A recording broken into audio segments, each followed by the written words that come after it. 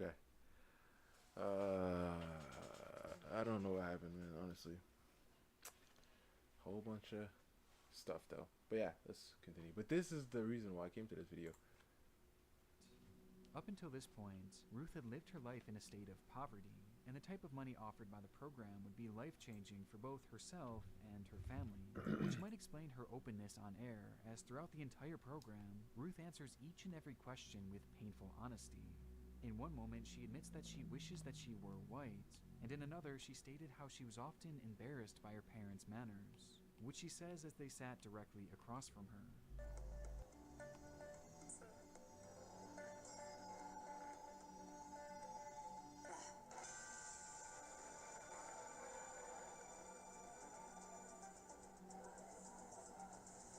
Dang.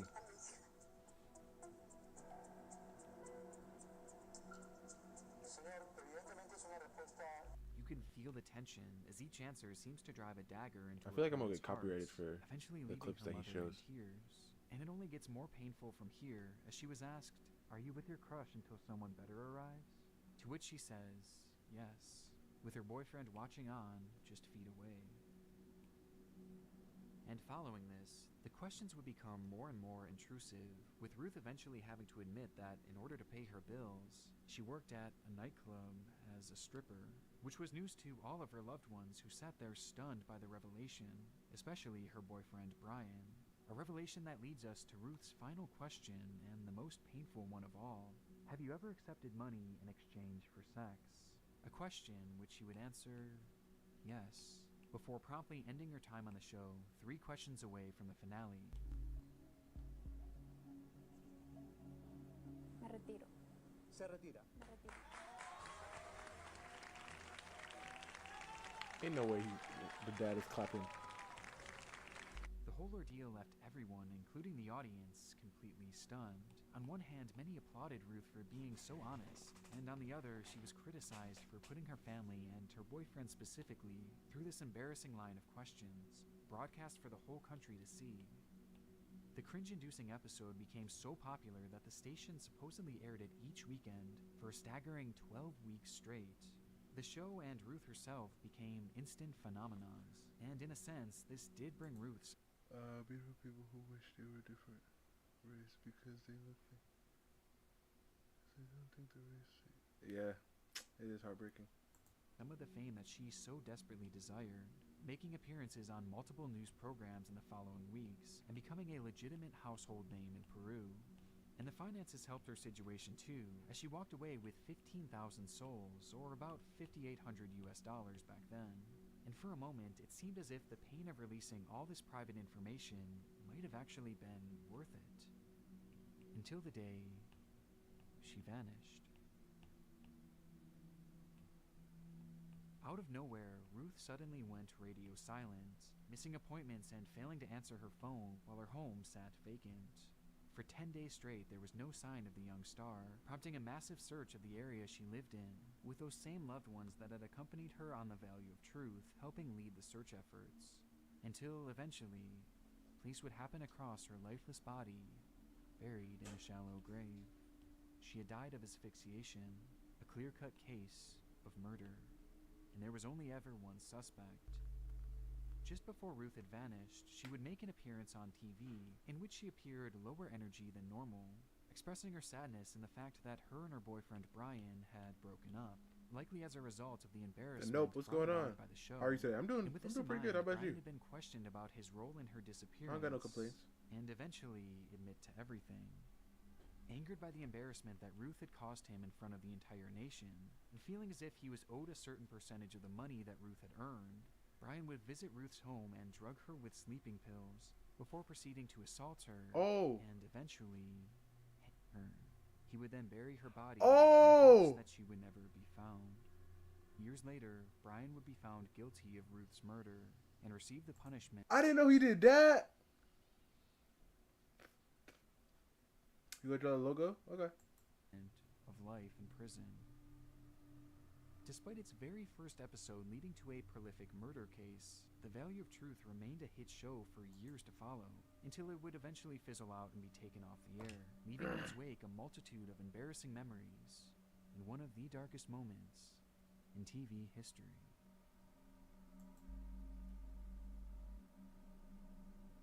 She didn't say that detail. No, she said that he took her out. But she didn't say that he put a rope up. Oh my. Oh my.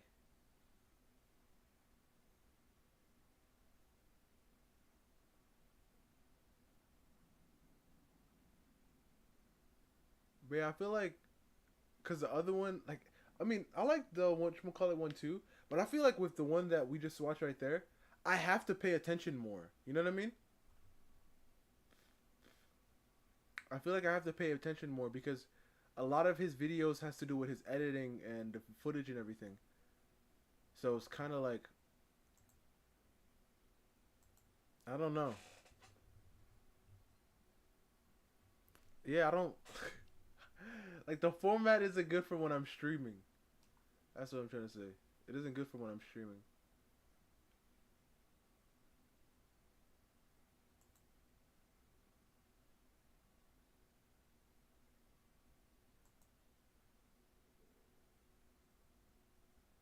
No, I know, but I don't like a lot of the videos. I don't see them. I'm listening to her speak about these things. You know what I mean?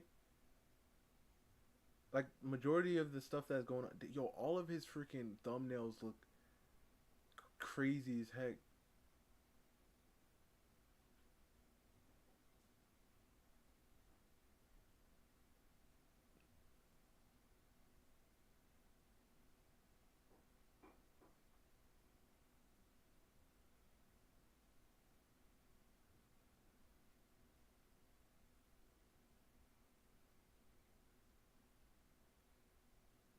I know he doesn't have no subtitles on his things though. None of his videos had subtitles on it.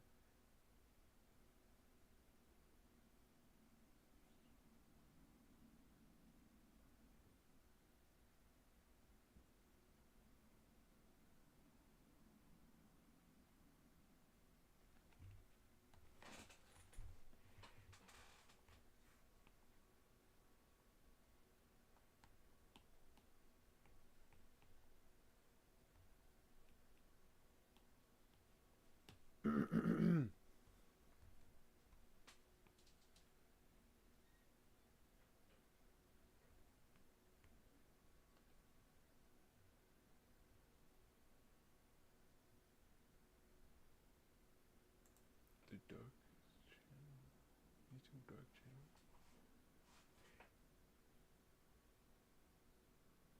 Oh no.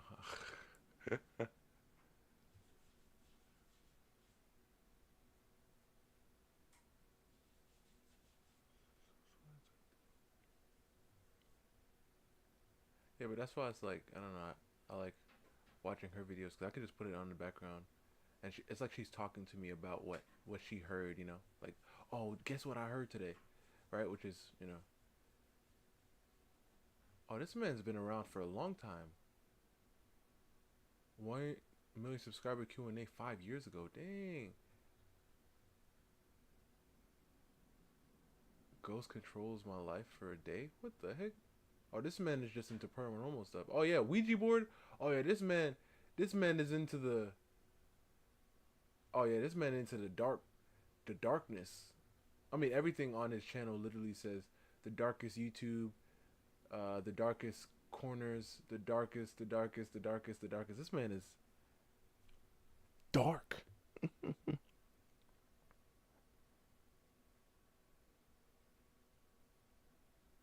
The nope. I don't know. I don't know if you should do that.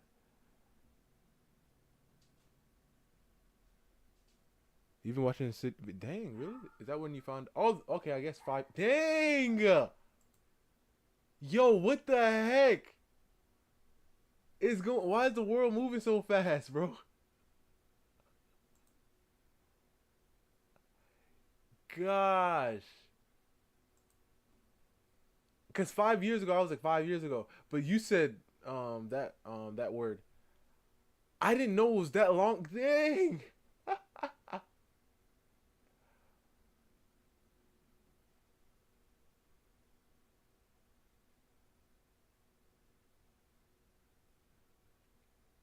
That is truly crazy.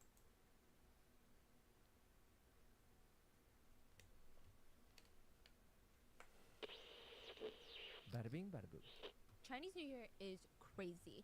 It's a day for families to be reunited, for people to be like thankful for what they have and pray for the next year's blessings. It's a serious holiday. I believe everything shuts down in China for like an entire week during Chinese New Year. Yeah, sometimes it's like it's a month of celebration. It's insane. If you've ever done business with anyone in China for like a week and a half, radio silence. They will not respond to an email. They will not text you back. They will not WhatsApp you. It is a very serious holiday. And just like Christmas, people are typically in good spirits. They're all gonna go home, visit their parents, and eat their favorite little dishes. But Jiang Coco, we're gonna call him Coco, John Coco. he had other plans.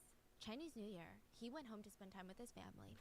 He watched all the little neighborhood kids set off their little fireworks, and he walked around his hometown taking in the views, the memories of like what he grew up with and all the things he used to see as a teenager. And then he packed his knife and murdered 3 people. He didn't even do it quickly. It was painful, brutal. He admitted to every single part of it, and yet, in court, he stood in front of the judge and he basically said, I don't regret a single thing I did. He admitted to killing all 3 people. And the entire nation supported him. He stood They 10 were toes. rooting for him. They protested the government for even arresting him. They were upset at the fact that this killer, this admitted killer, was being arrested. Literally, why? Like, how? Have we all just like collectively lost our minds on this one? It's because I think there's one thing that humans seem to gravitate towards: revenge. And I'm not talking some unhinged man that gets rejected so he takes revenge by killing a woman. The type of revenge people can get behind. It's like those eye for an eye cases. 22 years ago, Coco was a 13-year-old little boy. He witnessed his mom get beaten to death by a group of men. Oh! For 22 years, that was all he thought about. He Next watched the drawing killers is Lotus move on Oil. with their Oh my lives. gosh. Some of the killers became figures in local governments, successful business owners. They started their own families. Coco waited until 2018, Chinese New Year's Eve, where everyone comes home to their families, to their hometowns, to celebrate, to feel unity and peace. Coco came back to kill 3 people. And he smiled in court and said, I don't regret what I did. I wanted revenge. Copyright, copyright, copyright, copyright. Dang. Oh, so his oh. So so his okay, so those lady killed. Ooh, oh, those guys killed. Ooh. He waited 22 years. I mean, he was 13 at the time. Full show notes are available at rottenmangopodcast.com. And with that being said, let's talk about Jiang Coco. This is a case that fascinated Tiffany. That's his little sister. Okay, first of all, that makes it sound like Tiffany is plotting some sort of intricate revenge. She's not, but she was really emotionally moved by this case. And I think my family sat there and debated this case for like 4 hours during dinner one night. So I would love to know your thoughts You gotta draw on knives, just OC how far too? you would go for revenge, or maybe not even just you, but like how far do you think it's acceptable for anyone to go for revenge? Like if you saw this play out in court in real time, how would you feel? What would you be rooting for? And like, do you think if the law doesn't get justice, that humans should be able to get justice in their own ways? Coco says that he has 3 core memories. Like, you know those moments that change your brain chemistry, like those types of memories? These are his 3. I mean, sure, maybe there's like a couple other moments in his life that seem memorable, but he says his entire life, 30-something years of living, can be summed up by 3 events. 1, watching his mom get beaten to death in front of him when he's 13. 2, holding his dead mom in his arms while he cried. Oshinoko. And 3, he remembered watching his mom, her body get autopsied in front of the whole hometown. The medical examiner didn't take her to a hospital or a morgue or anywhere to do this. He cracked her skull open in front of 13-year-old Coco Oh in my front of the entire gosh. town and performed an autopsy right then and there. He was 13. You see?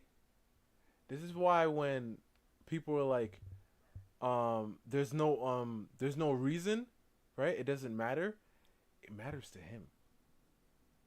Cause if all that happened in front of him, oh yeah, he ain't forgetting. He's remembering that forever. When all 3 events took place, he was literally a kid, just a kid living in a village. So the killer of Coco's mom are actually his neighbors. I have to break down this neighborhood and its dynamic for you real quick, and we're gonna take it really all the way back before his mom was murdered. The story takes place in Wangping village in China, and Coco's family, they're the Zhang family. It's Coco Zhang, and it consisted of mom and dad, Coco's older sister, and Coco, the youngest. Their next door neighbors were the Wang family, which consisted of Mr. and Mrs. Wang, and they had 3 sons. So the 2 families initially, they actually got along really well. Okay, they were like really good neighbors. They were tight.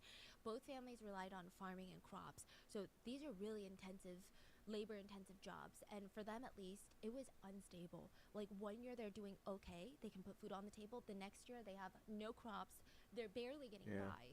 So on seasons when one family wasn't harvesting as much, the other family would step in, share some grains with them. Or maybe during a season when one family was so swamped or somebody got injured, the other family would come in and they would help. So it seems like a pretty wholesome relationship.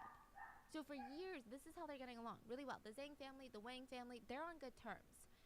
And then a huge government project comes into town. So back in the 90s, this is still a thing that happens, but in the US as well. The government were rolling out these grain contracts. So they're like, we're going to come into these little towns, these little villages. We're going to partner with local farmers and produce a ton of grain and a ton of this and that. And we're going to not only guarantee that local farmer work, but typically the government contracts would give you a lot more money than what these farmers would normally get during harvest season. It's very lucrative. It's an amazing opportunity. And there's tough competition to get these contracts. It's not like every single farmer in the area, like you get a contract, you get a contract. People have to really fight for it. So the Zhang family and the Wang family, they're both eyeing these contracts. And like a lot of stories where there's competition and money on the line, the neighbors just become not so friendly anymore. They start getting into these heated public arguments. Okay, so at first it starts with bickering. Like, you don't really need the contract. Like, we need the contract. Then it slowly escalates into full-blown arguments of like, well, we helped you that last season, so you need to give up this contract bid so that we can win. And their relationship as neighbors was just completely ruined. The Zhangs, the Wangs, they hate each other now over this fight for these government deals. The Zhang family they were so upset. But I think they're the type to go home and kind of feel bad. They're heated. I'm not going to act like they're angels and they didn't share a couple bad words and say a bunch of things, but they go home and they're like, maybe I took it too far. Like, maybe that was too much. I mean, we have been neighbors for years now. So their thinking is, okay, there's got to be a way that we can all win. It's got to be a win-win situation. Maybe they need it more. Maybe the Wangs, because they have 3 sons, we only have 2. Maybe they need more money for that extra mouth. Okay, what about this? So the Zhang family comes up with this proposal. They're like, listen, Wangs, this is going to be a win-win situation. Why don't we do this? You guys sign a 2-year government contract deal. We will give up our bid for it. And the minute your 2-year contract ends, you let us take over the next 2 years. We go back and forth, 2 years, 2 years, 2 years, until basically the government is like, sorry, we're done with these contracts. So at this point, both families need these contracts. They're in dire financial situations. The Wang family agreed, and they shook on the situation. Things never really went back to normal, but at least they're like cordial again.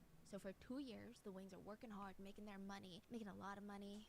And they're like, it's been 2 years, but I like it. You know, it's hard for them to think about even going back to the times where they didn't have this guaranteed money or this influx of cash. They just couldn't bear the idea of that. So behind the Zhang family back, they renew their government contract for another 2 years. They're basically screwing the Zhangs over. This meant the Zhang family would not be getting their turn. And the Zhangs, when they find out, they're rightfully pissed. To make matters worse, instead of having some shame, instead of tucking their tail between their legs and hanging their head and saying, you know what, I just really need the money, coming up with some lame excuse, the Wangs are like, yeah, so what are you going to do about it? Yeah, we re-signed. What are you going to do about it? We never said we would give you the contract. Do you have it in writing? Do you have it proof? I didn't think so. And this is like the village in China. So a lot of people just run off their word. This is not like New York City where everyone's like, oh, put it in writing, sign this NDA. You know what I mean? The Zhangs are furious. But Mrs. Zhang has always been kind of the more outspoken one. She's the matriarch of the family. She also has a really strong moral compass. So this is going against everything that she was taught as a kid. If you say you're going to do something, you have to do it. What's wrong with the Wangs? So she would storm over to the Wang family house and she would scream at them, how dare you do this? Like, how could you do this? We had an agreement. How could you do this to our family? Mr. Zhang would run after his wife. He would hear her literally screaming because they're neighbors, and it would just echo through the entire neighborhood. He would try to calm his wife down. Come on, babe, let's just go home. They're not even worth it. But the Wangs were not helping. Every time she would go into their house or go to their front door in a fit of anger, they would just egg her on. They would scream out the window, "What are you barking about? We haven't even made money yet. We'll pass it on when we make enough money." Mrs. Zhang would lose her mind. She would scream back at them like, "What the hell did you just say?" Villagers would start gathering around to see what the commotion was. This is and, white. you know, most of the time, Mr. Zhang was successful at convincing his wife to come back home. Mr. Zhang felt like, there's got to be a better way to handle this. You know, we can't just go and scream through people's windows anymore. Yeah, we're back. We're embarrassing our I mean, family. bruh. So he goes to the village committee in hopes of having his deal honored. He basically goes to the mayor and like the officials of the village, and he's like, come on, this was the deal I made with the Wangs. Can you force them to honor this deal? And the committee listens. He's emotional about how his family really needs this. They don't have food, they don't have money, they're barely scraping by. And they listen to him and they say, we think you should drop it. Honestly, like, I think you shouldn't push this issue any further. Just move on with your life. This has never happened before. Okay, it sounds like it might happen in like a big mayor's office, a big city. This is a village. Everybody knows each other. The village committee is known for resolving these types of disputes. Turns out the reason why the Wang family was so confident and cocky that they could get away with going back on their word was their eldest son had become the president of the government management office. Basically, he had a lot of sway with the village committee. And with that, he forced them to ignore the Zhangs, and that's what they did. So the Zhang family, they hate the Wangs even more now. Not only are they disgusting for going back on their deal, but they're greedy, manipulative liars, and on top of that, they're corrupt and using their power to get rich and screwing people over. Coco's mom went around yelling about how the Wangs were evil. Like, literally, every neighborhood stop, she's going yelling about how they're evil. I understand, but So fast forward to August 27th of 1996. Coco's mom took her 2 kids down to the river to wash their clothes. On their way back, they have to pass the Wang family house. And Coco's mom I don't think she necessarily had the intention of starting a fight. And this is just one version of the story. We're going to get into another version later. But the second son of the Wangs happened to be squatting by the Wang family front door. He was maybe around 20 years old at the time. Keep in mind, Coco's like 13. So Coco's mom is walking past the Wang family house. And she's like, you know what? Why the hell not? So she spits at the second son. Oh. She doesn't really spit on him.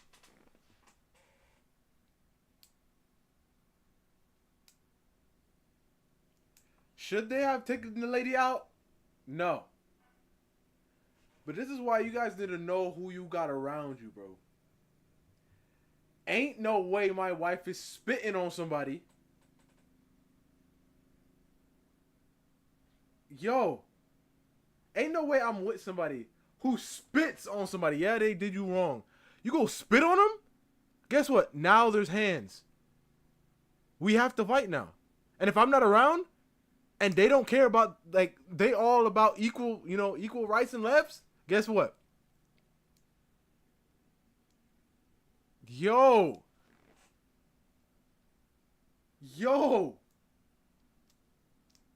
She spit on them. They did her wrong. They bamboozled you. Yeah. But you spit on them?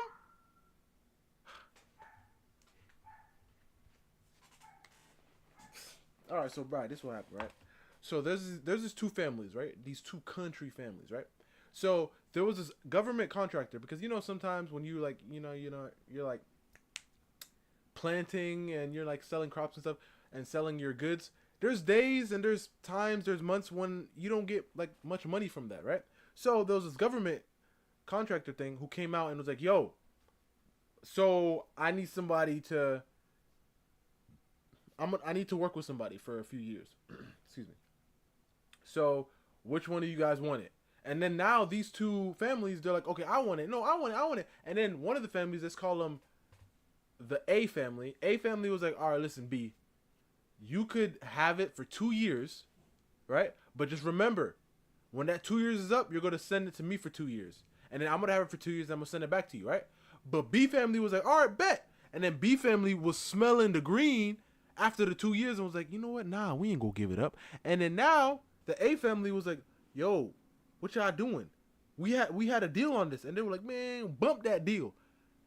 And then now the wife of the A family was like, getting mad. She was like, obviously, justify why she was mad. And then, Bri, she was walking by with her kids one day. saw one of the sons of the B family and spit on him. I don't know if she like spit at him or spit on him. Let me rewind. Why the hell not?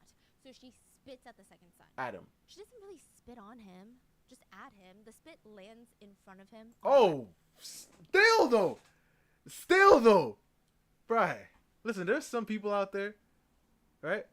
There are some people out there, and it's crazy because women tend to say, well, men are the most, craziest and most aggressive people. Sure. And if that's the case, shouldn't you know that you shouldn't play around?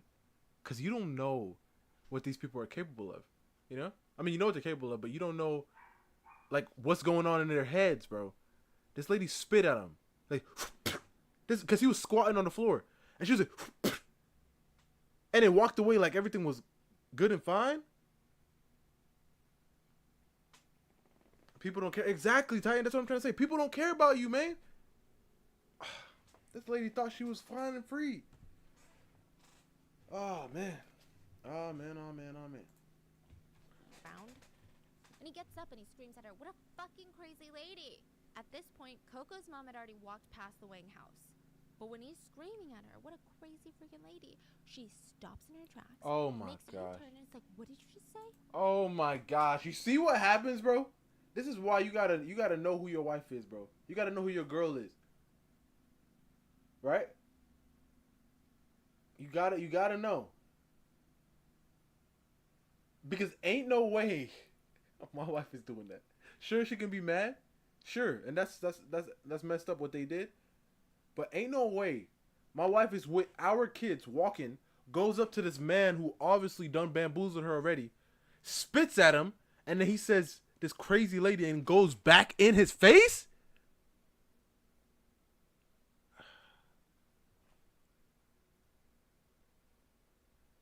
People don't care about stuff like that? Like stuff like that, meaning what? Like being spit at? Titan? Is that what you're saying? Like people don't care about being spit at? Or people don't care about like people going against their word?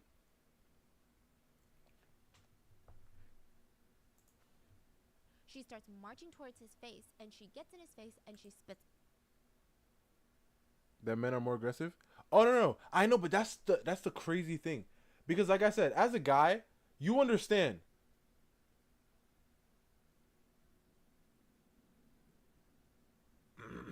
Yeah, but as a guy, you understand. If you go and you're around another guy, right? If you don't want a fight to blow up, you understand how you gotta, be around it. I'm not saying like you're scared or anything, but you just understand, if I'm not trying to get into a fight right now, I know how to not, start things and get things, accelerated. You know what I mean? But like women, not all, but some, just be going out there like, oh, nothing in the world is going to happen to me. She literally spit at a guy, walked up to his face and said, what you say to me?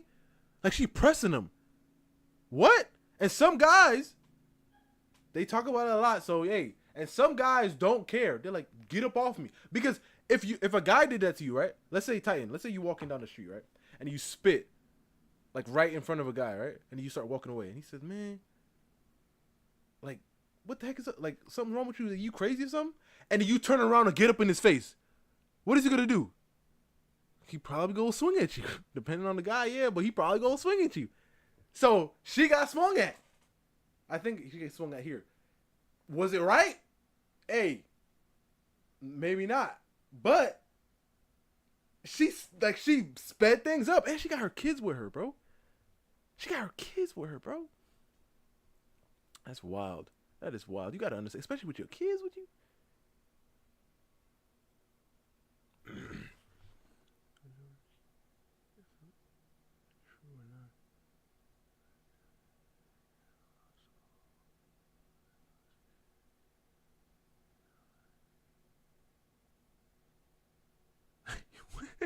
What?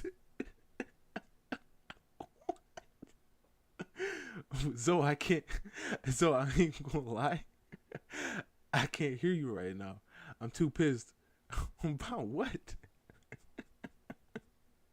And then for a second, I was like, oh, yeah, I am speaking through the thing, so that's how you hear me. But I'm looking at the chat, so I can... But, okay. On him. This time it lands on his jacket. Oh, 20-year-old responds wait. by slapping her. Wait, she spit on him again? And she spits on him. This time, she starts marching towards his face, and she gets in his face, and she spits on him. Oh, my gosh, Bri. Look it. Did these guys need... Because they end up taking this girl out, Bri. Like, I mean, permanently. Did they need to do that? No.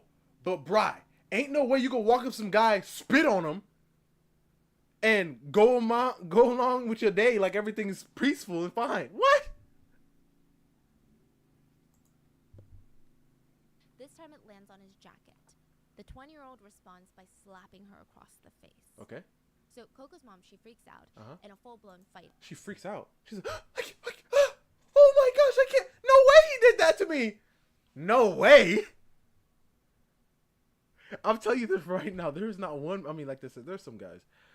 But ain't no way you gonna walk up to some random guy, spit on him. Bri, I promise you right now, Bri. You could try this if you want, if you don't believe me. Ain't no way you gonna walk up to some guy, spit on him, right? And walk home like everything is fine and dandy. No way. She said he slapped her, and she was shook. She was shook. Listen, if I spit on somebody, first of all, that's the craziest thing ever. I wouldn't even do that. But let's say I were to do that. I'm instantly putting my hands up. Because I know I'm not just going to turn around and walk away. What? My God. You see, this is what happens when women just think, oh, nothing, like, oh, guys aren't supposed to hit women, so we can do whatever we want. Listen, sure, guys aren't supposed to hit women, sure, but guess what? Some guys don't care, bro. Like Luffy, bro. Look, you saw what happened? Like, was it old girl hit Luffy with a... He was like, what? When got up, whack, like, right in, and then she turned around, she was like, oh. And then he was like, you can't hit a girl. She was like, what? She swung at me. I'm telling you, some people. Dark chocolate lovers piss me off. Yeah, Brian, like I said, I feel like Zura got something, like I don't know, like something that makes him just say crazy stuff. It ensues. Coco's mom and the 20-year-old are in a physical altercation at this point. Coco's older sister runs home to grab their dad, Mr. Zhang, and the Wang family, they hear what's going on. It's like right at their front doorstep. They rush out of the house. Now, Mr. Zhang and the whole Wang family members are trying to break up this fight. Or at least that's what they're trying to do initially. Because as they're trying to pull Coco's mom away and as they're trying to pull the 20-year-old away, they start having words with each other. They're like, well, if your wife didn't do this, they're like, well, if you didn't do this. And instead of breaking up the fight, we get all these like mini fights breaking out. It's just pure. Did the mom deserve to get got? Of course not. Did she start it? Yes, she did.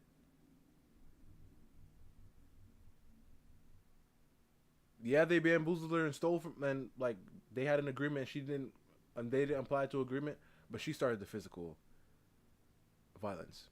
And at the end of the day, that's all that matters. Who starts the physical? Oh my gosh, bro. Oh my gosh, bro. Did they know about this before? Did they know about this before? And these type of women get like their husbands, their boyfriends killed, bro. Like honestly, killed. Like I don't know if you guys saw that clip.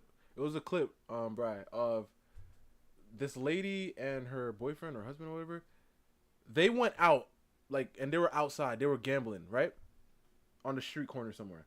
Bri, this girl, like, truly went there, gambled, lost her money and her watch and stuff, right, Bri? This girl, right? And listen, there's a whole bunch of guys around, right?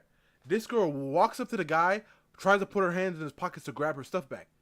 And then the guy, like, you know, they say, hey, yo, get away. And then her boyfriend tries to grab her and push her away, right? This girl starts pushing her boyfriend and says, get my stuff back. And I'm like, oh my gosh. this guy can die today. Because if this guy ends up turning around and trying to get her stuff back, guess what?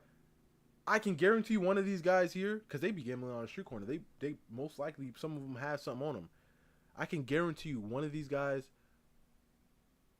might just pull out a blicky and it's over. And this man is gone. Just because she didn't know how to act. Like when physical violence starts, like, you know, like when it starts getting to the physical, the woman should just try to calm things down. Calm things down. Because once you start escalating things, that's when things start getting really bad, especially for you. Especially for you. This girl spit on him, and he let her get away. He was talking, but he let her get away. She turned around, spit on him like his actual person now. And he slapped her, and she said, "Ain't no way you slap me. Ain't no way you slap me." And then she swung at him. And then now she fighting. And then now her husband come outside, and now he fighting. What if somebody pull out a knife? And now he just fall, and he gone. Or like just what happened, what actually ends up happening, and she ends up going. Listen, now her son is going to jail for life, probably, because he killed the guys who killed her, right? She started it all.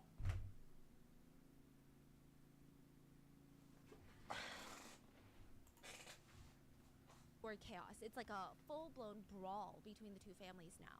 Coco's mom was getting the biggest of the beatings, though, because compared to the 20-year-old that she's, quote, fighting, I mean, she doesn't stand a chance. So She doesn't stand a chance. youngest- She doesn't stand a chance. She doesn't stand a chance. Why did she spit on him? She doesn't stand a chance. So why did she spit on him? I'm not going to actively go to try to pursue a fight with somebody that I can't beat. Like I'm actively trying to fight him? Like when Zero said, would you like to get in a ring with Mike Tyson? What? Are you crazy? And you said prime Mike Tyson too. Are you crazy? No. No. Mike Tyson can say anything. He can say any words to me. Guaranteed, I'm not going up there and fighting. The only way that I can end up ever fighting prime Mike Tyson, or not fighting, but like dying. He hit me one good time as a rap, right? If I ever consider it, it has to be I have no way out of the situation. No way. Or my family's involved, right? Which is why that guy came out and started swinging. Because his wife is now fighting some guys. I bet he didn't even know why. I bet his daughter said, "Mom is fighting, come on." She didn't say, "Mom, spit on him." She didn't say all that. Why? Why is she going to say that? Why is she going to say that? Youngest Wang son coming straight at her. She's like, I'm about to get jumped by these two kids in their physical prime. So in the heat of the moment, she's probably scared. She Of course grabs she's the scared. iron bar that her husband had brought. Oh my gosh. Starts waving it. She's like, stand back, stand back. Oh And my she's frantically gosh. waving it, and it hits the Hold up. Listen, time out. Time out right now. There is the come on, quick math. 36 minutes left. About 36 minutes left of this video. Yo, if this lady, Stephanie, I'm sorry, I called you a lady again. Stephanie, if Stephanie, bro, I'm gonna be so mad if Stephanie just disregards what the lady did. Oh my gosh, I'm gonna be so mad if Stephanie just disregards what this lady did. I'm telling you right now. Stephanie, listen, Stephanie, I like you, Stephanie. You cool, Stephanie. Sometimes you say some crazy outlandish stuff that I don't agree with, but Stephanie, we don't have no beef, we don't have no problems. But Stephanie, you better not just be like, "Oh, did she do anything wrong?" No. Oh my gosh. Listen, I never leave dislikes.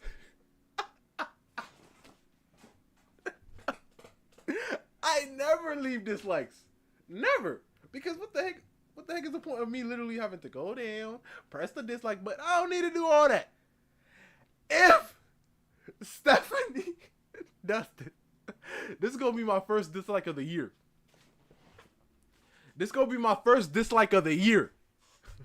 I'm pretty sure. I don't think I disliked anything. Like, literally press the dislike button on it. This is going to be my first dislike of the year. youngest Wang son twice on the head. Coco remembers Mrs. She Zhang hit? screaming She hit him too with the bar. at Coco's mom, "Kill her! Kill her!" And in the chaos, it's not really clear. It's going to be debated later. But one of the Wang family members pulled out a wooden bat, starts waving it around, and you just hear these like crack noises. Coco's mom was hit on the head with the bat. She fell over to the ground, and she had blood streaming down her nose and her mouth. She was motionless. It was just all of a sudden chaos, chaos, chaos, and then silence. The Zhang family immediately tried to help her back up, but she is not responsive. The Wang family, I guess they sense that something is very, very wrong because they just stood there frozen and silent. They don't even try to help. Now, a little bit of context for what's about to happen. They live in a village. They don't have cars. They can't really call an ambulance because that would cost a lot of money. Like, imagine how much it costs here. It's going to be a million times worse. The closest hospital is like a few towns over, and it's not even a big hospital. The Zhangs are yelling at the Wang family to call a car for them to take her to the hospital. The Wang family, they're standing there, they're like, no, that's not our responsibility. So Mr. Zhang ends up leaving his wife and kids laying there in the Wang driveway, and he starts running towards the head of the village. So kind of like a mayor. And he can't even catch his breath. He's explaining the situation like, we were over there, and they're fighting us, and then they hit my wife on the head, and now she's down, and we need to go to the hospital. And the head of the village is like, hold on, what? Okay, let me go over and see what I can do. He goes over, and the Wang family are like, why? Why do we need to call her a car? Our son was hurt too. So technically, if you want to do that, the Zhang family needs to call us a car to take our son to the hospital. Is that what they want to do? But the mayor is like, yeah, well, the key difference is that your son is standing and coherent. Coco's mom is bleeding from her mouth and nose and is laying motionless on the ground. So with the urging of the village head, the Wang family, they begrudgingly, did not want to do this, called for a car for them and sent her to the hospital. She was pronounced dead at 10 p.m. that night.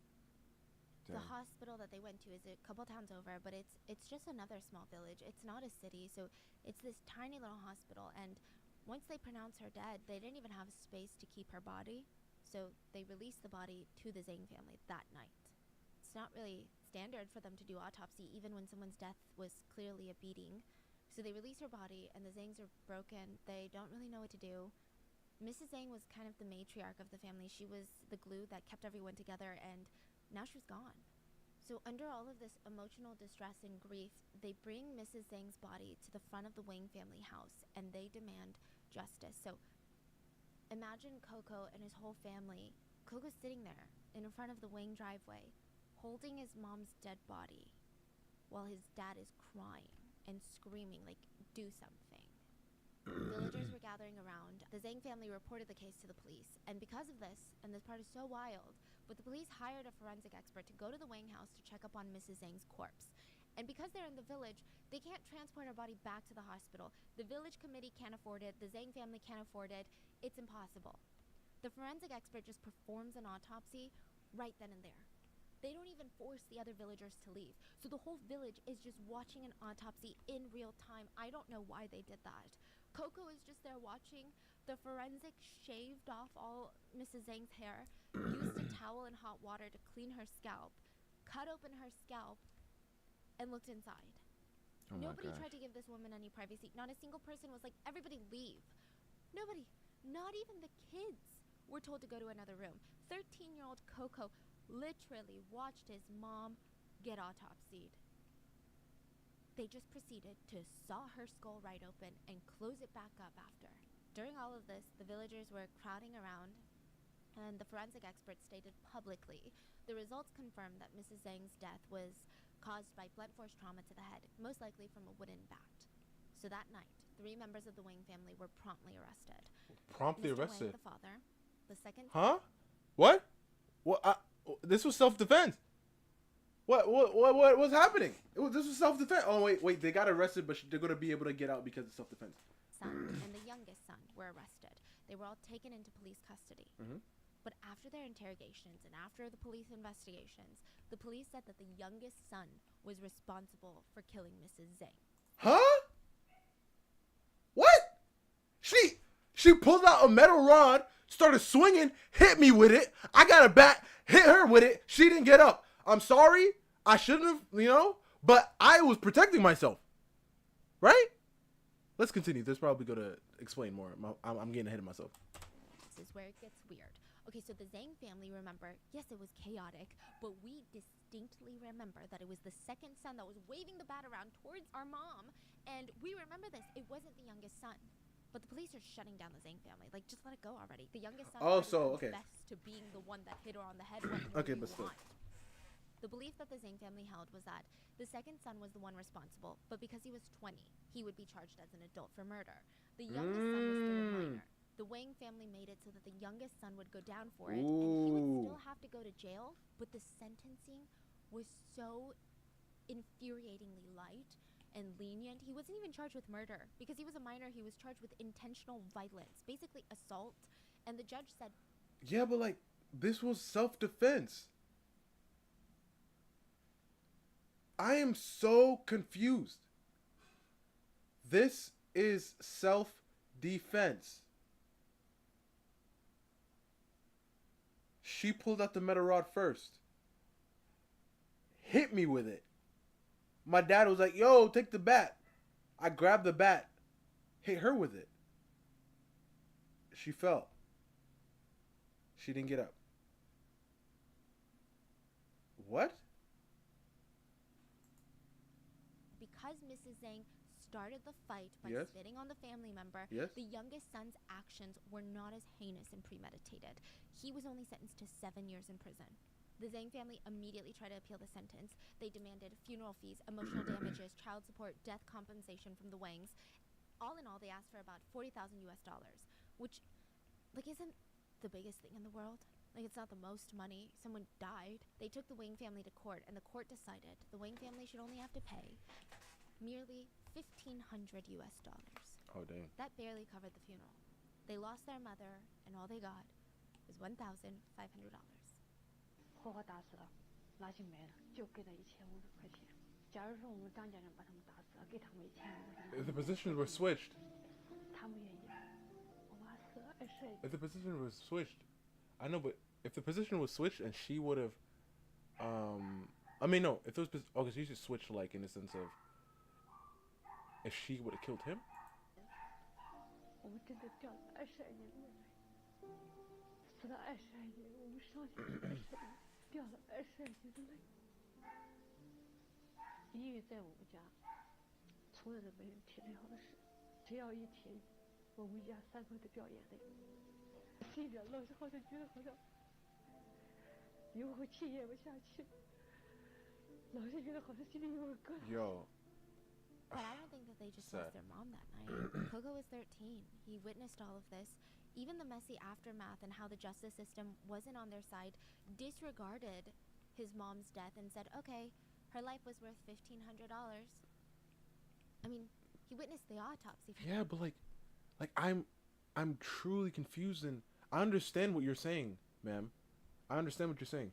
And for him, obviously him seeing that, he's trying to get his get back. I understand that all. I'm not saying anything of the sort. I'm just saying she is the reason why all of this happened. All of this happened because of her. Every single bit of everything happened because of her. We weren't using weapons until she grabbed the weapon and hit him with it. And then he got a weapon and hit her. Every single thing that happened is her fault. Should she have died? No, of course not. But she's the reason for everything happening. I'm truly confused. For God's sake, like, clearly, this kid's mental health is going to be affected. Oh, yes, of course. People It's said definitely immediately affected. they started seeing the effects. He became really withdrawn, incredibly introverted. He hated the idea of interacting with just anyone. Once he was done with middle school, he drops out and he just tries to find work. His dad wasn't able to support the family alone, so he's like, I gotta man up. Coco's dad was really worried about him. He's like, Coco, you can't keep doing this. You can't just get these odd jobs here and there. This is no future for you. Please, why don't you enlist in the army? They can teach you skills. People in the army are respected, and then afterwards, maybe it's easier for you to find a job. So Coco was in the army from 18 to 20 years old. Unfortunately. And he was a remarkable... Oh my gosh, like, right. all of his comrades and his commanders said just really good things about him. Right. He was so You're good to right, the point man. where in the beginning his Oh, crap. commander sat him down and was like, "What made No, you what join if the I army?" drew her? Coco was very transparent. What was the prompt He again? said, "Sir, I want to train myself so that I can get revenge for my mother." Whoa. The commander is like, "What?" So they sit down and he tells him everything. And his leader was very sympathetic. But he warned Coco, like, these thoughts of revenge, they never end well. This Okay, is so the extreme. water gun. I know you're young, but I think you should try to change the way you think. So for the next 2 years, the commander kept in close touch with Coco, trying to slowly get him to change his thinking about wanting revenge and maybe even think I about forgot his own to. future and what do you want after you Oh, leave the crap. army. And for a moment, Coco second guessed his plan. He thought, you know what, maybe my leader is right. Maybe the best revenge is success. He dreams about going back to the village, working with his dad to renovate the house, build a second story for their old family home. Maybe Coco could get a job. Work his way up, he would be successful. But because he dropped out of school after middle school, nobody wanted to hire him anymore. He was just jumping around taking odd jobs, and as the days went by, Coco's like, "Are you kidding? I'm already 30 years old." He's looking around, and everyone around him, they're getting married, having children, they have careers, and Coco has nothing. He tried to find out how the Wang brothers were doing. They had all moved out of the village. They were doing well. The Wang family and themselves were making good money. The parents were retiring, not in luxury, but they had the luxury to retire, which is a lot. The eldest son was a successful government worker. All 3 of the sons moved to the city, bought nice fancy cars, just living the dream. Even the youngest son, after he got out of prison with a criminal record, his older brother helped him get a job. Coco wasn't even able to get a job. And he just kept asking himself, if my mom were still alive, would my life be different? Would I have dropped out of middle school? Would I spend so much time with all this hate and anger? Would I have been okay? Would I have found a girlfriend? Would I have made friends? Would our family be different? Coco just tried anything. He at one point moved to Argentina. That didn't end well. He just came back feeling even more discouraged and upset. He bounced around from town to town, and this is so sad, but while he was gone, his dad was completely alone in the village, living next to the Wangs. I mean, he could see out the window and see the very spot that his wife had died. Coco's older sister had moved away and gotten married. Coco was out feeling lost in his life, and Mr. Zhang worked every single day in building a second floor to his house. He spent every penny, every waking moment building this by his hands. 这是2007年修的第1层，第2层是13年，自己白天黑了做，反正这一转的人都知道我白天黑了做。为什么从一看，为什么要把上面都装修这么好，对吧？这准备娶媳妇的。In China, in order to get married, especially in places like the village, men need to have a house. Otherwise, as a man, you'll be hard-pressed to find a wife. And the nicer the house, the more likely you'll find a bride. And Mr. Zhang just wanted his son to get married. So he poured his life into this house. He's like, you know what? My son has been through so much. He saw his mom die at 13. I'm going to make the most beautiful house so that he can marry the love of his life and create his own family. We're going to make better memories in this house. So he's doing this for years and years and years, and he doesn't even see Coco for years. And finally, in 2017, December of 2017, he gets word from Coco that Coco is going to be visiting this year for Chinese New Year. Chinese New Year is huge. Typically, every kid that makes it out of the village and goes to live in the city, they make it back. They make that long journey all the way back home for Chinese New Year. There's even movies that we watched of these journeys of like these kids that were from the village and now they're like city career people, and it's like an absolute must. So it's 2017, almost 2018, and it's now been 22 years since his mother's death. Coco remembers stepping foot back in the village and seeing some kids playing with fireworks. And he warned them, be careful, kids. You might get burned. They're like, wait, are you Uncle Coco? Do you remember us? I was like a little kid when you saw me, but I'm like 9 now. And I'm 9, so my parents said it's okay to play with fireworks. So Coco smiled. He walked home. His dad greeted him at the door, and he told him, good. Good, Coco. You're back. Good. And that night, Coco unpacked, and he handed him an envelope. His dad is like, what is this? Take this money and use it for your retirement, Dad. I made a lot of money. And when sister comes home, we can all talk about helping you renovate your house. And his dad looks like he doesn't want to take the money, and he just says, okay, it's okay. I don't blame you for not coming home for so many years. Just don't leave this year. Let's just all stay together as a family. Coco wanted to cry. When he heard his dad say family, he wanted to cry because he knew that he would no longer have the luxury of being with his family. He would soon be in jail. When Coco's older sister came home, she held Coco's hands and she cried. I mean, they hadn't seen each other in years. And I think as an older sister, she just always felt bad for her little brother that had to watch his mom die. She was just so emotional. So February 15th of 2018, Chinese New Year's Day. If you're confused about the years, he came home December 2017. Chinese New Year is like February of 2018. So he stayed a few months. Yeah, he had waited 22 years for this day. That morning, Coco's dad left to go to their ancestors' graveyard. It was in the mountains. It's a tradition to go visit your family members and ancestors where they're buried on Chinese New Year. You have to go, clean their gravesite, give them offerings. Typically, you bring food, fruit, and you burn ghost money, which is like fake money that your ancestors can spend in the afterlife. What? Coco said that he would join him later, but he was busy doing his laundry. His dad did not think anything of it. He wasn't acting weird or strange, but Coco knew that he would not be joining his dad. Once his dad left, he was waiting, looking through the window, waiting for the 3 Wang brothers to come home for Chinese New Year. This is the only time that they came home to the village, was for Chinese New Year. Coco saw the eldest drive up in his fancy car. Then he saw the youngest son come home. The second son was nowhere to be found. Coco hears the 2 brothers, the oldest and the youngest, talking about how they're going to go visit their family's graves, and he follows them from afar. He checks the little bag that he was wearing around his crossbody. The knife was still in there. That's good. He waits in the bushes near the bottom of the mountains, and when nobody else is around, he would attack. That's what he told himself. Around 12 p.m., the 2 brothers were done, and they start heading down the mountain. Coco pounced on them. He covered his face with a mask and a cap, and before the youngest could even register what's going on, Coco slit his throat. Dang. Coco starts stabbing him in the chest and the stomach, and he falls to the ground, and the eldest brother is frozen in fear. He looks at Coco, registers who this guy is, and he whispers, "Jiang Coco." And he starts booking it. He starts running. Coco's chasing him, tackles him to the ground, and he stabs him multiple times on the chest and the abdomen. Both Wang brothers were now dead and left on the mountain. Coco runs covered in blood all the way to the Wang house, knocks down the front door, and walks right up to Mr. Wang, who is busy preparing this intense Chinese New Year dinner, and he walks straight up to him and stabs him in the stomach. Mr. Wang drops to the ground, and Coco slit his throat multiple times. Mrs. Wang was in the house. She's an elderly woman at this point with deteriorating eyesight and hearing. She didn't even know that her husband was dead. She just heard this commotion and screaming, and she just kept screaming, like, "What's going on? What's going on?" Coco walks straight up to her, and she's like, "Oh my God, what are you doing? What happened to my husband? What did you do?" And he told her, "You're a woman. I won't kill you today." And on his way out, he stood in the Wang driveway, the same spot that his mom was murdered 22 years ago, and he lit the oldest Wang brother's beloved car on fire.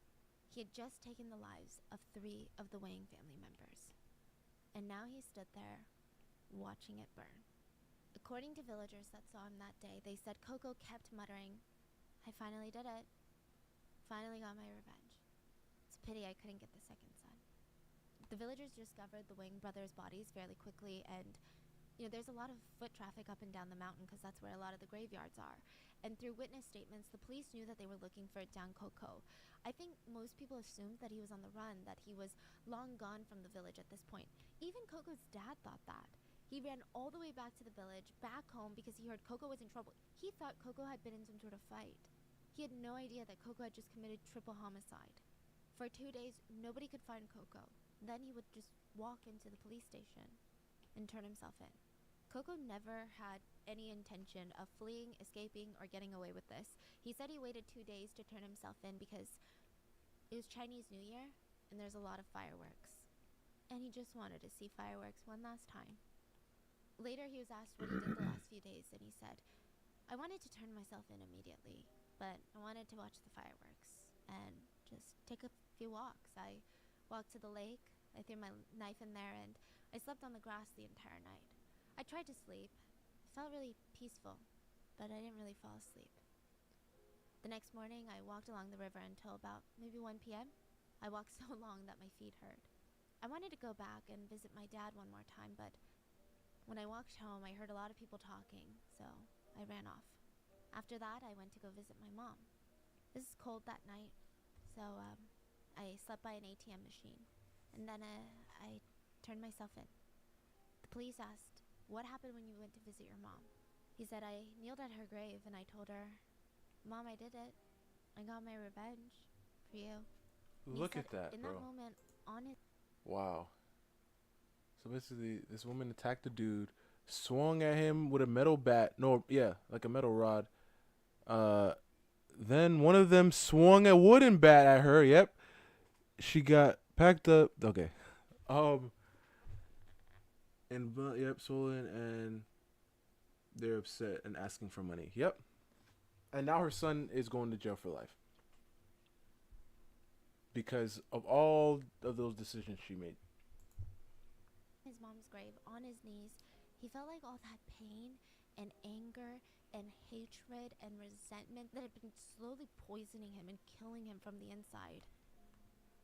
It was just gone. And it makes me Turned so himself in. mad because I'm like she went and literally confronted this man with her kids with her, bro. He said, in the past 22 years, maybe if Mr. Wang or any member of the Wang family had come to apologize, or maybe I could have lived a life worth living, maybe I could have gotten married and had kids, then maybe this tragedy wouldn't have happened. So he's being very open and honest with the police, but the police would later be a bit shady. We'll get to it. Coco's older sister almost fainted when she learned of what he did. After his arrest, the surviving Wang brother, the second son, came out to say that this killing is not a revenge killing. He said he didn't kill my family because he wanted to avenge his mother's death. Besides, my little brother was the one that hit his mom on the head. So again, he's just like bringing it back to his little brother being the culprit. He's like, oh, now that everyone knows about what happened 22 years ago, just so you know, it wasn't me that hit his mom. Even if he says it was. Mr. Zhang was interviewed, and he said, it was the second kid. It was the second Wang brother. The second son was holding a bat, and from the back he hit her head. The interviewer asked, where did it happen? Mr. Zhang pointed on the ground in the area where his wife was killed. And you saw the second son was the one that hit your wife? Yes, the second son. The second son hit her. What happened after he hit her? He hit her and left. January 8th of 2019, Coco's trial began. It was a really quick trial in the sense that the evidence was there, the killer admitted to it, the judge sentenced him to death almost instantly. Which, side note about this trial, the prosecutor tried to reject Coco's admission that he did this for revenge. The prosecutors argued that Coco did this because he was unsatisfied with his life and society. They basically almost called him an incel at one point. They straight up asked him, you're 35. You refuse to get a wife? Why? Does nobody want to date you? And he said, after my mother died, I often have flashbacks in my head. And I can't get rid of them. At the end of the day, I'm just being realistic. With my current mental state, there's no way I could make another person happy. Besides, I was fine on my own. They tried to argue that he's not a Robin Hood, that he's not fighting injustice and getting revenge. He's just mad that the Wang brothers are doing better than him, that they have fancy cars and fancy careers, and that they're happier than him. To back their theory up, they brought up the fact that Coco and his family accused the second son of being the killer. They claimed the little brother went to jail to cover for him and get less time since he's a minor. But the mom and the second son were not killed. So why wouldn't Coco kill the one that he believed to be the one that killed his mom? So maybe it wasn't a revenge killing? Coco was really upset about this. He told the judge angrily, and there's video of this, that he was being vulnerable with the police. He never tried to hide anything. He told them everything. He told them the real reason it was revenge, but they wouldn't listen. They took what he said about his life, turned it around, and twisted it to spin their own little story. He said they used this to use it against me. They said I was mentally crazy for avenging my mother's death. They said it was because I was unhappy with society. That's why I did it. They said I was unsatisfied with my life, and that's what led me to kill these people. There are so many people out there that are unhappy with the world and with their lives. But do these people go out and kill people? Everyone has a reason to kill. It's not that I'm mentally insane. It was for revenge. 我掏心掏肺给他们说了之后，我又不知道这怎么回事。最后呢，检察机关就拿这个来起诉我，说我给我妈报仇是幌子，我是对这个社会不满，对生活不满，我把人家杀了。对这个社会对生活不满的人多了，那每个人都去把人杀了吗？ Some people argue that maybe the best revenge is to make the killer feel what you felt. Losing your loved one, having them viciously murdered, and having to live with the guilt that it was partly your fault. That, to most people, would probably be worse than death. Later, reporters asked Coco if the Wang family ever came to apologize, and he said, in the 22 years, Wang never communicated with us or found anyone to talk with us. They never said a single word of apology, nor was there any compensation. Maybe at first they didn't have the money to do it, but they live a good life now. They bought a house in the city. The eldest is the president of Nanhu District's management committee. The second son has a secure job. The third has a stable income in Shan. And I feel like they're avoiding us on purpose. It's because of this that made me grow to resent them even more. On top of that, in the 22 years, the third son almost never came back. And even if he did, he only came back during New Year's. Never to apologize. Ever. He's the one that said he did it. Do you regret what you did? There's no regretting it now. Coco's family were outraged during the entire trial because it felt like deja vu from when their mother was murdered. The Wang family had people on their side. Coco's older sister said this about the trial. You know, even in the beginning, when our mother was killed, many people were coming out and giving fake evidence, like fake witness statements. Do you want to know why? Because the Wang's son is a government official. In the village, whoever's son works for the government, those are the people that get a say. Okay, This is the reality we live I understand in. all If what she's my saying. father's son- I understand all she's saying, but the story is dumb. So what she sowed. You see, that's what I'm saying. Because of what she's saying right now, I'm saying, if everything happened how she said it happened, she walked up to him, she spit on him. When she spit on him first, he got up, he looked at her, he said, "What the heck, this crazy lady?" She turned around, she said, "What you say?" Spit on him, and then he hit her, and then they started fighting. If that's how it happened exactly, oh yeah, it's all her fault. was the government official, then everyone would be talking for us, in support of us. And that story that my mom spat on the second child of the Wang family, that's not even true. Oh, okay. I remember it. Okay, you see? Okay. It's not even true, she said. Okay, let's listen to what she said. Yeah, but the thing is, this is the eyewitness of the child. This is a kid's eyewitness. Walking home from doing our laundry in the river, and the second son started yelling at my mom, unprovoked. He was screaming nasty words at my mom, and of course, what do you expect my mom to do? She started yelling back. Coco's sister believes that if the second son did not instigate this fight, they would have walked past the Wang house. She said, we began yelling back and forth, and the second son got really agitated. He grabbed my mother by the head and neck and started shaking her. And that's how the fight broke out. She also said, you know, the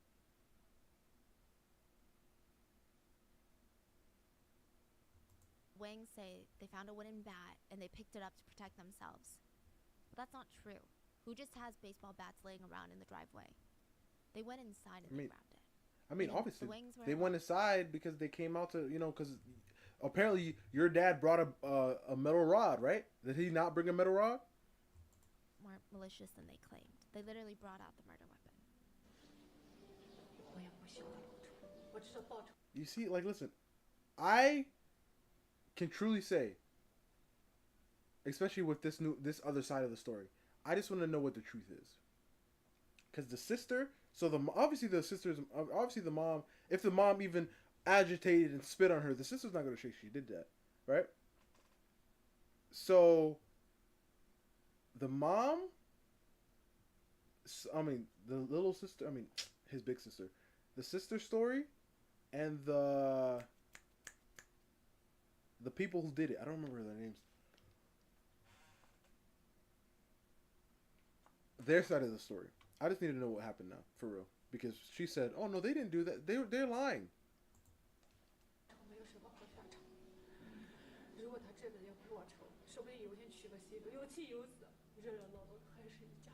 The judge said he didn't really care. Coco was getting the death penalty because of the fact that the triple homicides were premeditated and incredibly brutal.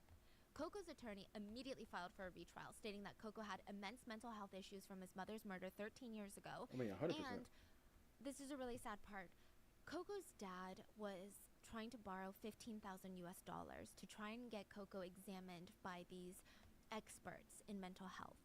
For some reason, he wasn't really given a mental health screening. Like, the family would have to pay out of pocket for it, and to the tune of like $15,000. That encompassed like the legal help, the medical exams. I mean, the system really does keep failing Coco in this one.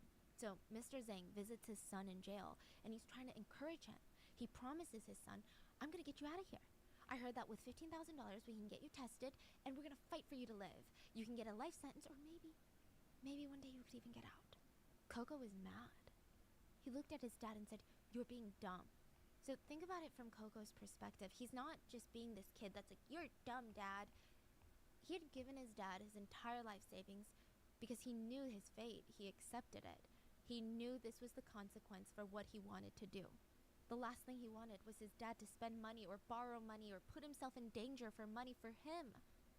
He told him, "Don't be stupid. You're stupid. Don't do this." And he said, "If you're going to keep talking like this, I never want to see you again." 他说你为什么接受我？你真笨。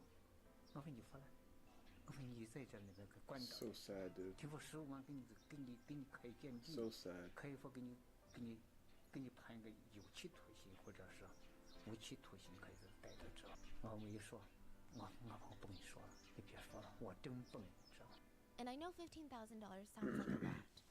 And it is, but just to show you how impossible it was for this family, Coco's dad was interviewed and he said that all of his life's work and basically his net worth was lined up on this wall right now. And you just see these bags of grain. He said, "I can sell every single bag of grain on this wall. I'll maybe make $300. This is my life's work. This is my food. This is all I have." He said, "Maybe I could go and get some oil from these grains, press them, get some rapeseed oil. That would get me an extra maybe $200. $500 is a drop in the bucket when you're talking about 15 grand. He asked the interviewer, "I'm 70. Even if I work the rest of my life, do you think I can make $15,000? How can I make $15,000? 我这一辈子，我都马上70了，我还能怎么收啊？我基本打工怎么收啊？就是这粮食，是吧？赶紧发，一斤能卖2000来块钱。收这车子，石油就是个几百千块钱。 The second trial took place April 11th of 2019. His lawyer tried to argue that he was mentally unstable from his mother's death and that the revenge was actually human instinct. So, this is actually a very interesting defense, but he argued about the literary classics. It's very interesting. I don't think I've ever heard this. The defense attorney starts talking about books like The Count of Monte Cristo, like Hamlet, and The Count of Monte Cristo is the story of a man who was in prison for a crime he didn't commit. There were these jealous colleagues and corrupt prosecutors that made sure that he was supposed to rot in prison. And while he was locked up, he starts plotting his revenge. And it's just this really complicated journey. It's a complicated human journey of seeking revenge. It's the process of, you see this man lose his kindness and lose his positive outlook and his trust in humanity, and he's just so hurt, and you almost see him transform into a villain of sorts. And then he slowly starts realizing, at first he's like, "No, I'm doing the right thing. This is human nature. Justice and revenge, they're the same thing." He almost felt like he was doing God's work because every bad crime needs to have a consequence. And then slowly you see him realize that he's the villain, and that throughout his whole seeking of revenge, he hurts a lot of innocent people. And so the lawyer brings this up and he says, think about these books, these literary classics that everyone around the world has read, The Count of Monte Cristo, Hamlet, Shakespeare. They're all centered around revenge. And that's because the human instinct is to want revenge. And I'm not saying that my client was right, but that's what makes humans human, and I think that we need to take this into consideration when we sentence him. I think this is a very fascinating defense. I don't think it's one that I've really ever seen, so it's just interesting. What do you think of it? Do you think the lawyer is just doing what he can with what he's working with, or do you feel like it makes sense? So the lawyer told the judge that these things should be taken into consideration and please give him a chance. At the end of the retrial, Coco was still sentenced to death. The second trial was live streamed. It had 2.5 million viewers. 认定你犯什么罪，给你判处什么刑罚。犯故意杀人这个毁坏财产罪，判处死刑。合并执行死刑。是。And when he was sentenced to death again, the entire country went nuts. They were upset at the government for such a harsh punishment. They argued there were people out there that killed for fun for no reason at all, and they got less time. Netizens went wild for this case. They commented on court live streams, on posts, on blog posts, on threads. They said, "Apologize? Why is the judge asking him to apologize? He was forced to do this. This man is a hero." Another person wrote, seeing his own mom get killed, I don't think revenge is ever too late. I support him. Watching your mom get killed at a young age, that trauma is something you don't just wipe away. Someone said, You think in my female eyes, beauty he's standards innocent. actually do exist in men? Another person called him a hero, and someone Are said, bad too? even though the consequences are huge, in a world that's unfair, you can only use unfair means to get justice. Someone said, he was in the army. Nobody had any bad things to say about him. For our country, he raised his guns, and for his mother, he raised his knife. His youth was given to the country, and his life was given to his mom. From what I could find, majority of people were in support of Coco. I mean, of course, in varying degrees. You know, most people were like, okay, this is very sad. I don't think he should be executed. No one is saying let him free. Most people were saying he should serve time, but these things should be taken into consideration. Like, do we really need to execute him? But there was a small group of people that believed technically the punishment fit the crime. He took a life, and now he must give his. Now, what's interesting is that started a whole new conversation of, you say that regular humans cannot get justice and take a life for a life. But why is the government allowed to do it? So all these people that were in support of the government's execution, the death sentence, they were saying, It's so Coco funny. took a life. It's so, like, I mean, that's true. That is obviously true. But it's so interesting when we start dabbling into that, you know? Like, wait, hold up. We can't do it, but you can? Like, with the government, you're just like, hold up. We can't sell, but you can? Wait, like, weed is illegal, but you don't want it to be anymore, so you can't? Hold up. What? Well, yeah. So what about the people who are in jail for selling and or using? Are they still in there? I mean, it's legal because you, what? He must now give his life. And the netizens that support Coco are saying, that's what he thought too. They took his mom's life, so he took a life. So why do you agree with the last half, but No, not he the took, first half? he took, look, How can you say look. He did, like, they took his mom's. He took 2. He took 3. He took 3, so it's not adding up. If we go that way, anyway. the government is doing the right thing and not say that he did the right thing? It's hard because if you really try, you can see so many sides to this, and it's just so messy. Despite the anger from the public, the court stood their judgment and they executed him. And in China, they moved very quick. He was sentenced to death, and July 17th, 2019, he was executed. So a little after a year after committing his crime. He had 2 trials and then executed. His last words were, "Dad, it's okay." Oh my gosh. So, yeah, he was comforting his dad to the end. After his execution, the Wang family's surviving son, the second son, said, "Even though Coco is dead, I don't feel happy at all. There's no winner here. His death isn't going to bring back my 3 family members." Meanwhile, Coco's dad... So Coco was cremated after his execution, and his dad refused to take back his ashes. He said, "I don't want his ashes. Leave it at the government's place. This case is unjustly accused, unfair, and I'm not convinced that this is the right thing to do, so I'm not going to get his ashes." A lot of people speculate that his dad was also not ready to face the truth, that his son was gone now. The government kept calling him to ask him to take back the son's ashes, and he kept refusing, so they eventually threatened him. They said, "I'm going to throw his ashes away." Coco's dad said, "Throw it away then. Do what you want to do. Throw my son into the river and let him travel around the world." In the end, Coco's friends went and got his ashes and gave them to his father. They went to the mountains and buried him. No ritual, no ceremony, no funeral. Coco's dad said, "There was no funeral, so this way it's as if my son never died." Coco's dad visits him often, and he says, "I feel really sad when Okay. The sister did say, well, it didn't happen that way. Okay. But like I said, what did she say? Because they've already been mentioning how the mom is really combative and she's the one who be starting these arguments with the other couples and stuff when she walks by the houses. They've already mentioned that.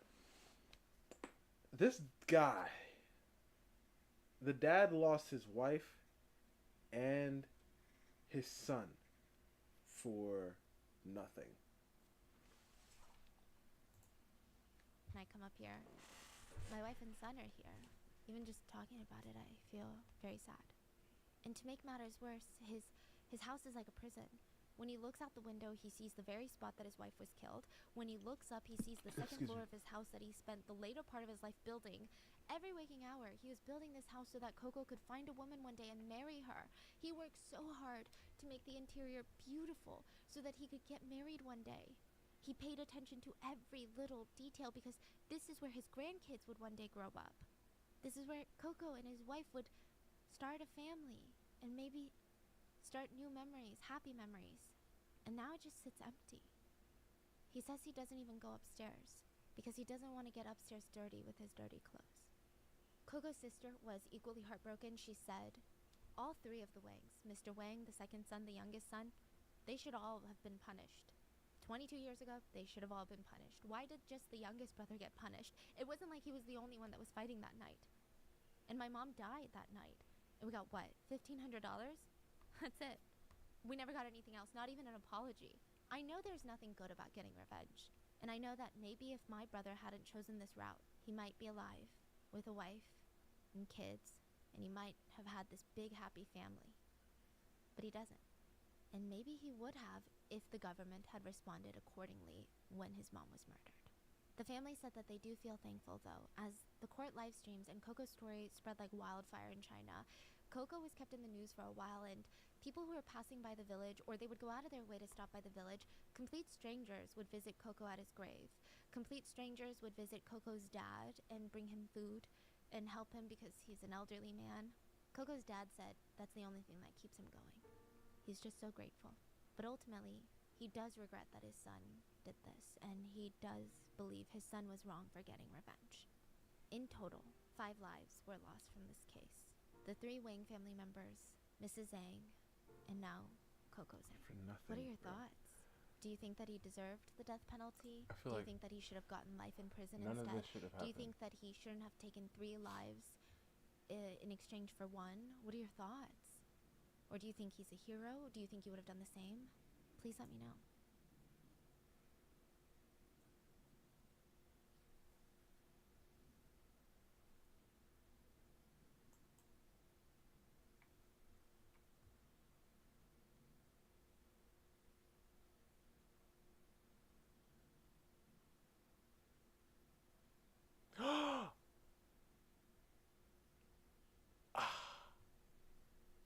This is what May was talking about.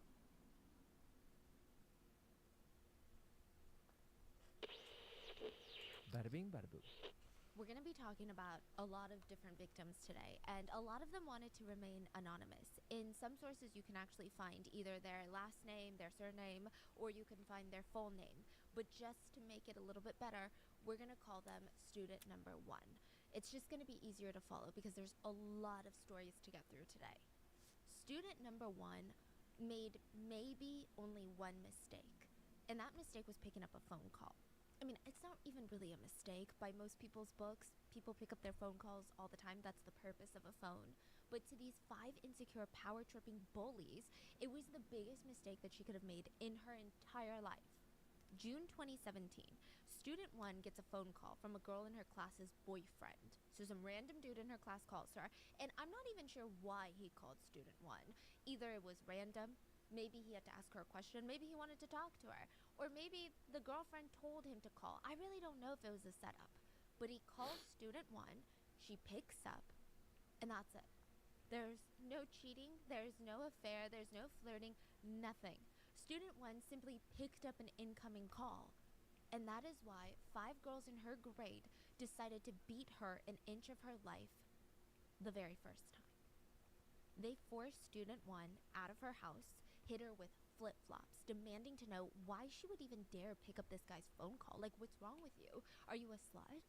Oh my. They forced her to come to this karaoke bar. They call it norebangs in Korea, and it's a little bit different from the Western karaoke bars. You can actually rent private rooms. You have this big screen in your private room and these microphones. It's so loud. So they turn up the music in that norebang. They start hitting her with the microphone over and over on the head. They're punching her. They beat her until she was covered with her own blood. Thankfully, student 1 was alive. She did the right thing. The thing that everybody tells you to do if you've been a victim of a violent crime or if you've been bullied. She went straight to the police. The police did not hold up their end of the social contract. They didn't do their jobs. The police did nothing. The bullies found out that she had gone to the police, and they decided they were going to teach her a lesson. They felt like they had to put her through something torturous this time, so she wouldn't even think to Yeah. ever report them ever again. I'm not They laughing said at to her, this. "Do you think that we wouldn't notice?" I'm laughing at Zura. Why you always have to talk about that, man? And I feel like mainly because characters like in One Piece, like Amande. I mean, that's probably why. But her neck is not even really that long compared to, you know. It's not even that long, really. That you went to the cops? Do you think we're dumb? You'll be dead the next time we catch you. They wanted to keep their word.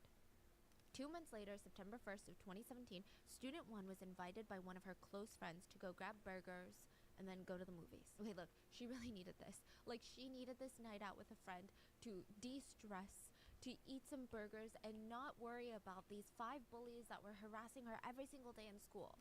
So she gets ready and she shows up at this restaurant early. She sits down, she's got her burger ordered, and she's just sitting there waiting, anxiously waiting for her friend to get there. I mean, maybe she's staring at the restaurant door just thinking about the movie that they're gonna watch. Maybe they're gonna go grab food afterwards. Maybe they're gonna eat ramen at a convenience store. When suddenly the door to the restaurant swings open and her bullies rush in. 5 girls. They walk straight up to her and they say, "Get up. Follow us." You don't want to make a scene, do you? I think the most devastating part about this is the bullies had gotten Student 1's friend and forced her to set her up.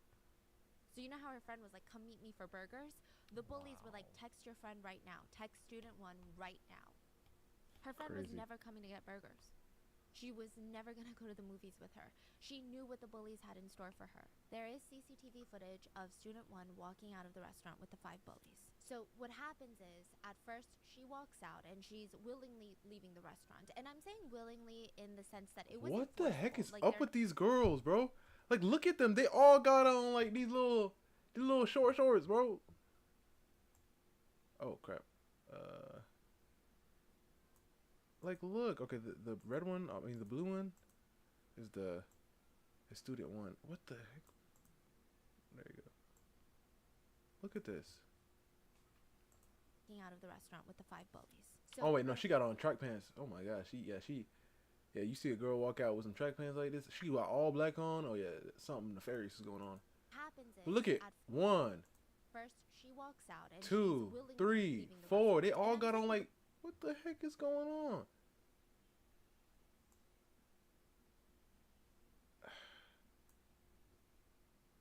willingly in the sense that it wasn't forcible. Like, they're not dragging her out of the restaurant.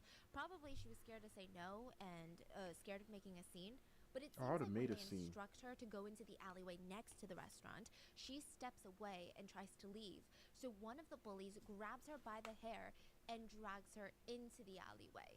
And almost immediately after, I'm sure while they're still in view of the main road, because the alleyway, it's not like it's just, there's a turn immediately. Like, you've seen an alleyway from the main road. You can see straight down it.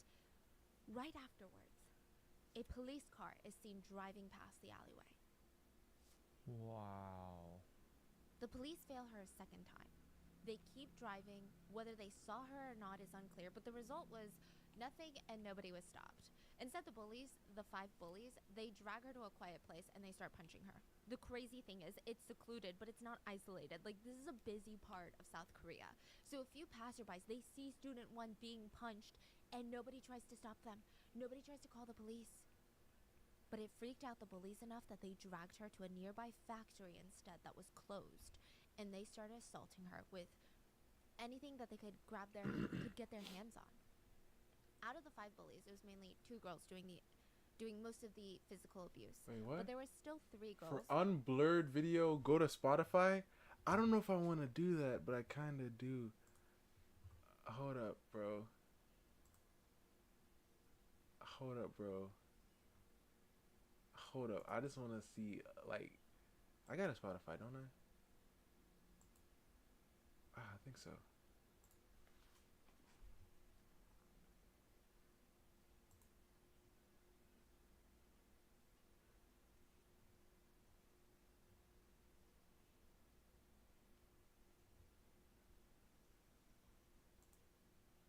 What is my Spotify again?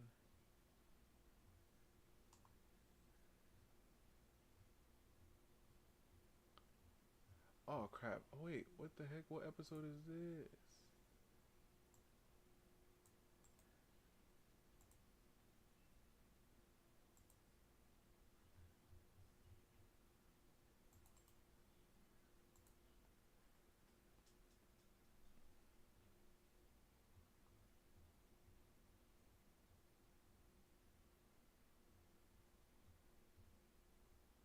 Hold up, maybe if I were to. This was in South Korea.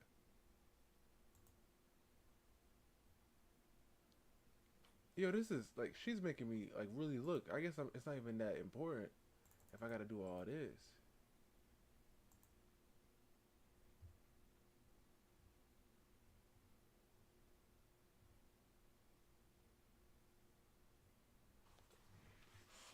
Oh wait.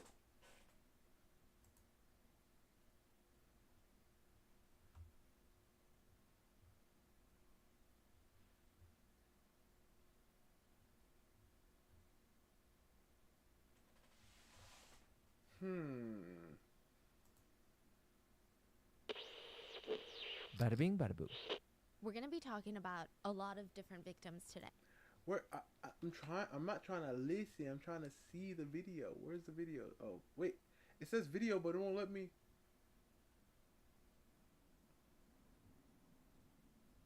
It says video, but where can I go see this video?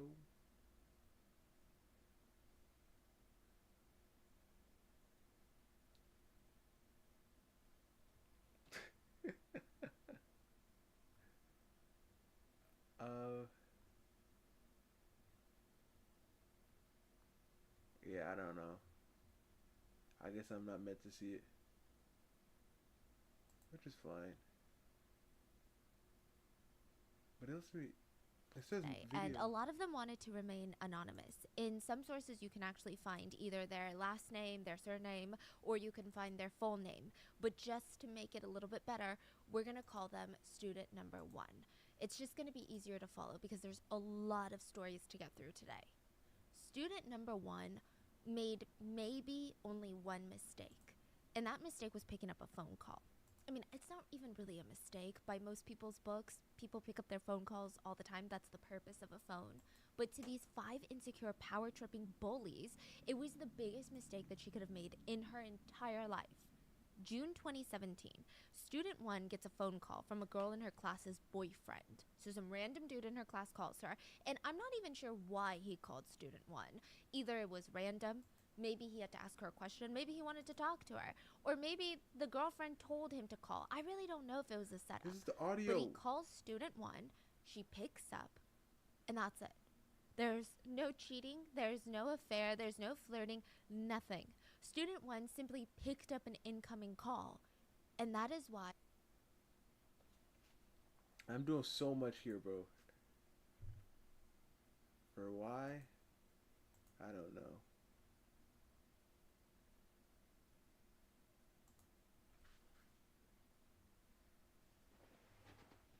For why? I don't know.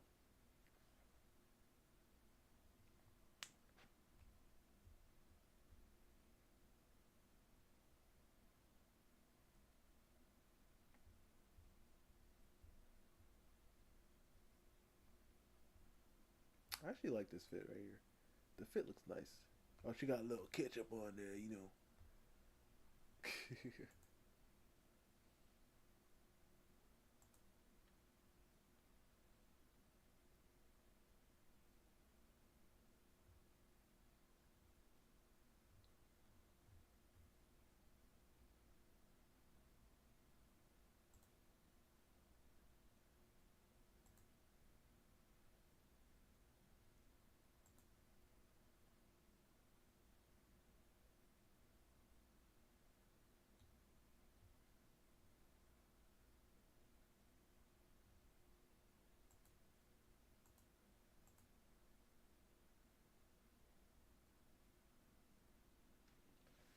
Oh my goodness, I'm doing so much here, bro. If I can't see this video, do I really want to see the video this bad? But I feel like I'm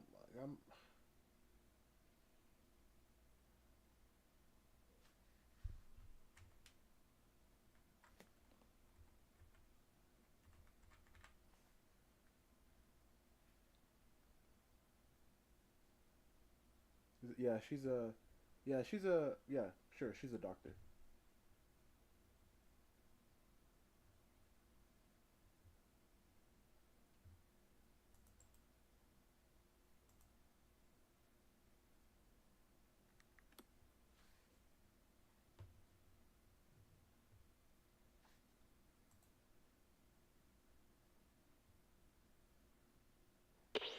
Okay, here's the Bada video. bing, bada boom. We're going to be talking about a lot of different victims today, to and log a lot in. of them wanted to remain anonymous. In some sources, you can actually find either their last name, their surname. I don't know if we can or watch you this can on find their YouTube full name. because she. But just Hold to on, make this it is a little loud. bit better, we're going to call them student number 1. It's just because there's a lot of stories. I'm just gonna skip to that part Student number 1. because I don't think I can show it to you because she didn't even show it on there. And that So was- I don't wanna do it too crazily. I mean, it's not even really a mistake by most people's books. People pick up their phone calls all the time. That's the purpose of a phone. But to these 5 insecure, power tripping bullies, it was the biggest mistake that she could have made in her entire life. June 2017, student 1, I don't know if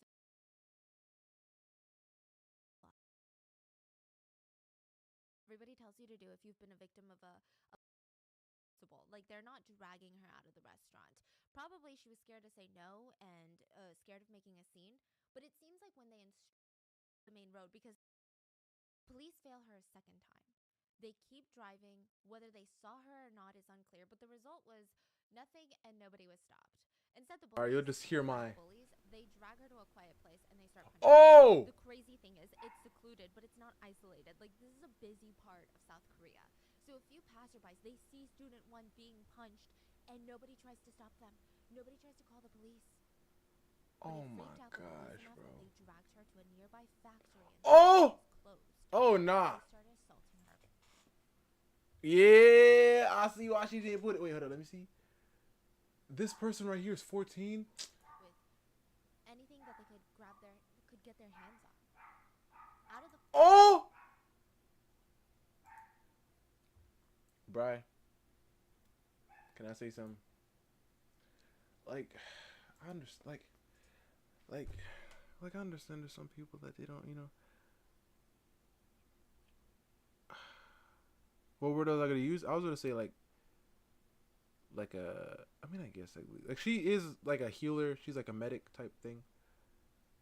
For the group, yo. Like, listen. Just try to like they all like just swing your arms. You know what I mean? Just swing your arms a bit. You know what I'm saying, bro? Like, I feel bad like when I see this, cause she was sitting there like she was sitting there like she was scared, and they all gung up on. Oh, I see why she didn't show it. Like, you don't see it like clearly, but this girl put her leg. Oh, okay. All right, let's go. This is the YouTube version, the YouTube safe version. just standing there, yelling, threatening the victim, watching as their friends Like if you assaulted look her at the silhouette, with kind of iron like pipes, oh my glass gosh. soju bottles, bricks, chairs. They used a knife to cut her skin, and they burned her with cigarettes. And they found this vitamin 500 glass bottle. It's like these vitamin supplements in South Korea, and they're in these tiny glass bottles, and the glass is thick. It's probably thicker than a beer glass.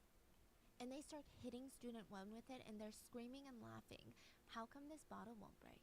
Let's just hit her till the bottle breaks. Oh, They man, were laughing like, as I they don't said. understand. Like in situations like that, like swing. I feel so bad. Like, you don't understand. And people like that, bro. People like that, man.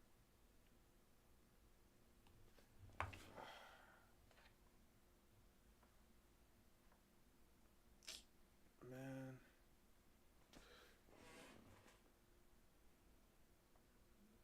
Oh no, Brian. Okay, so that's what I was thinking too. When you ever heard the anime? I mean, it's not anime. It's a movie on Netflix called The Glory.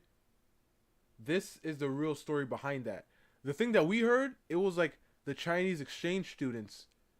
That one, she was bullying, right? The other one, and she did the cigarette thing. But I just guess that's like a thing that girls do sometimes. Because I feel like guys we just start swinging, and like girls try to hurt you to your core, you know. Let's make sure her hair is different. Well, guys just go beat you. I guess girls like, you know what? Nah, she looks too pretty still. Like, what? Does that really matter? I mean, I guess it does, because that's probably why they freaking don't like her, because she quote unquote pretty to, like, you know, this, like, in the school and stuff. They also laughed as they said, "I like the smell of her blood. Let's keep going, shall we?" The victim was suffering from serious injuries to her jaw, the back of her head. She was bleeding everywhere. I don't even want to see these pictures. You see? I bet, yeah, if go back to Spotify, ain't no way. I'm good. God, why is she bleeding so much? Her blood is dirty. At one point, student 1 passes out, loses consciousness, and the bullies say, "Let's beat her up more since we're already guilty of attempted murder. Might as well." They tortured her for nearly 2 hours, and they did all of this thinking that they were going to get away with it, thinking that they taught her a lesson. They had no idea that they were recorded by the CCTV near the factory. The whole 2 hours of the assault was recorded. Which I don't even know if they care. I don't even know if they care, because they were caught on camera, and I'm going to show you this footage, forcing student 1 onto her knees, like the begging pose, like pleading for her life, and taking pictures of her with the flash on. I don't know, as some sort of sick evidence of their torture. Oh my gosh. Like a trophy. Yeah. I mean, I guess they wanted to show it to others of like this. Look what we did to her. Look what will happen if you go to the police and tell on us. They would later share this picture. The kneeling photo, or? Oh my gosh. So the CCTV is in black and white, but every inch of this student 1's body was covered in blood. Like, I'm Oh talking my hairs and gosh. blood. Every part of her arm and legs are covered in her own blood. They took this picture with the flash on, and one of the bullies would actually send this to a senior upperclassman. And in South Korea, the social hierarchy of age is very intense. I'm sure you guys are familiar with this by now, but if you're a junior in high school, the sophomores in high school are usually bowing 90 degrees to you when they see you in the hallways. Like, it's not even an upperclassman, underclassman type of ordeal. Like, it's very serious. There's even a term you call someone, like, 언니, 오빠, 형, 누나, right? Yeah. And the bully sends it to an 언니. So this is Who's someone older than her? older than her, and someone that she actually is somewhat scared of. Maybe the bully's bully. I have no idea. But she sends this picture, and the 언니 texted back, "What did you do?" "I hit a kid." They'll say it's attempted murder. Do you think I went overboard? You did that? Did you do it alone? You're a real psycho, LOL. Did you and your friend do it together? Answer me. Oh, she's collecting She evidence. doesn't respond. So the 언니 texts back, "Answer me, you bit. Are you really sending this to me right now, asking if it's okay? Oh, I'm getting really tired of you now. You need to control yourself better." Sorry, That I'll conversation is proper the now. most chilling, weird, Yes. normal, natural conversation I've ever heard. Like, what is going What on? the? That's why a lot of people had a problem with this conversation once it started getting public, because that's not how you react to a picture like this. You don't just say, "Ugh, I'm getting sick of you. You've been acting up these days." Yeah. To a picture like this. But thankfully, the 언니 does do something about it. She calls the cops. She kind of sleeps on it, but she ends up bringing this picture to the police. And the 5 teenagers would be taken in by authorities, and only 2 would be charged as the main perpetrators. Because of the 13-year-old thing. The only reason that they were caught is because this 언니 sent the picture into the police. When the bullies found out that the 언니 had reported them, they just scurried to turn themselves into the police, not because they felt remorse, not because they wanted to serve their time for their heinous crime, but they heard that judges are easier on them if they turn themselves in first. When they were questioned on why they did this, they said the victim was being rude to an 언니, which means, an upperclassman. Which is a straight up lie. They did this because her boyfriend called student 1, and student 1, being a normal human being, picked up a phone call. Yeah. There's a picture of the floor of the factory where there's just blood staining the entire place where she was kneeled. And then these are her injuries, and that is her shoe, covered in blood. Oh my goodness. That is Yo, her Yeah. shoes are These red. bullies would actually only pay for their crimes by spending a few years in prison. The main bullies received 2 years in juvenile detention centers. Another bully received just a few months. And all of South Korea was pretty outraged. I think the feeling of injustice practically ran through the whole nation. The judge tried to argue minors are physically and mentally impulsive, and they don't have the same ability to perceive as adults do. The court's not going to try these teens under the same standard as adults. The girls, the bullies, the girls, they show guilt and reflection. We must acknowledge that there's room for change with educational rehabilitation. Okay, fine. Maybe with rehabilitation there will be no such thing as bullying anymore, but that clearly wasn't the case. In fact, more extreme cases of bullying started to pop up all across South Korea after this viral case. Some even inspired the popular Netflix drama, The Glory. These are the real life stories that inspired that drama. Ah, there's more. What the freak? That was just the setup. That was just a taste. Oh my goodness. Hotlines in the description. But with that being said, there's also going to be a content warning for intense bullying, school violence, and taking of one's life. And just know that if you're feeling bullied or feeling alone, you're not alone. There are people out there that can help you, that you can talk to. And I know it feels hard, so please just check the resources. And another thing, this isn't necessarily in the show notes, but The Glory on Netflix is a 16-episode Korean drama that's been widely talked about. I actually made like 3 videos on it, okay? We've covered the whole series on our other podcast channel, Miss Mango Butter, Baking a Mystery, Baking a Murder, where we cover like fictional thriller shows, movies, and books. I can leave a link to those, but honestly, The Glory itself, the K-drama on Netflix, has been really good, and it's been touted as a prime example of the saying, art imitates life. So The Glory follows the story of a woman named Moon Dong-eun, who's on this path of just pure revenge. Like, she's been plotting this revenge for nearly 20 years of her life. The story goes, she was bullied in high school by a group of rich kids. And this is no, like, normal bullying, not that there is any, but she was permanently disfigured. The bullies had held her down while they burned her arms and legs with a curling iron. They beat her, they sexually assaulted her, Oh, and they all got away with it. Back in I don't high remember that school, part. Dong-eun had tried to tell the school officials. She tried to tell the police about the bullying. They all refused to I take mean, I never action watched because the show. I rich just kids had heard powerful about it. parents, that these administrators, that these police officers wanted to be on their good side. High school Dong-eun, she couldn't handle the mental and physical torture. So multiple times she contemplates and almost goes through with taking her own life. And in the end, I guess something in her just snaps. She decides, I'm not gonna end my life. I'm gonna get revenge. And she feels like her life is over already. Why die? And then what? These bullies are gonna go on living their best lives bullying more people? So she sets off on this 20-year-old journey to commit the perfect revenge to make sure that the bullies get what's coming to them. So the drama follows Dong-eun and the bullies that are now in their late 30s. And I think what makes this show different from all the other Korean dramas in the past that have just shown aspects of high school bullying is, which side note, Korean dramas do have a lot of depictions of school bullying. I remember being shocked watching Boys Over Flowers, and there's so many clips where the main character gets bullied by having rich students throw eggs at her.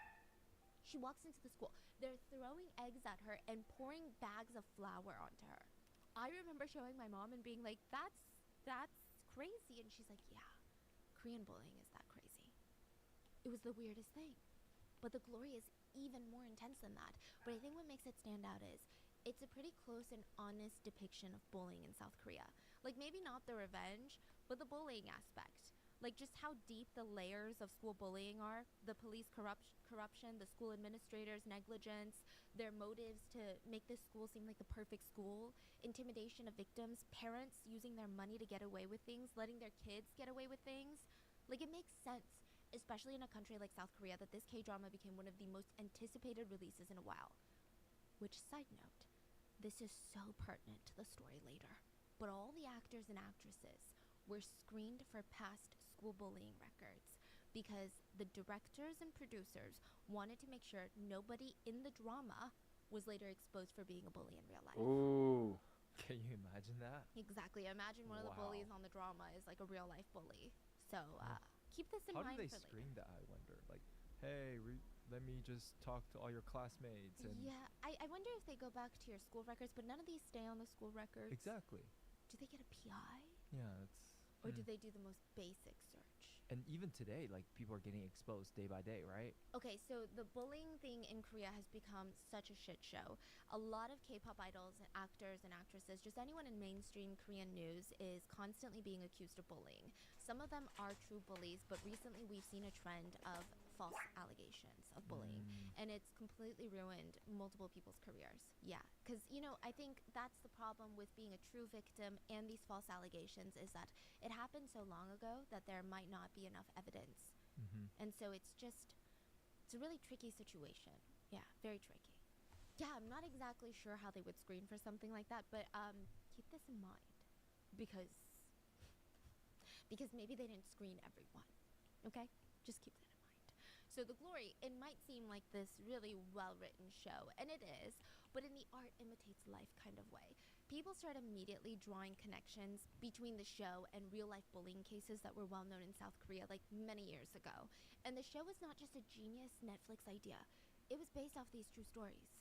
And there's 3 central themes that The Glory explores, and all these themes have real-life cases that they were inspired by. The 3 elements, the 3 themes are bullying, suicide, and revenge. Those are like the key themes in this whole K-drama. So let's explore the real-life cases. The most standout aspect of the bullying in the show is that the bullies are burning Moonho, the protagonist, with a curling iron. They're literally holding her down, taunting her, telling her that they're going to use her skin as a way to check the temperature of the curling iron to see if it's hot enough for their hair. In 2006, Chung, a middle schooler, again, I don't want to use her full name, I believe you can find it, but let's call her Student 2 for privacy reasons. Student 2 was hospitalized for 2 months. She had traumatic injuries all over her body. Her parents, doctors, even the police were called to the hospital when she was brought in because, I mean, they were alerted, they were alarmed. They were confused on how she got these injuries to begin with. They were concerned for her current health state, her mental state. It's almost like she didn't even realize that she was in pain, though. The whole time, she's just begging her parents, you have to let me transfer to a different school. You have to let me transfer to a different school. It's a bit of an odd reaction. The parents are more concerned about, like, what happened to you? Who did this to you? You see, this is why I'm such an advocate of homeschooling your kids. Homeschool your freaking kids. Because you don't know who's going to be at that school. You don't know what they're telling your kid. You don't know what they're doing to your kid. Homeschool your kids. Try your hardest to do it. Honestly. And if it's not you personally, like, get, like, somebody that you superly duperly trust. And maybe only have the school hours at the time when you're home. Just homeschool your kids, bro. My daughter just randomly, I get called to the hospital for my daughter, and then my daughter's saying, take me to a different school, take me to a different school, take me to a different school. Oh, so this happens at school. What? Oh my gosh. Why do you care about transferring to a new school right now? But she just kept repeating, you have to let me transfer to a different school. Please, like, I'm scared of my friends. Finally, with enough begging, Student 2 tells everyone what happened to her. And it's a story that I don't think most of South Koreans have ever forgotten. According to Student 2, her hell on earth started 20 days ago. It lasted a full 20 days. May 2nd, she was on her way home from school, and she always takes the same route. She always does. She listens to the music. She kind of just stares at the ground, and she's daydreaming. Oh my gosh. She sees several pairs of feet just right in front of her, blocking her way. She looks up. She sees a group of female students from her class. Let's call them A, B, and C. So 3 girls. They're known to be bullies. Like, that's what they're known for in their class. So Student 2, I mean, she always made sure to stay out of their way, kind of. She never really even existed in the same circle of friends. They're just the type of girls that she would avoid in the classroom. She wouldn't even make eye contact with them. So it was strange that they would just approach her out of nowhere. It was very random. Either way, they asked her a question. And maybe she was so scared. Maybe she didn't know what answer would be appropriate. But she didn't respond. She just kind of stood there with her head hung. And immediately, smack. Right away, she was physically assaulted for not answering the question. She said, I didn't do anything wrong. I didn't make a mistake in particular that I could think of. I think that they were just angry that I didn't respond quickly enough to their question. But from that day, I became their new target. The bully started demanding that student 2 give up all of her allowance to them.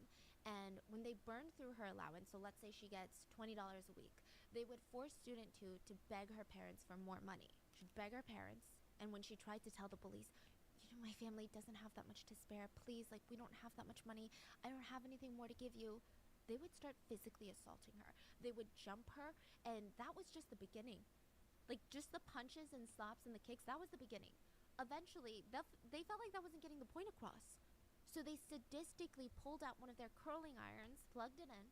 2 of the girls held her down by her arms. And the 3rd bully started burning her, holding the hot curling iron to her bare skin.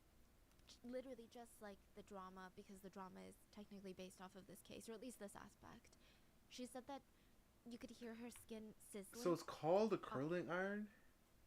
I mean, I guess you can curl it with it, but I just thought it was like a straightener.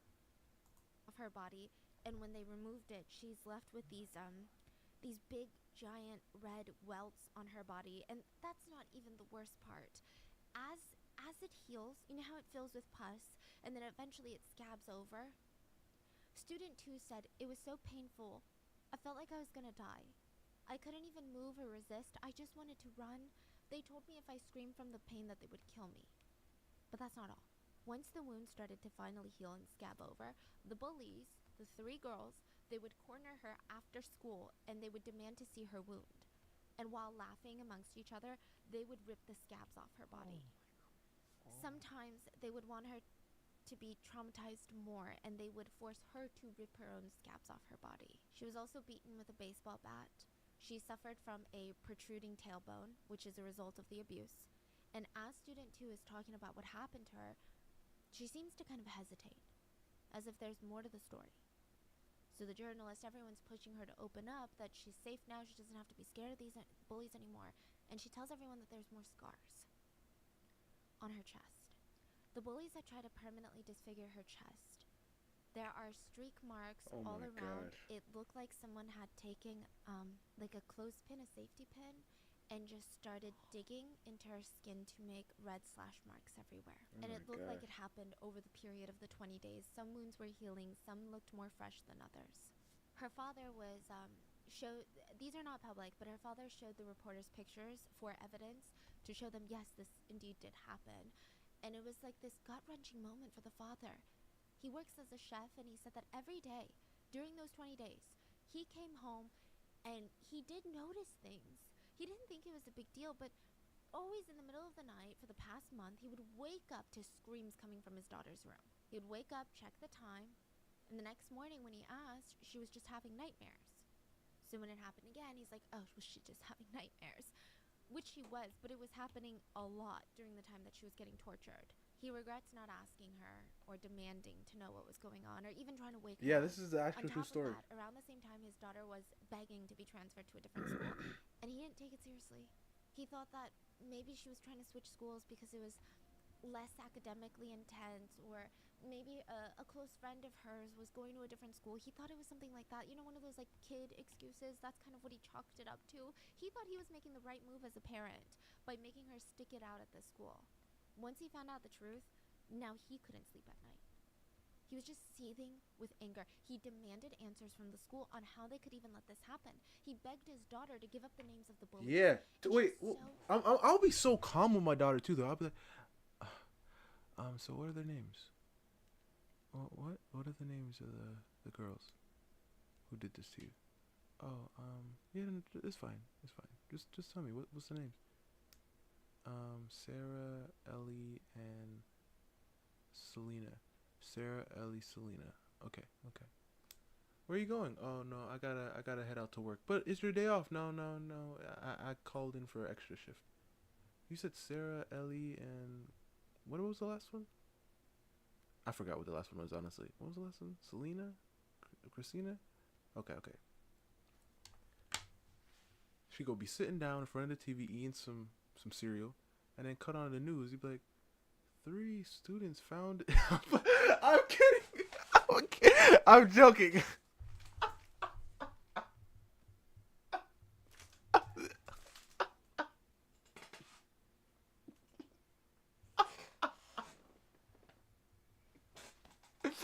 But listen, ain't no way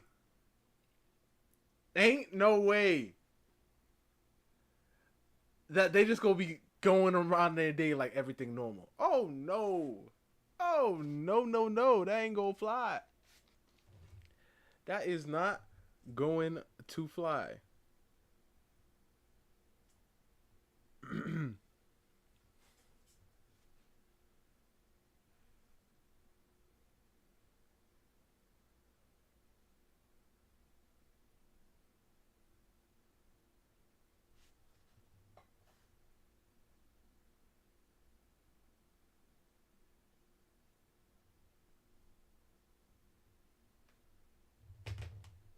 My kids, people finna lose their job, and man, I'm telling you, it is not going to. It is not going to be like this.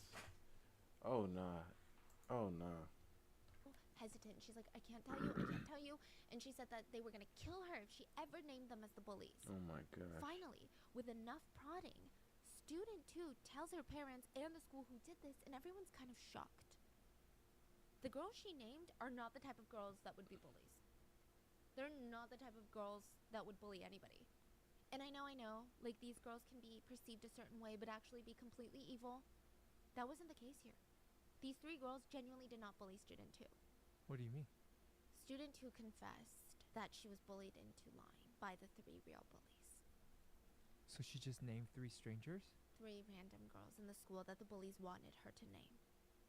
Wow. So, okay, what? In the end, they did get down to the bottom of it and found out the identity of the actual bullies, the 3 girls, and the school said they were going to investigate.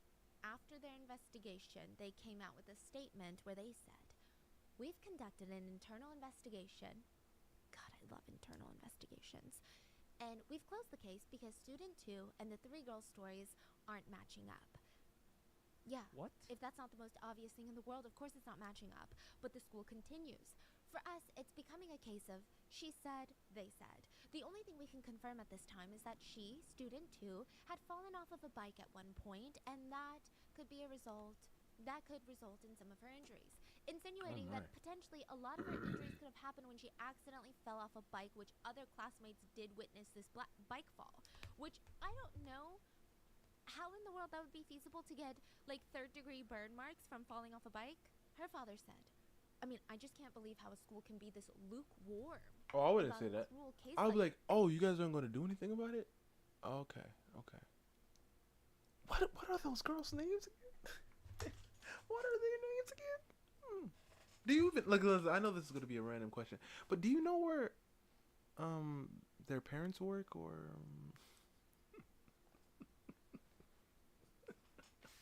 Because the thing is, like, especially in these East Asian countries, I mean, it's around the world, but especially in these East Asian countries, your what's the word? How you're perceived is so important. Right? Oh, then just ruin their perception to the world. Everybody's just gonna look at them like, I'm just gonna make the world see how terrible these people are. Everyone, from their whole bloodline, they're gonna look at them and be like, oh, those are those terrible people. Oh yeah. I ain't go physically, but they go feel it. They go feel it. You can be like, I'm looking for a job. Oh wait, aren't you part of that family? I don't think I want you to work here. But, yeah, that's how deep it's gonna be. I mean, for generations, generational. No physical. Listen. Like I said, violence ain't the answer. All right, no physical. But they great grandkids go be struggling for what they did today. A lot of netizens agreed. They posted about this case, they accused the school administrators of being corrupt, and they wrote, did the school get bribed by the perpetrator's parents?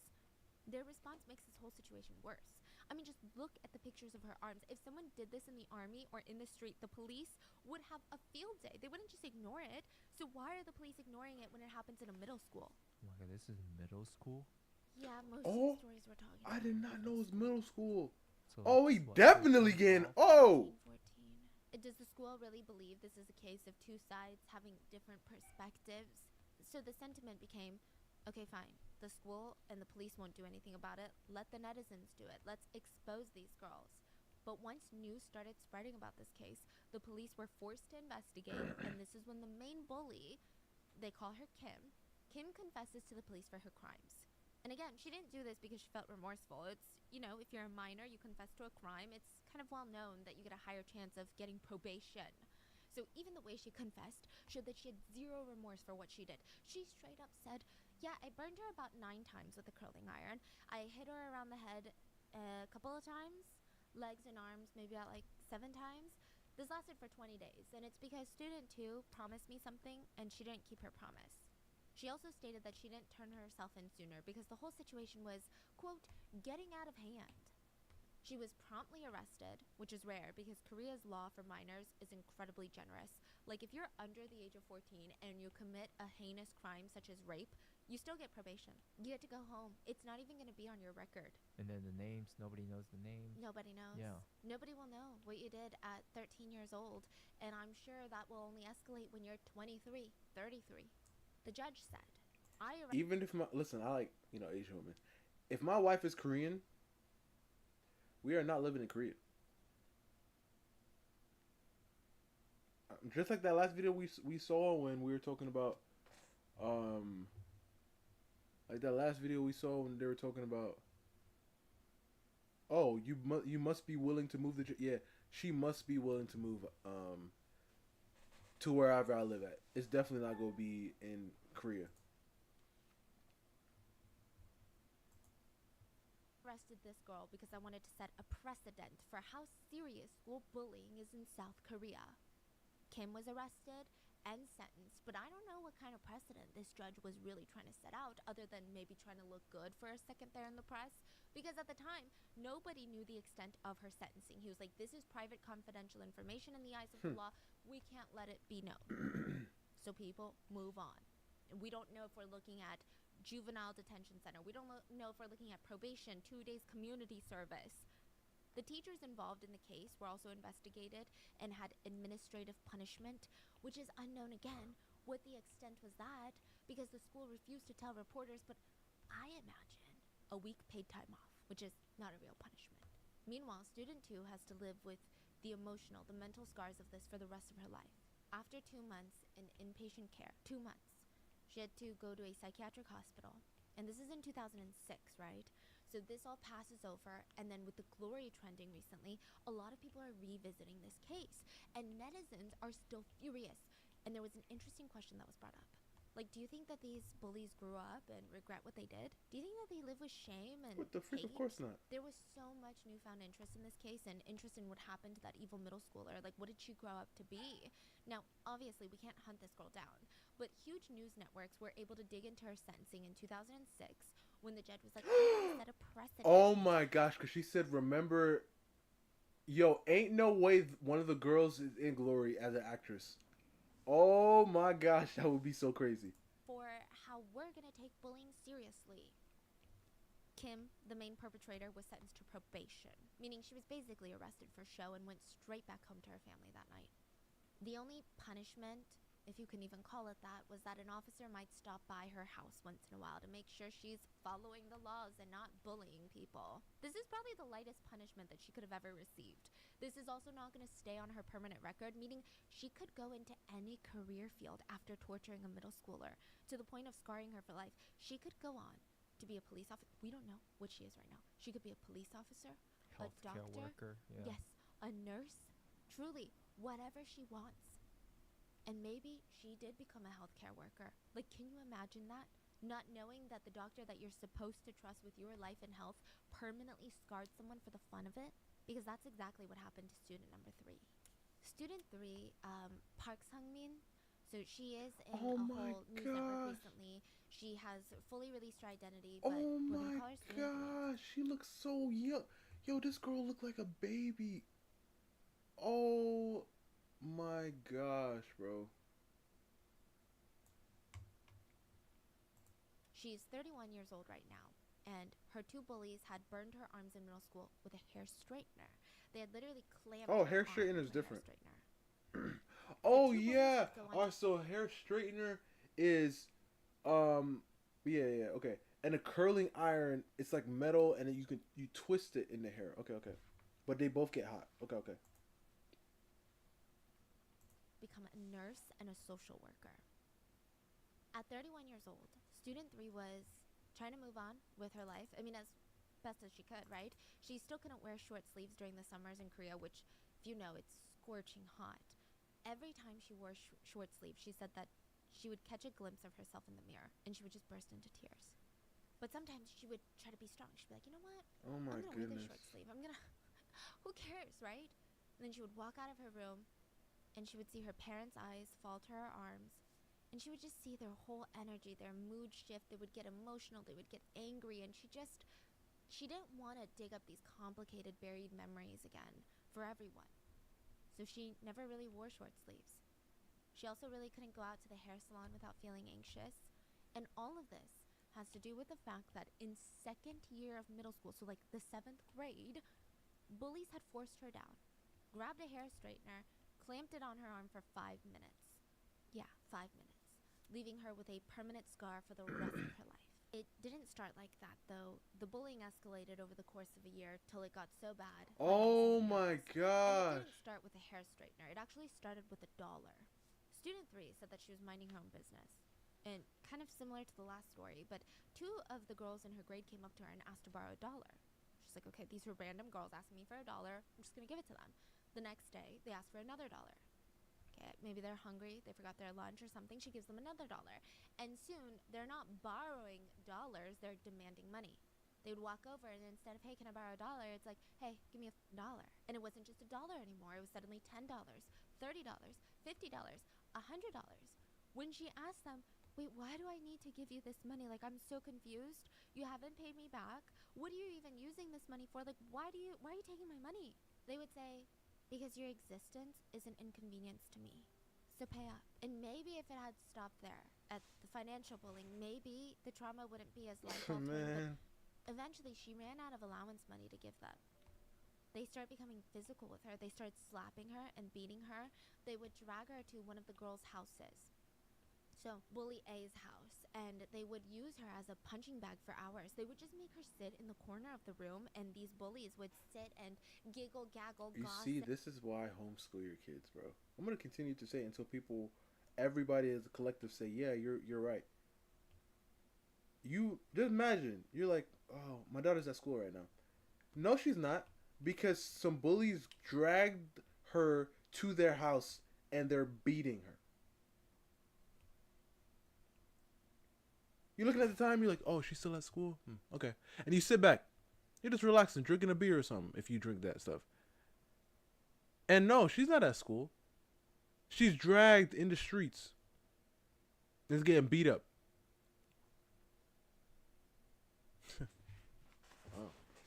Oh. And then the minute that they felt a little bit of anger rise in their system, they would walk over and just torture her for the fun of it. Later in interviews, people were confused about this. You know, they asked her, why did you go to the girls' houses?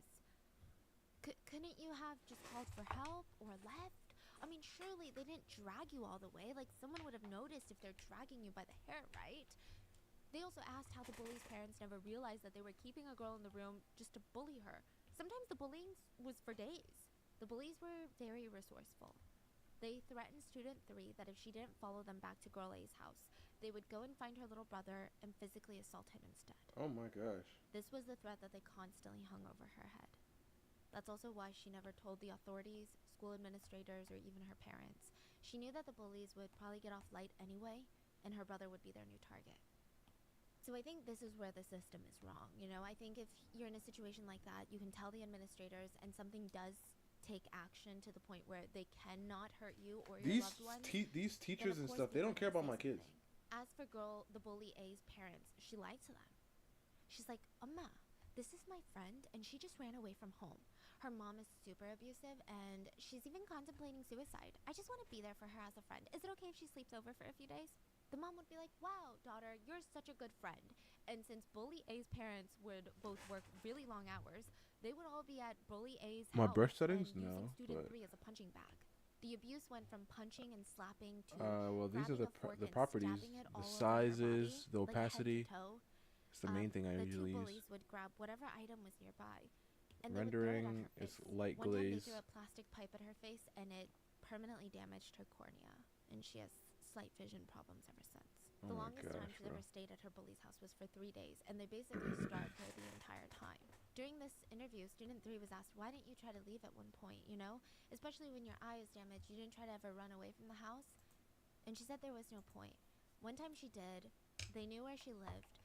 They would either get to her brother, or once they came over and they trashed her entire house, making it difficult for her family. They would flip furniture, ransack the whole place, all because she refused to come to Girl A's house. Like, there was no part of student 3 that was safe. She was constantly covered in bruises and welts and just desperately trying to hide this from the adults. For 6 months, while the abuse lasted, she couldn't even fall asleep. Just like student 2, every time she closed her eyes, she would have these intense nightmares. So for 6 months, she felt like a sleepless zombie, just going through the motions of life and abuse. She tried gathering as many sleeping pills as she could and tried to take them in hopes of getting a dreamless sleep, but it just wasn't working. She even, in a desperate attempt, told her mom, "Mom, I just want to go to sleep. I just want to sleep. I want to sleep so bad. I want to die. Like, what do I do?" She said that she would zone out and stare out of her window of their apartment on the 3rd floor and wonder, if I fell out of the window, what are the chances of me surviving? If she went to her friends' apartments and they had balconies on higher floors, she always wondered if maybe this would be the place that she would come and jump if she had to take her own life. She said she constantly looked down at the ground and wondered, would I die? Would I live? Would I die? And then one spring day, student 3 was wearing a long-sleeve white shirt because she can't wear short sleeves, but the wound on her arm wasn't healing properly, and it had this like giant bubble of pus, like it was filled with liquid, and it was bulging out of her shirt. And her teacher noticed it and brought her in to be examined, but the pus made the shirt stick to her arm. Oh They my had to gosh. cut the shirt off of her to examine her. Her parents were informed, and that's how the bullying came to light. One of the most heartbreaking parts of the story is that she was asked on the show what she would like to say about her bullying and how it was handled, and she talked about how during the time there were a lot of adults in her life that asked her, well, what did you do? Like, not saying it's your fault, but you must have done something to make the girls react like this. Oh my gosh. She said if there's one thing she would like to say is she would tell these adults that she did nothing wrong. The bullies were forced to apologize for what they did to her, and it wasn't a real or true apology. One of them was straight up laughing while she apologized. And you guessed it, 0 consequences. The main bully was given 40-hour community service and a 1-week school suspension. She wasn't even expended. I feel like these bullies, they should at least get exactly what they did to the victims. Yes. Yeah, you scar someone for life, Yeah. you get the same scar at least. Yeah. At least. Right, at least, right, Because exactly. it was your first choice to even give a scar. And also so- the fact that you did, even if the bully gets the scar, it still doesn't take away the trauma the victim's gonna live with for the rest of their lives. I just don't see how they think just apology will do. It reminds me of how a lot of countries, including the US, treat like sexual assault cases. Yes, There's so exactly. much concern about the perpetrator's future. Exactly. Like, we can't let this mistake ruin their future. What's worse is that she and the main bully ended up at the same college, and they bumped into each other. So this is after middle school is when the abuse took place. After high school, in college, they bumped into each other, and maybe you would think that this bully has some sort of remorse. Of course not. No. She smirked, walked up to student 3 with all of her friends and said, I know this girl. What major are you? Student 3 said that she was shaking the whole time. She was so angry, so scared, she couldn't even respond. Like, it was like her trauma was flooding back to her. Thankfully, they didn't have any more run-ins after that, and student 3 had friends that stuck by her in college. And it wasn't easy making friends. She said after her abuse, she was just having such a hard time trusting anyone that wanted to befriend her. She felt like they were wolves in sheep's clothing. A lot of friends stuck by, even when she was not trusting of them. And now she has stopped taking sleep medications. She's been able to find some happiness and move on. And even though she's moved on, there's really no justice in this story either. She has to apologize to every hairstylist and hairdresser to not use a hot tool in her hair because the minute that they pick up a hot iron, she starts to panic. And to make matters worse, the last time she checked on the two bullies, one of them was a nurse and the other one was in social work. They both constantly post about doing charitable work. She said that she was speechless at the audacity of these people. I mean, she was angered by their choice of profession. And once the show The Glory came out, her friends were texting her asking if she was okay because the show reminded them so much of what happened to her. Student 3 says she cannot bring herself to watch the K-drama. And more recently, there was a case that also reminded people of The Glory. And this one I don't think inspired The Glory because it was so recent, but this just goes to show, like, nothing has really changed. July 15th, 2020, let's call him student 4. A young man, 22 years old. July 15th was his birthday. He didn't really have any special plans, so a group of acquaintances had texted him, hey, let's go celebrate for your birthday. He took them up on it. I mean, it's kind of sweet of them to remember his birthday even, right? The acquaintances, I don't even think they can be categorized as human beings. They met up with student 4, dragged him Wait, to... I'm sorry. Are these classmates or are these classmates. colleagues? Yeah. Oh, in college? So they dragged him to a nearby vacant lot, like a parking lot for his birthday, right? And they're like acquaintances, so just like random classmates, not necessarily friends, right? But they're in school. Yeah, you're saying. so you wouldn't think that these are bad people. It's not like strangers that you meet online. You know them from class. They bring I a don't chair care. I don't. to the parking lot. Oh my gosh. They tie him up to the chair, cover his face with a hood, and they tell him that they had prepared a special birthday candle present for him. Birthday candle. They tie him to the chair? Yeah, like his ankles, his arms behind the chair, everything. Put a hood over his head, and they get close to him and they say, so let's celebrate your birthday. They spray gasoline all over his body, and they put one firework on each knee, and they light the firework. What trying the to kill freak? them. Slowly going down, What They're the trying to kill freak? him. basically. Like sadistically kill him. When the fireworks exploded, the fire caught onto student 4's whole body. He said, it was so hot and painful, I fell over. They saw me in pain and they just kept telling me, keep rolling to put out the fire. That's what they said. They saw a literal human being on fire and they said, keep rolling. I thought I was gonna die like this. When I begged them to call 119, emergency services, they said, this place Korea? is a little isolated, so it might take too long for the ambulances to come. Student 4 has third-degree burns on 40% of his entire body. That's not even the part that'll get your blood boiling. The perpetrators got away with probation. Meanwhile, student 4 is not only left with irreparable damage of what they did, mentally, physically, but he's also been left with an $80,000 medical bill. He has to get a skin transplant surgery as well as reconstructive treatment, which, yes, the perpetrators did settle monetarily for what they did, which the amount was decided by prosecutors and not really agreed upon by the parties involved. The families only paid $40,000. Student 4's family demanded the bullies pay the rest, and they all said, well, what do you want us to do? We don't have money. There is a current civil suit against the bullies, but I mean, the fact that we're even here is wild. Student 4's family is filing a lawsuit because the justice system couldn't get them justice the first time around. So how is the case being handled like this? Originally in 2020, I think that this received a lot of attention, but with the Glory being a big conversation, it's become there's a resurgence on this topic. The case has gotten a lot more attention in the public eye, and people are so unhappy. Like, the parallels between the drama, the corruption from the legal system side. Netizens wrote, is the prosecutor on this case they lit someone on fire and they're getting probation? To all the prosecutors in this country, how exactly are you calculating these crimes? How do attempted murderers end up with probation? Does the victim need to die for perpetrators to be punished? A person was almost burned to death and probation? You guys are crazy people. Are you joking? Someone commented what a lot of us are probably thinking right now. Throw them all in jail and set them on fire.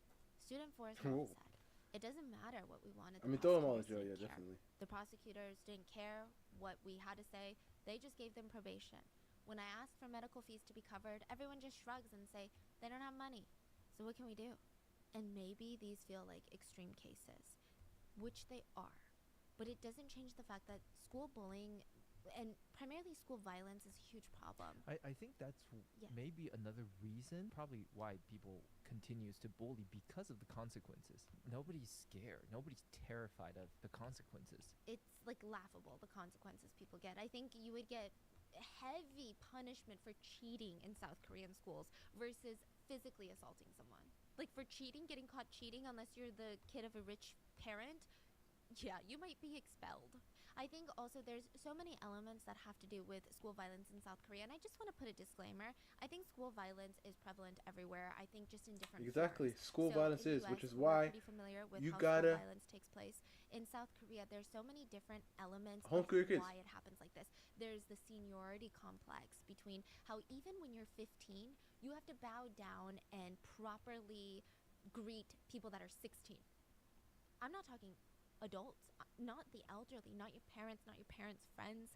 You have to talk to them with a completely different vernacular. It's called 존댓말. It's to show respect. There's all of these things, and it's just, there's so many elements to it. Also, the teachers and school administrators in these schools are so focused on their careers, and they're so focused on making sure that they look good. And when you're a school administrator and there's bullying in your school, you look bad because See, you that's can't the even issue handle here. kids. Yeah. Yeah. So there's so many problems with this. Again, corruption in schools, corruption in the government. There was a man appointed, Chung Sun-shin, as the chief of the National Office of Investigations. He was appointed. This is like a heavy title, huge political office, okay? One of his job duties was to investigate extreme cases of school violence in schools in Korea, right? He had to resign after 1 day in office. And I'll tell you why. It was revealed that the first day in office, he used his position to help his son avoid punishment for bullying and school violence. Wow. This is the man that was supposed to be in charge for getting justice for the victims. His son was a bully, and he helped cover it up. And his son goes to the Harvard of South Korea, Seouldae. Like, where are the consequences for any of these people?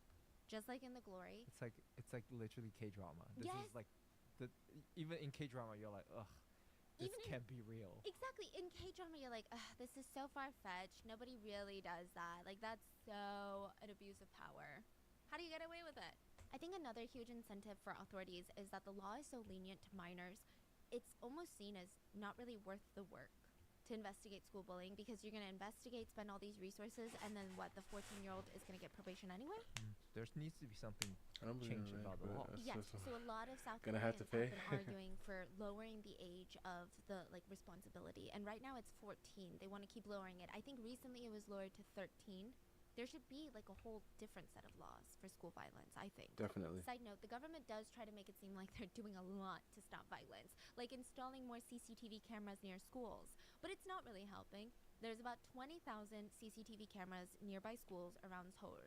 93% of them are said to be so low in resolution, it can't even identify who the bully is. Like potato. It's so grainy. You can't tell which student is who.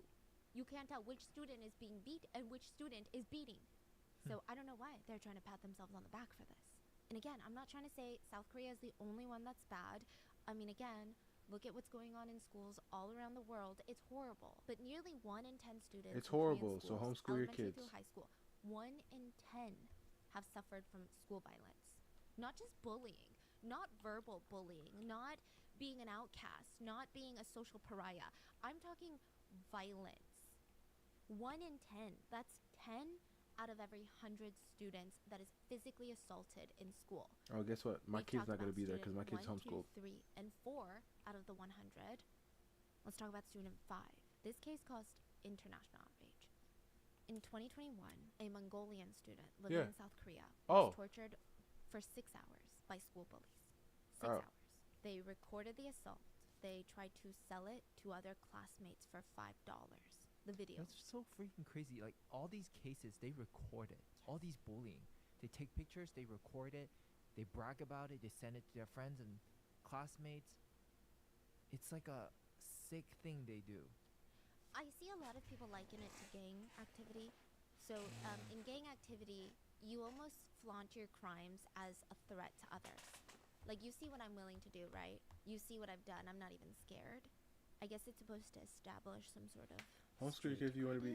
I Man, know what are you people talking get about? away with The it, most, so, like I don't most of the know homeschool how people it's that I done know, because the they're law all is smarter than away with the it. average This student in but school. The Mongolian student had moved All to of South them Korea about 10 years Are ago. smarter than the So average she's student in 14. school. She's What are you basically talking been about? born Like, and raised in South Korea. Like, not really, but she came here when she's 4. It's as much her home as it is anybody else's. But there are 4 excuses of a human being that did not think so.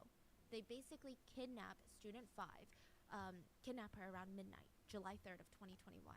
They hold her for 6 hours, beat her. They humiliate her by placing her underwear on her head, taking videos of that. They wrote racist slurs on her forehead. They tied her up.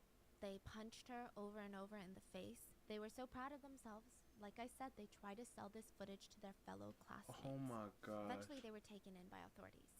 2 were sentenced to a juvenile center, but 2 of them, since they were younger than 14, they couldn't even be held criminally responsible.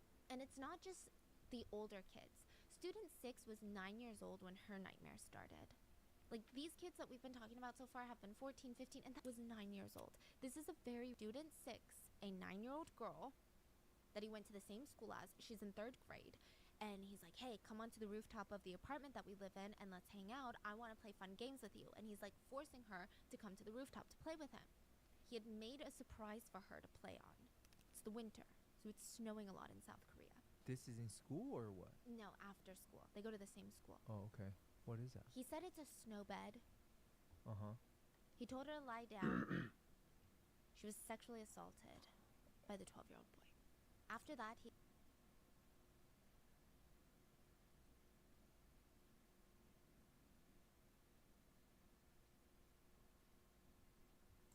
convinced her to send pictures of herself to him and threatened to make her a wangta in school, meaning a complete loner in school if she did not. She was too scared to say anything, and the only reason he was caught was because a school teacher happened upon the messages by chance. What's crazy is, the school did not take action. He graduated soon after the incident, out of elementary school. No criminal record, nothing, because he's 12. The victim and her parents, they didn't even get any sense of justice. In fact, they're trying to save up to move out of this apartment building because their daughter, 9-year-old daughter, is too scared to even take the elevator. Like, she's so traumatized. There's nothing they can do about it. Legally, because he's 12, he's not going to have a criminal record if he's punished. He's going to get probation, or he's going to be sent to, like, a correctional home for a few days.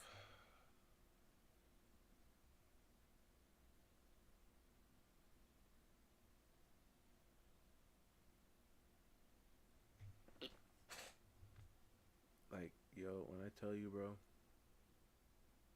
When I tell you, man. When I tell you, bro. Like, oh my gosh.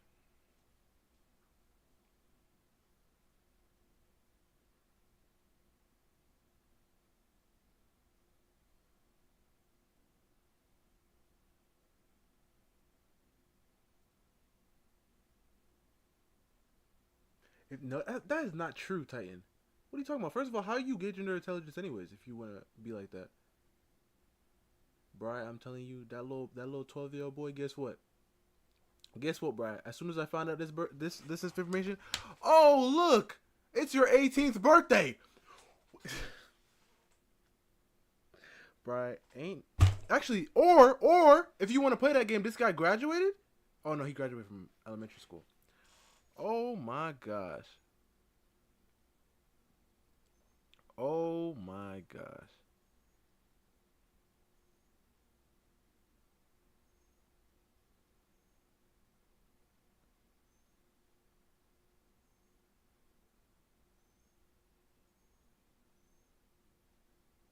Wow. Wow.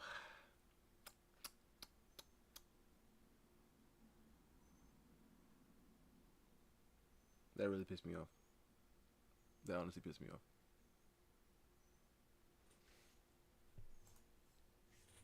That's not. So it's not really shocking that in the past 10 years, South Korea's suicide rates in youths has jumped nearly 50%. About 25% of Korean youths have thought about taking their own lives. Oh yeah, she's not. And about Oh, my kids are not living in of that number Korea. said they wanted to end lives due to school violence. You're saying 25% out of Everyone all want to youth? take their own life. Yes, have thought about it at one point. A quarter of all Korean and one of the last central themes in The Glory was revenge, right? And it's said that that element in the whole show was inspired by a Japanese case, the case of Student 9. Student 9 plotted 12 years to murder the classmates that bullied him. He waited over a decade to try and enact his revenge. So there's not too many details on his school violence or his bullying experience, but student 9 never really had friends. Like, he didn't expect to get bullied, but he was kind of introverted. He was a bit shy. He never got along with too many people, but soon after elementary school, in middle school, these kids started coming up to him and started beating him up.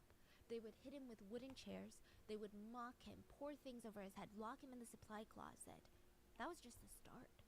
Eventually, they start tearing off his clothes to humiliate him. They would force him to strip naked in front of girls. Student 9 tried to report the bullying to teachers and parents, but they did absolutely nothing. Instead, they asked him what he did to piss them off. They That told him stuff right there pissed toxically, me be off, a bro. man, stand up for yourself then. It didn't get any better during high school, but I think his whole mindset shifted. He went from being this depressed middle schooler to being angry. He wrote in his diary, "Today was my 18th birthday. I'll let those stupid guys who made me suffer die with me. This is the only reason I'm alive now." He shifted his whole life plan to enact revenge. He studied hard during high school, he got into college, and he started majoring in chemistry. And it was all part of the revenge plan. He wanted to my gain goodness. knowledge and access to the resources he needed to follow through with a mass murder. He wanted to kill 45 people. Oh and my himself. gosh. Kill 46. He said he would devote his 20s to learn how to make a homemade bomb with his chemistry knowledge and find out the best way to kill them all. He wrote in his diary, "I've been thinking about all the ways to kill them, but in the end, using chemical toxins seems to be the best. I even majored in it during college because this is my life goal." And when he turned 27, it had been nearly 12 years, he gathered all 40 of his classmates, 5 teachers, and asked them when they would be available for a class reunion that he was organizing. Oh, so from that same exact class. Yeah. He told them he would have drinks and food all there, and he had no regrets on what he was about to do. Even though only a few of his classmates were the actual physical abusers, he felt like they all deserved to die. He wrote in his diary, "I finished the experiment. It's been so painful for me to stay alive. This is all gonna end soon. All those who have treated me like a bug are about to get what they deserve." He Oh my filled the beer gosh. bottles with arsenic. He made homemade bombs to kill all 46 people in attendance. And for backup, he brought a remodeled gun. He thought if the bomb failed, he would kill them all one by one. But he did not take his mom into consideration. Days leading up to it, he was so dead set on his revenge plan, he was so distracted, he didn't realize that he had left his diary out for his mom to read. She had been worried about recent behavior, and she read it, realized what he was planning, what he had planned for 12 years of his life. You see that? And she didn't even know. reported him to the police. And she didn't even know. And she didn't even know. See that, bro? She was like, this is not my son. I didn't. She sent him there. She let them kids do whatever they wanted to him. And now her kid turned out that way. Yeah, it's up to you, Zara, if you want to. And yeah, that's why I'm giving her a blicky full of water, of course.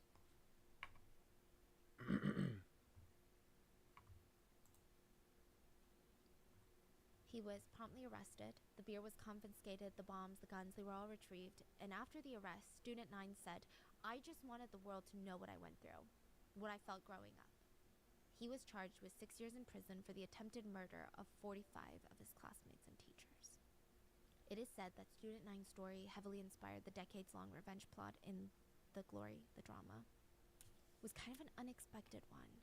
Just before The Glory Part 2 was released, literally hours before Part 2 was released, Student 10 came out to accuse the producer of The Glory for bullying.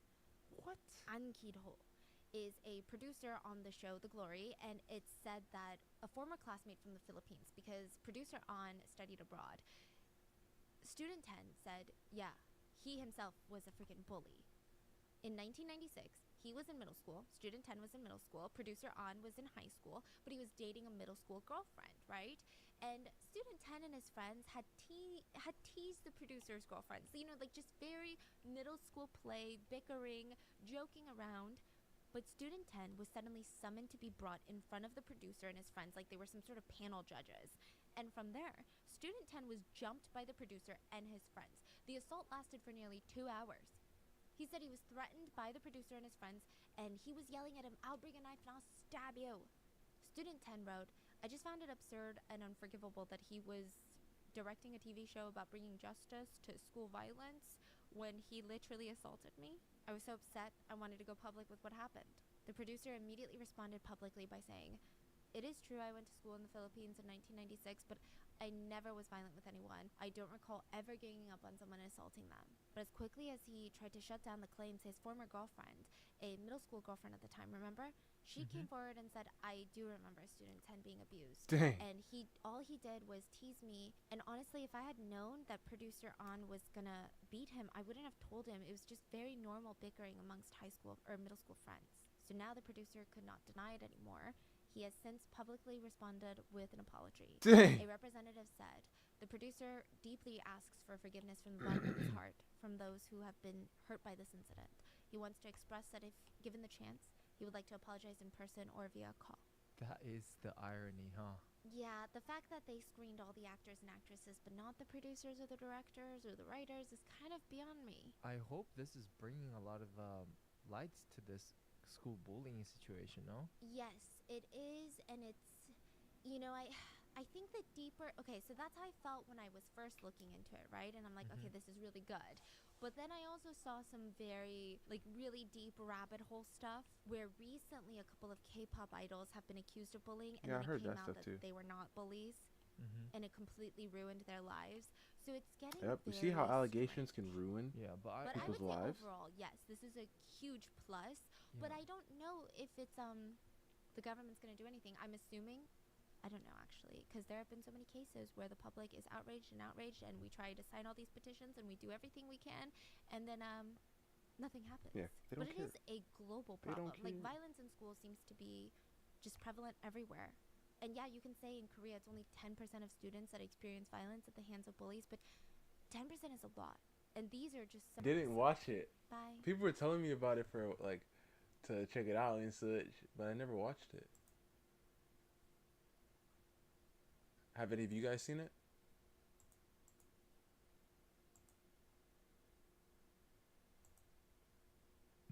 Excuse me.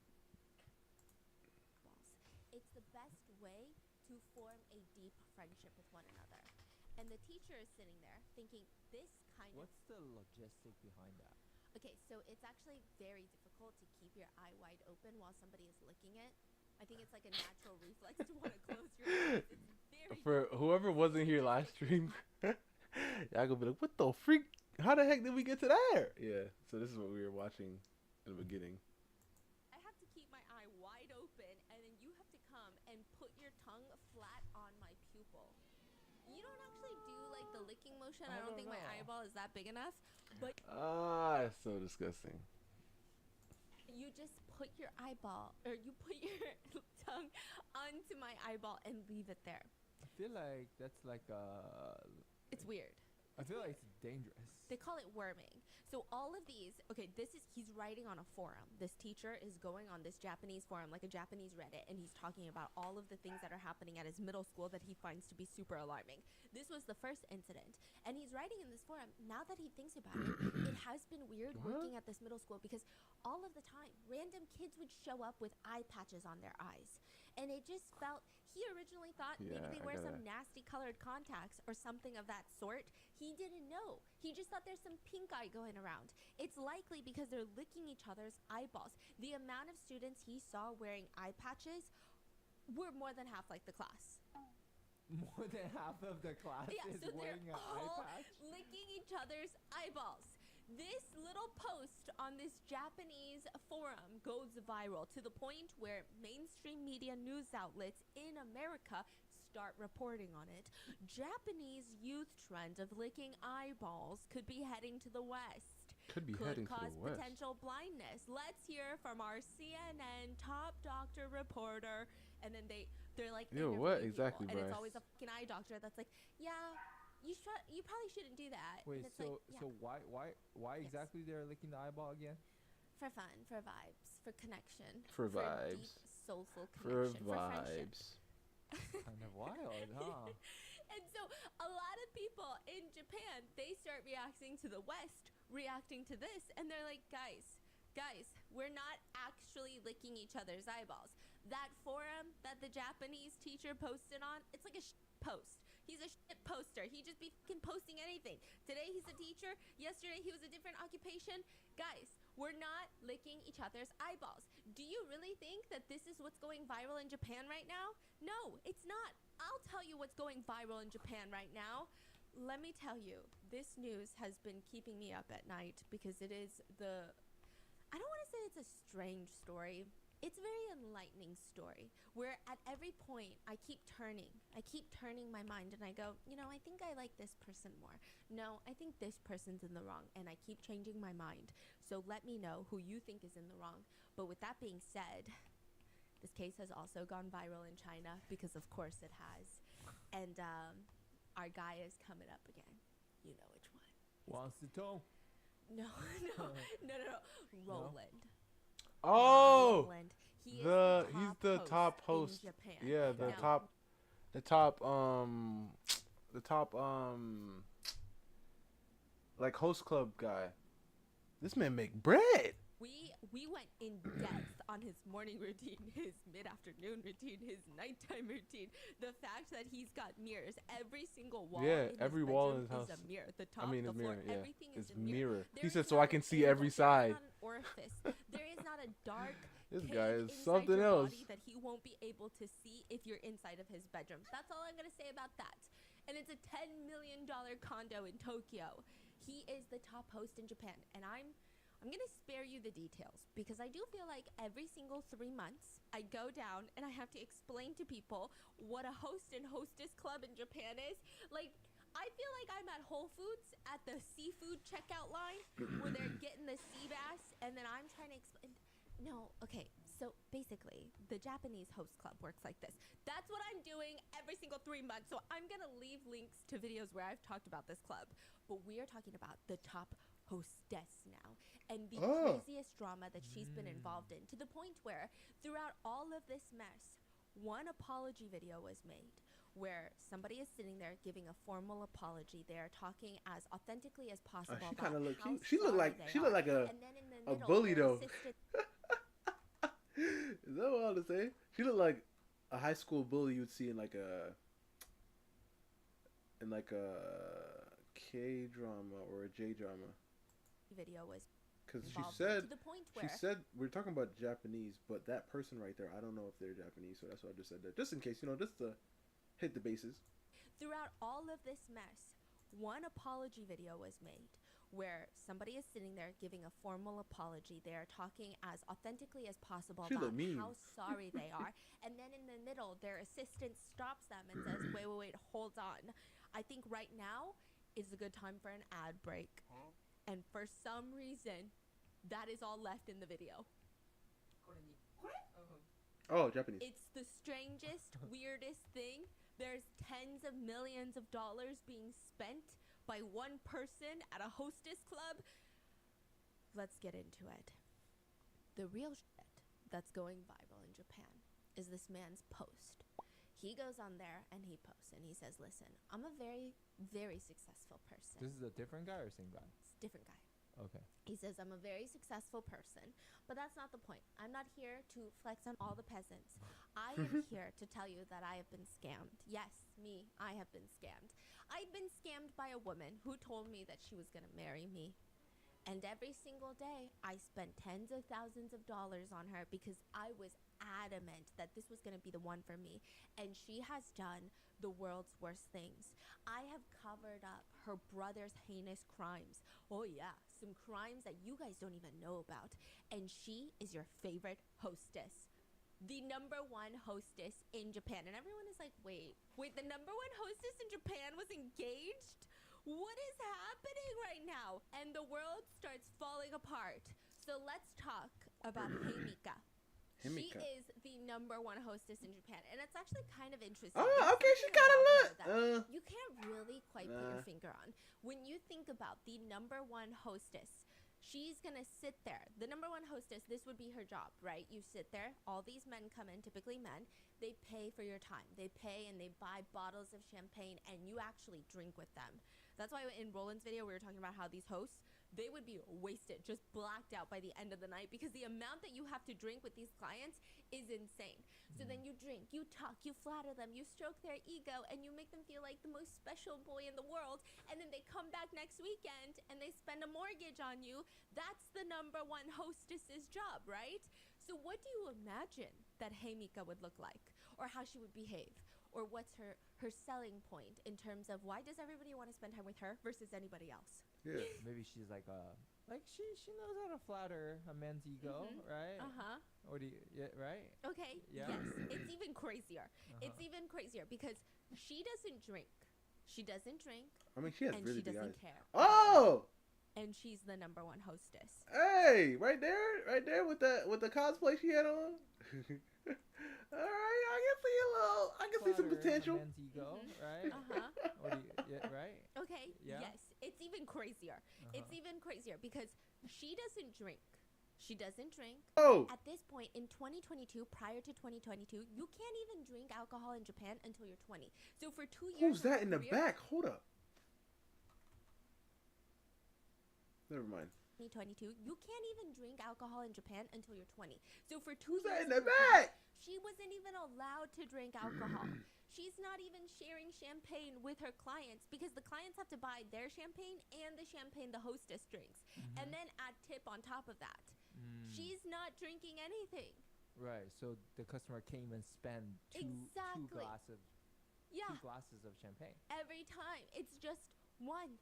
And people are lining up outside the door to meet with her, and she doesn't even care about money. She's a Nepo baby. People start digging into her because they're like, whatever she's doing, we got to figure it out. Also, here's another crazy thing. A lot of the hostesses at the club, they will wear slightly sexy outfits because, you know, that's what gains attention. She dresses in straight up like ball gown-esque, fairy princess-esque, Disney princess. You see, that's what we truly want, and she's 18, you know? and that makes me really stressed about the future of humanity. Like, what is happening? These Don't men be are dressed coming in too here and crazy. they're like, that one. That's the one. I mean, she is so stunning. She's like the most beautiful human being that I have ever laid my eyeballs on a screen before, but she's beautiful. However, it is very interesting. No, she's wearing like the very fairy like dresses, and everybody else is dressed kind of more sexy. You And see? he's leaning Like into that. it. And then on top of that, people start digging because none of it is making sense. She's not even of drinking age. She's not the sexiest in the club. What is it about her that makes everybody love her? And then on top, she doesn't need the money. Turns out she is a Nepo baby.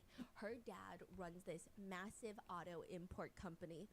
They import Mercedes-Benz, they import Porsche into Japan, sell them. They have dealerships all over the country. And he's like out here sponsoring Porsche racing clubs in Japan. Her mom is 2nd generation rich. So that would make her 3rd generation rich. She literally was interviewed and they were asked like, why are you a hostess if you don't even need money? And she said, well, I mean, it's not like my family are extremely wealthy, but I never really had to worry about money growing up. I just think hostessing is fun because I get to meet lots of different people. So it's not even just like one type of person I'm meeting and talking to. I get to meet a wide variety of people. And I just thought that I would do it for a few months for fun and to really get to know how people think and how people talk and just make connections. But I ended up doing it for years. So this is like a side quest? Yeah, this is a side. They actually have a thing for that in China. In China, they call these coworkers, because you know when you go to work, your hair is a mess, it's greasy, you haven't showered in 2 days, everything is a show, your life is falling apart, rent is due, you gotta take the subway 1 hour home, and then you got a coworker who's there, who's just, this is a side quest for them. They're like, daddy's rich. Actually, daddy owns this company. And he told me if I work at this internship for like 6 months, he'll buy me a Maserati. And So they look like a supermodel? yeah. And the daddy is the CEO of Samsung? Yes. And you are not the main character. No, but her bodyguard is, okay? Yeah, he was at one point, you know, remember? Because she was working as the intern and then married the bodyguard. And that was a whole thing. But you know what? That bodyguard. That bodyguard. Anyway.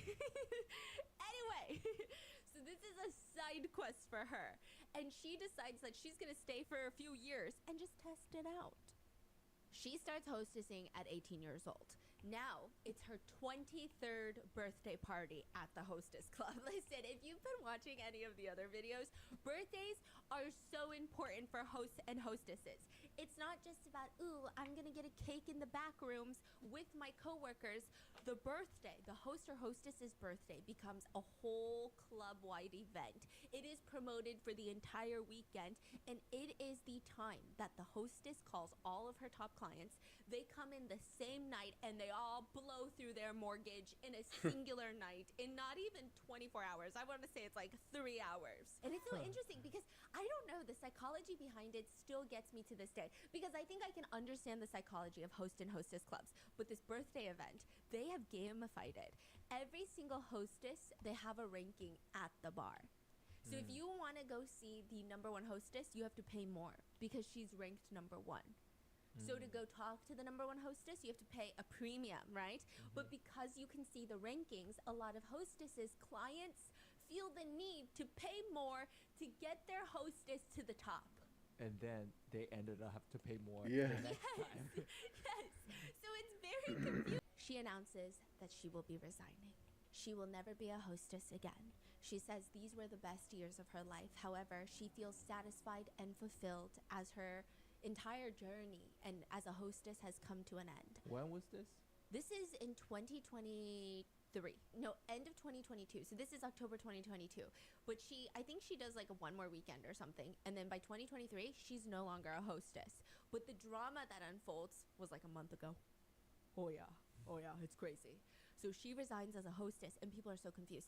They initially thought that she is going to become a full-time model now, because prior to this, as she's hostessing, she does have an Instagram following of 1 million followers. She's constantly on these Japanese fashion magazine covers.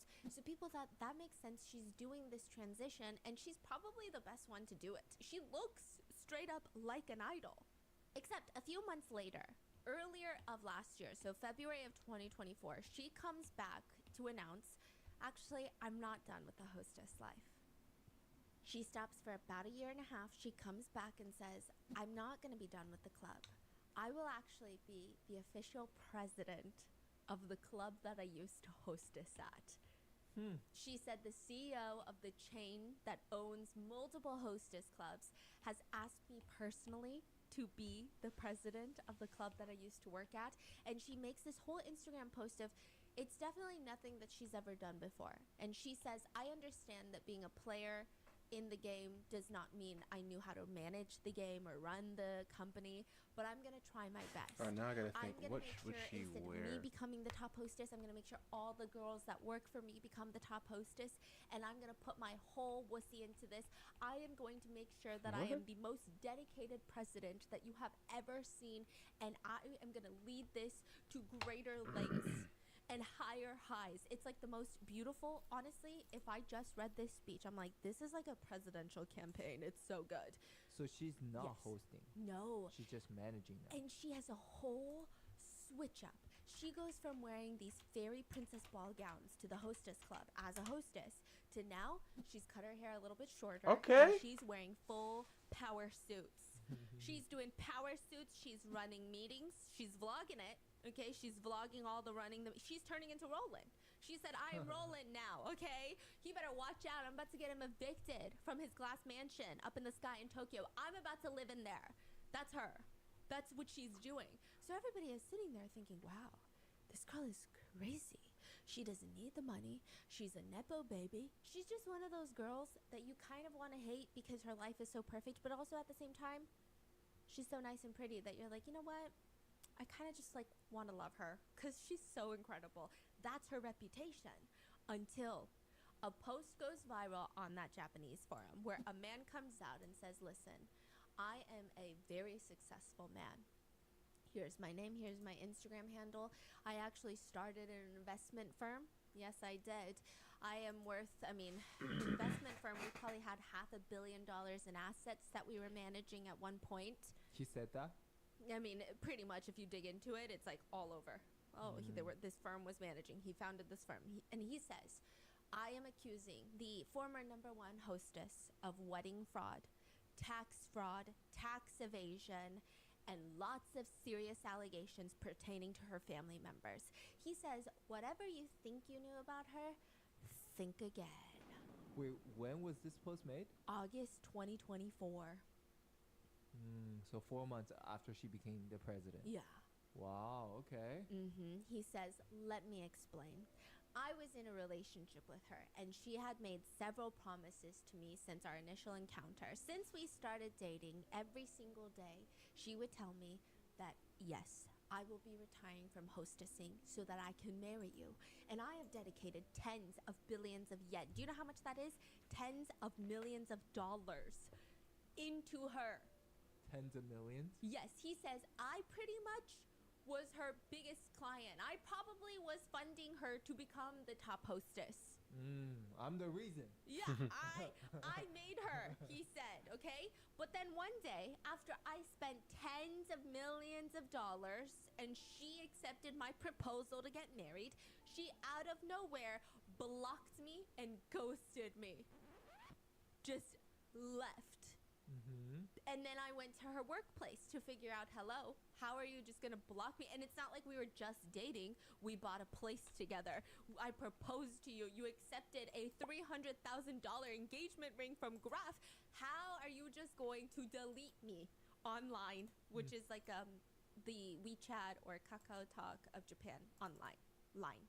Oh, line, right? Okay. He's like, how are you just gonna delete me on space line? Okay, that doesn't make sense. So he goes to the club where she's the president of, and he's like, President, get your ass down here. And the security won't let him in. So he's even more shocked. Like, at least be a woman about it. At least see me face to face and say, you know what? I don't want to get married with you. Your armpit stinks.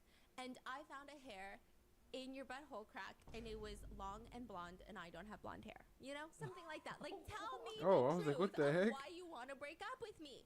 But nothing. Just ghost him. Because people knew that they were very close and friendly prior to all of this. He said, People knew he was the biggest. yeah. Oh, yeah. Okay, Like, okay. on her birthday, he bought 1,000 bottles of the Ace of Spades champagne. Oh which, my by gosh. the way, I do this to myself every time I get. I have this belief. I have a strong, firm belief. If I know one thing about me, it is that I know the difference of taste between a purple carrot and a yellow carrot and an orange carrot. I think that they have very distinct flavor profiles. However, I did a blindfold test. I got it all wrong. I was 0 for 0, okay? And so I think it was because they were baby carrots. I digress. I had maybe one glass of the Ace of Shades champagne before. Ace of Spades champagne. I can't even pronounce it. You know what they say. My brokenness limits my imagination. That's a saying apparently in China. Your sister. Oh, was- yes. Yeah, I Like, you guess were too poor to even think to imagine the world, basically. Yeah, to me, it's the Ace of... I don't even know what I said. The Ace of Spades champagne. I had one sip of it. I'm like, you're telling me this is not like that barefoot, you know, that barefoot champagne Yeah. with the little... It's like $5. Yeah. Guess how much this bottle of champagne is? Yeah, let me see. How much are those? $500. Oh, that was the price at the club. At the club, okay. Yeah. Today you can get it from me for For me. $270. Damn, Oh, they I buy doubled it for you. So you're gonna be my host. Where was I? I got Oh so my gosh. distracted. Ace of Spades. Oh, okay. $500. He bought 1,000 bottles. How much is that? That's $500,000 That's of crazy. Ace of Spades champagne that he blew on her birthday weekend. And that's not including, he bought another one singular bottle of champagne that was worth $40,000. I don't know what do they they put in there. drink those champagne? I think everyone in the club gets to drink it. I think 1,000 bottles, Yeah, though? I think she takes home most of it. Wow. She gets to bring it home. And then she, what, flips it? Yeah, I think she resells it. What? Yeah. I don't get it. Like, That what do you is do really with weird. 1,000 bottle of champagne, right? Yeah. That's I think crazy. this whole champagne flex is always weird. When we were talking about that crypto guy, Yeah, he would yeah. buy so much champagne at the club. And Yeah. I'm like, how is that a flex? I never understood champagne flex. I think It's it's just money. like literally just to show off how Yeah, much money you have. Exactly. Because Because they're expensive. who cares about champagne? Let's be real. Nobody Yeah. wants to drink champagne at that point. Yeah, they want to snort coke. I don't Oh know. my They do God. at clubs. I mean, I guess. They want to do other things. Yeah, Yeah. in different orifices. I agree. Yeah. I agree. But then I feel like it's an anti-flex when you purchase so much of something just to look like you have something. Whatever. He's buying 1,000 bottles of the Ace of Spades. He's doing all of this, and his company, he's working hard. His physical health is becoming impossible to ignore, and despite all of this, he stuck it out. Even after their breakup, she was going around allegedly bad-mouthing him. That's what he says to all of the people that knew her. Do we know what he looks like? Yeah. How old is he? He's old enough to be her dad. Yeah, but they're both of legal age. So she's 24, you said? Yes. She's He's like, 45? yeah, 26 years older. Oh, so he's 50. Okay. Yeah. That's okay. Yeah, that's does he okay. Does he look 50 or Yeah. 60? Yeah, I mean, he runs an investment firm. Okay. He doesn't look like, he looks like he's been through it. Oh, Damn. okay. With peace and love and happiness and lots of money. Yeah. Yeah. So, it's fine though, because she's of age. I mean, personally, I think it's a little weird, but whatever. They're both consenting. They're into it. And he says because of all of this, because of their breakup and everything that's been happening, he really drank himself into alcoholism. He couldn't even sign his own name because he was always drunk. He found it difficult to even get out of bed. His business was suffering, and all of this just because she couldn't even say something to him.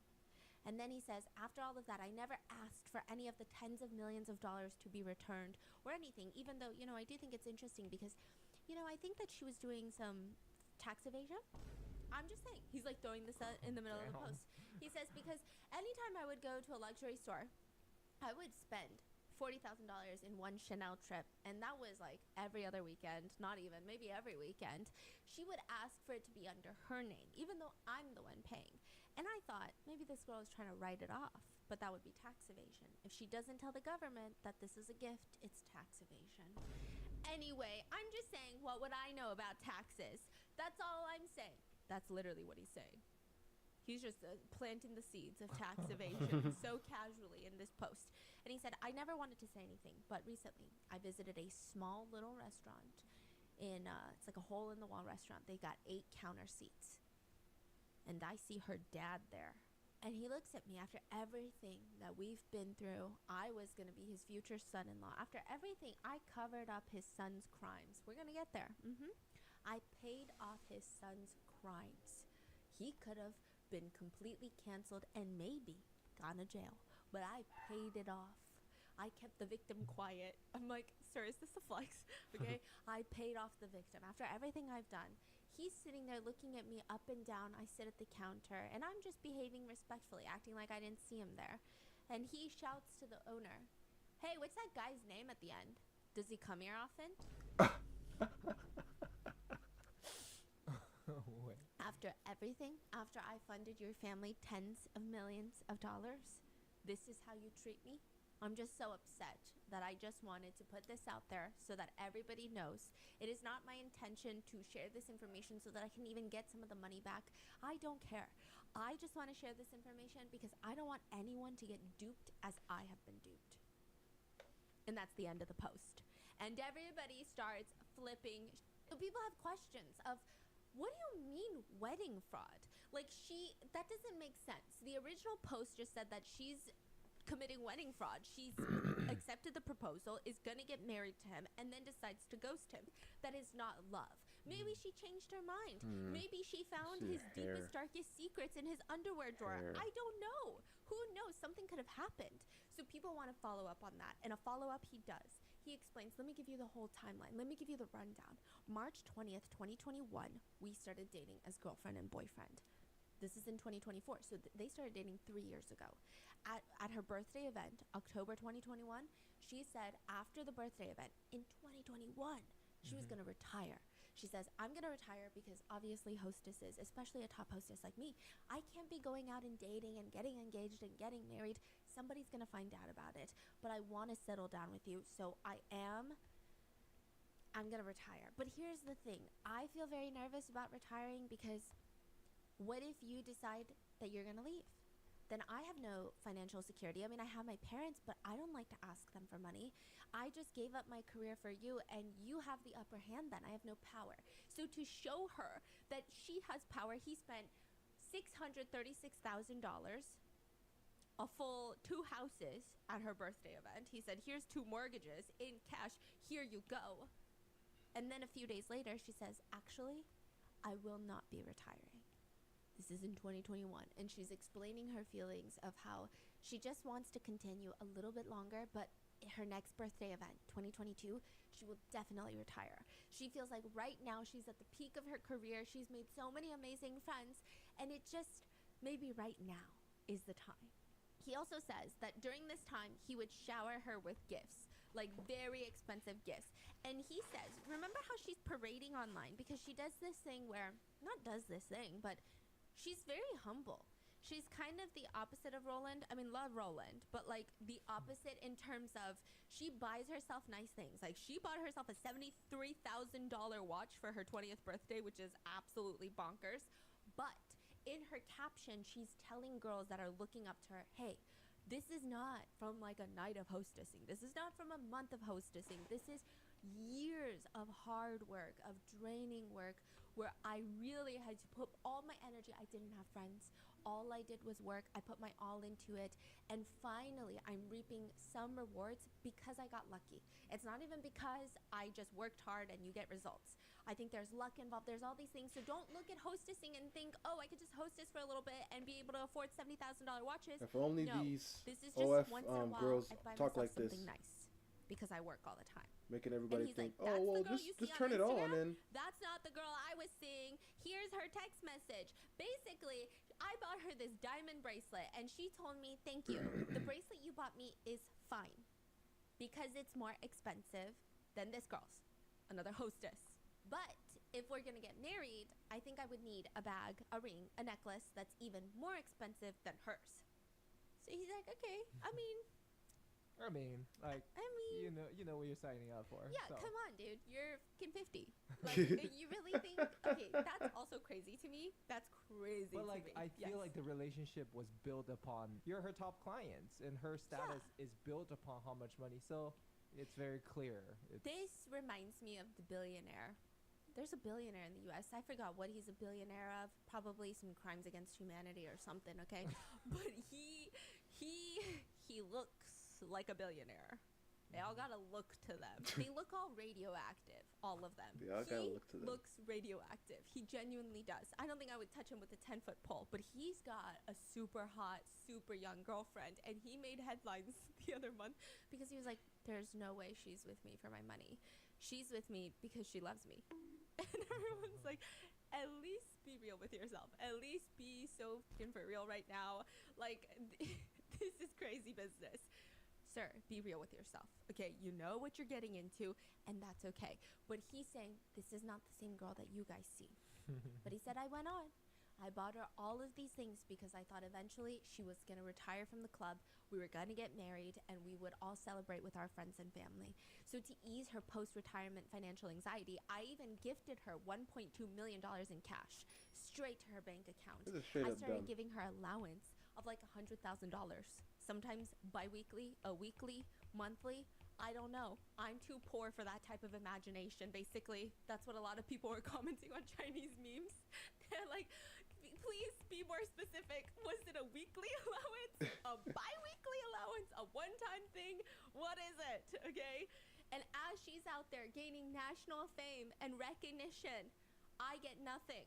He was paying for everything. He gave her his American Express black card. She even posted about it, covering his name, but posting about how much fun she's having. She would spend hundreds of thousands of dollars on his credit card, and he thought that's fine because she's about to be my wife. And when she is my wife, that's exactly how I would live my life. I'm not going to give her like a credit card limit. I'm not going to not give her my credit card. So I'm just doing it a little bit early. She would go on trips to Dubai, to the Maldives, again, you know, you get it. Okay, through his credit card. And then by September of 2022, her birthday's in October. This is when she said, finale, I'm definitely going to retire. She suddenly turns around and says, sorry, my father opposed our marriage, so I can't retire.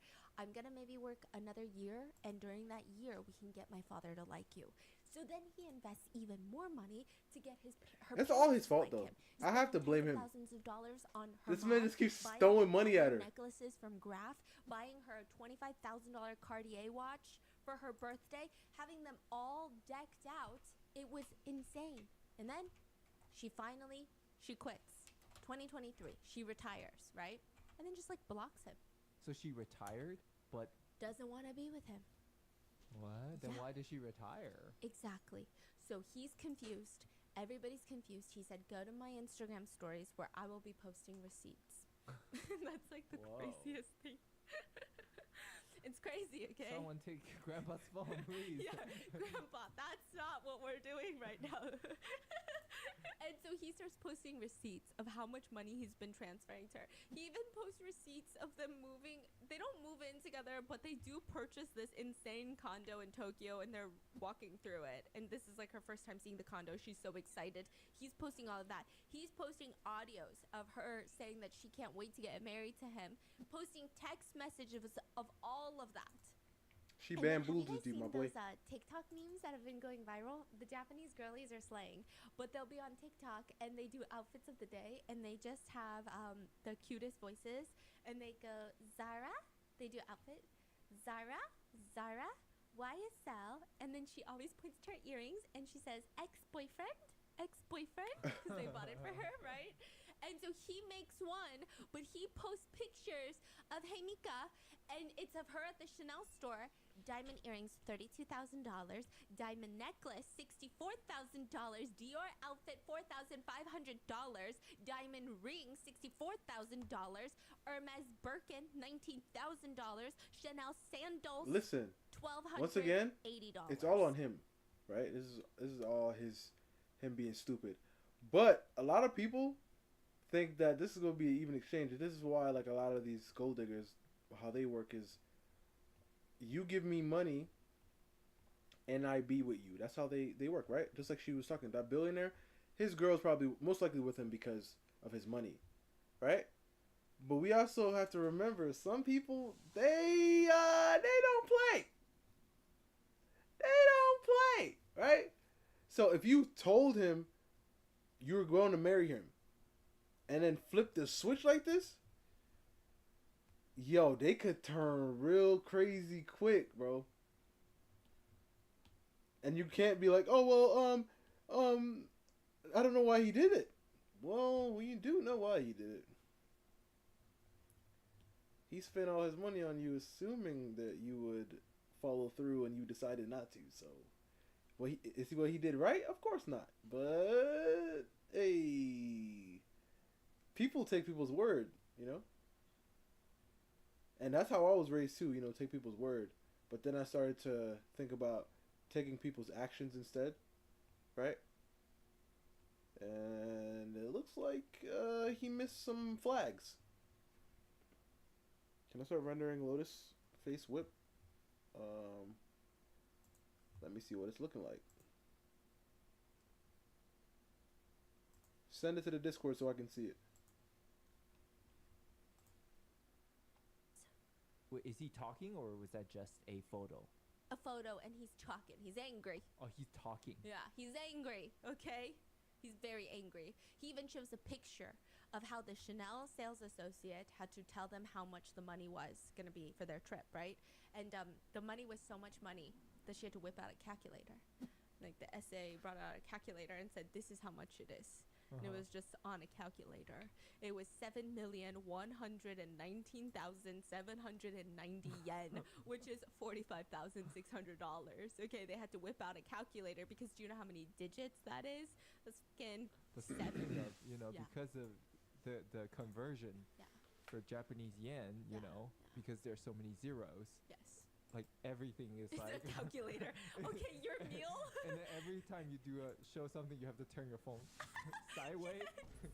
Your meal is $3.2 million. That's Did you- kind of rough. Wait, what? It's Does the renminbi work like that? No, renminbi is like 7 times. Oh, okay. Yeah. Because when I was young, I always felt. But Korean too, no? Yeah, that's why I always felt super rich when someone would give me like $50.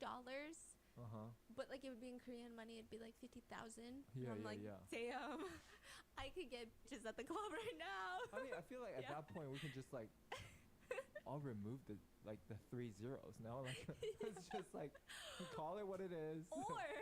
Or in America, we could add 3 zeros. That's true. And it would make me feel so much cooler. But I feel like if we Yes. remove the zeros, right, Yes. it will save ink, save paper, save Yeah. space.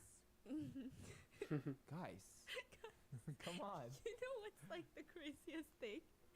This is like the type of conversation he brings up while we're laying in bed and I'm trying to go to sleep. And he's like, have you thought about if we remove 3 zeros? Yeah, no, I think it's a good idea. Yeah. I think it's very valid. But I also think the US dollar needs a revamp. I think we need more color in our bills. So he says, over the last 2 years, I've been swindled out of tens of millions of dollars. And I'm just telling you, I even bought, I didn't even just buy her a diamond necklace. I bought her mom a matching graph diamond necklace. And all those things that she posts online here and there talking about, this is how hard I work and this is years of work that I've accumulated to buy this Birkin, this diamond necklace. Those were all me.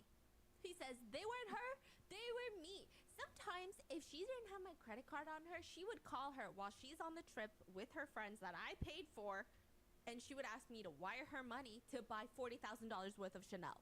Everything was funded by him. Is he sad? He's very sad. It's giving like sad ex-boyfriend Yeah, energy. okay. Like, See, I don't even know why this is really a scandal, okay? Yeah. Because when I was reading the translated version of his post, because I had our researcher translate it, and, and like sometimes, let me tell you, sometimes our researchers, they'll be working on some crazy ass RM cases, and then the next one I'm like, Hey, so like there's this online post, can you translate it for me? and they're like, you know what, this is actually the perfect break that I needed, so thank you, but it's so ridiculous. Like, this is ridiculous. Yeah. So it's just, yeah, the post itself is just very sad boy. Sad boy is not getting married. And everything is so detailed that it's petty. He even posts about her Graf diamond collection. So there's this butterfly collection from Graf. He says, I purchased everything. 3 items totaling over $300,000. And this is not even including like a engagement ring. Her engagement ring is this stunning emerald cut ring that was separately $300,000. He said, I got her the butterfly diamond bracelet, the butterfly necklace, the butterfly ring. I bought all the fucking butterflies because I wanted to see her fly around me, but she flew away. What the fuck? He said that? No. Oh, okay. I'm like, damn. It's kind of good. That's poetic. So, anyway, even the proposal, this is so ridiculous. He said that she wanted something really grand. So he proposes with that diamond ring, the emerald cut that I was telling you about. But everything was decked out. There's flowers everywhere. And he had to have sections for the gifts. So she doesn't even just get her engagement ring, but she gets a Chanel bag, Chanel shoes, Chanel jewelry, Chanel scarf. And the Chanel has a section, like a department store. And then she walks a few more feet and it's like all Hermes.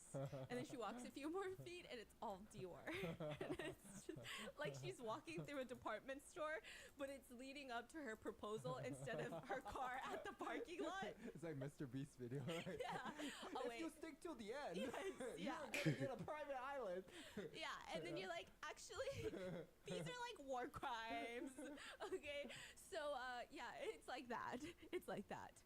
He was very upset. He wants us all to know about this. So he's posting all of this, and now it's time for Hemika. Which, side note, a lot of people thought that he just was getting the wrong signals. Like, a lot of people were questioning, hey, maybe she didn't really think you were serious, and she was just taking your gifts and just playing along with you, but she's a hostess. It's a fantasy at the end of the day. Like, she's got her own life. But he says, no, here's proof. And he would post all these messages where she's saying things like, I'll always be with you, don't worry, just like we promised. Please make me your wife, I love you, good night. Like, very loving messages. And he says, I barely saw her in person. She was always busy. I think I saw her like maybe once every other month. But she was spending my money every I think I want to make an day. anime like mean, with some dude, a hostess whose fault club is that right in it. now? But I don't know what Like, the I don't premise even is think yet. we can blame her for that. I just want If the hostess someone club gives to me be their black Amex card and very says, here you prevalent. go, do with that what you will. Yeah. I will do with that what I will. I feel like he's a little too old to be like. I didn't know. Like, Yeah. I didn't know this is how I thought she loved me. Yeah, I didn't know this is how hostess Yeah. club works. So then, okay, this is where it actually gets serious. So he says that he did help cover up some crimes. He claims that her family is not actually wealthy. So Is everything. that a crime? No. I'm so sorry. It's gonna be a crime. It's Okay, okay. not that it's a crime, but he's saying everything about her hostess life is all manufactured because what do men want? Men don't want women who need money. So her coming from a wealthy family that doesn't even need money, it makes it seem more genuine when she spends time with clients because it's like, oh, I Yeah. really want to spend time with you because I don't even need the money. I just think you're a fascinating character. That's okay. Yes. True. So he's saying all of this was manufactured, even her personality of like, I'm working hard as a hostess, blah, blah, blah. He claims it's all manufactured. I feel like perhaps it is, perhaps it's not. Let her get her bag. And you're kind of sounding butthurt at this point. You sound like you want to be her, sir. You sound crazy. But this is where it does get bad. Because of the family doesn't really have a lot of money, he says that everything was funded through her hostessing.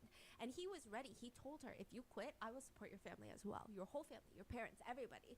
They're on me. They're going to be my family now, which is why he's always showering them with gifts, buying them things, trying to impress them. But this is where it draws the line for me. Her little brother is a bully in high school. And there was a video where he is bullying a student to eat someone else's chewed food. So like he'll get one of his bully friends to chew a piece of meat and then spit it onto the victim's plate and then force them to eat it. Yeah, and then So is that like a videotape by Yes. someone? Okay. and then they would get a red bean paste like mochi, like a patok, whatever, and then just spread the red bean paste all over the victim's face. So What- this is like happening at that time. yes, And the brother is in high school, college. high school. Stephanie. So the victim, or whoever filmed this, gave this to the victim. They present it to the family, the parents, like, hey, I have this victim. This is what your son is doing to my son. Like, this is unacceptable. We're going to go to the school. We're going to call the police. Like, we're not going to deal with this. He comes in and he knows if this gets out, it's going to ruin Himika's career. It's going to ruin everything, their whole family image, everything. I don't think her image should be connected to her brother unless she knew about it and condoned it. I know that that's the way it works in this world, Yeah. but I don't think he should do what he does next. Yeah. Like, he should pay the consequences of being a bully. Yeah, but I think the nuance of it is that, you know, Japan and even a lot of East Asian countries, the family, you do get blamed. Yeah. Especially in Japan. Yeah. So if one family member is a criminal, it will impact the rest of the family member. Yeah, so out of love for her, he goes and pays $300,000 USD to the victim's family, and the video disappears. He brings all of this up now on the forums, and everybody is like, oh, this is dark. This is really dark. So what's going on? He also shows a receipt that in 1 month alone, he spent $2.5 million on her and her entire family. And despite all of this, he would get random messages from people that were mutual friends that would see her out and about with other men, would send pictures to him of her cheating and meeting up with other clients. So he just feels like he did his best to do everything that she wanted, and he was still betrayed like this. This goes viral. Himika comes and she starts posting her side of the story, where she says, this is not what you think it is. Like, I'm very sorry. I didn't want to give him that impression. And she just, it's like a very generic apology initially. And a lot of people don't like her, but also a lot of people don't like him. They don't like either party. A lot of people feel like this is a scammer getting scammed by another scammer, and like the two scammers should be with each other. He's a scammer? That's Yeah, what we're of getting course at, she's right? a scammer. So she's apologizing, and at first people really don't like her. And then a lot of her fans go in and they start digging into this guy because they're like, the timeline isn't adding up. Because at this point, he's saying that they broke up around the time that she retired, which was in 2023. But this post is being made like a full year later. So why are you posting a year later? When He's you were collecting the most upset, evidence. it would have been a year ago when you guys Just broke like up. When those she people who make ghosted you, I docs would imagine that's when your on emotions are like on at Twitter. the peak, the height. It's so wild So still. why a year later? People who make And what is documents. this investment firm that you run?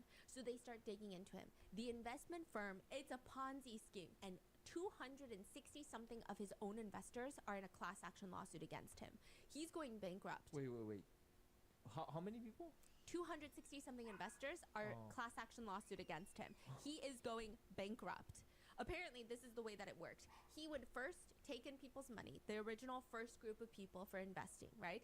He never invested it. He just spent it. So then when these people want their money back, so then they bring in the second group and they say, hey, come invest. Look at how much money the first Yep, group made. that's They exactly get the what a money Ponzi and then scheme they is. give it to the first group. And now when the second group wants their money back, they got to go find a third group and then a fourth group and a fifth group. And it's just exchanging monies between hostesses and the investors.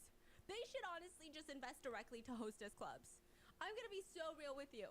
I feel like I would trust a hostess to invest my money than most hedge funds. I'd be like, I feel like you know something, okay? He also posts, this is getting really petty. People start kind of turning on him because this information comes out.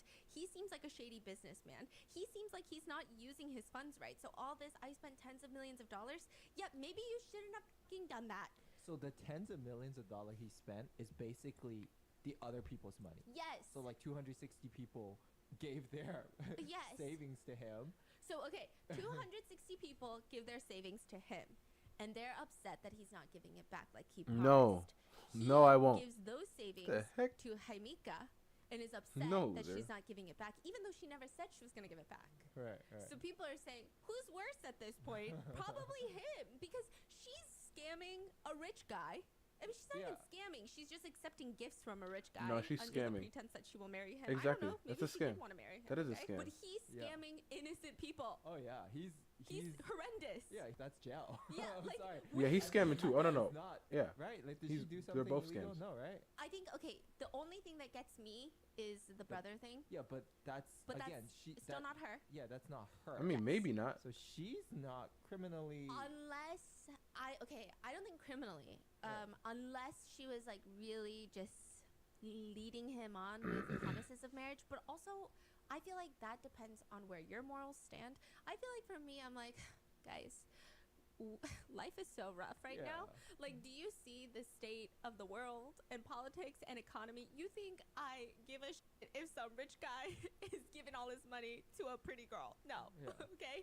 I don't care. But he's scamming hundreds Yes. of people. Yeah. Like innocent people, because when you go to a hostess club, you have to imagine that there's a level of mindfuckery there. When you go to an investment firm, you would hope there's not. That is crazy. So he kind of exposed himself. Yes. So it's like news amongst the financial community or people who, you know, really dive deep into stonks and investment firms and stuff. But it's not mainstream news, and it's not news amongst younger people. And then this comes out and they're like, wait a minute, this is crazy. You're a scam artist. He's basically going bankrupt. But he, instead of trying to, he does address it, and he's saying like there was a lot of misunderstandings at the company, which is why he's getting sued. And a lot of the money, he's saying, hey, Mika was forcing him to give her the money because she was like manipulating him. I don't know. And that's why the investors are Manipulating him? upset I don't know. I don't now, like how and she said that. He's dealing with the mess. He's Wait, almost trying to but still. implicate. Guys can get manipulated too. Yeah, he's trying to like implicate her as if she was also doing something shady. But it's like, it's your company, sir. Yeah. Yeah, get out of here. But he keeps being petty. While all of this is happening, he's posting online, hey guys, these are pre-surgery photos of her. And then everyone is like, you know, she looks very pretty. Like it actually backfired. No way. Yeah, and I don't think it should backfire even if they look vastly different before or after surgery. I don't think it should matter. I guess maybe to some people it's visually shocking, right? But her before is like idol already. So everyone's like, oh my god, she's naturally so pretty. Why did she do that to And her then face? He's like, I also paid for her boobs. And everyone's like, sir, Jeez. this is getting weird. Aren't you like 79? What's happening? Yeah, he said, I paid $17,000 for her boobs.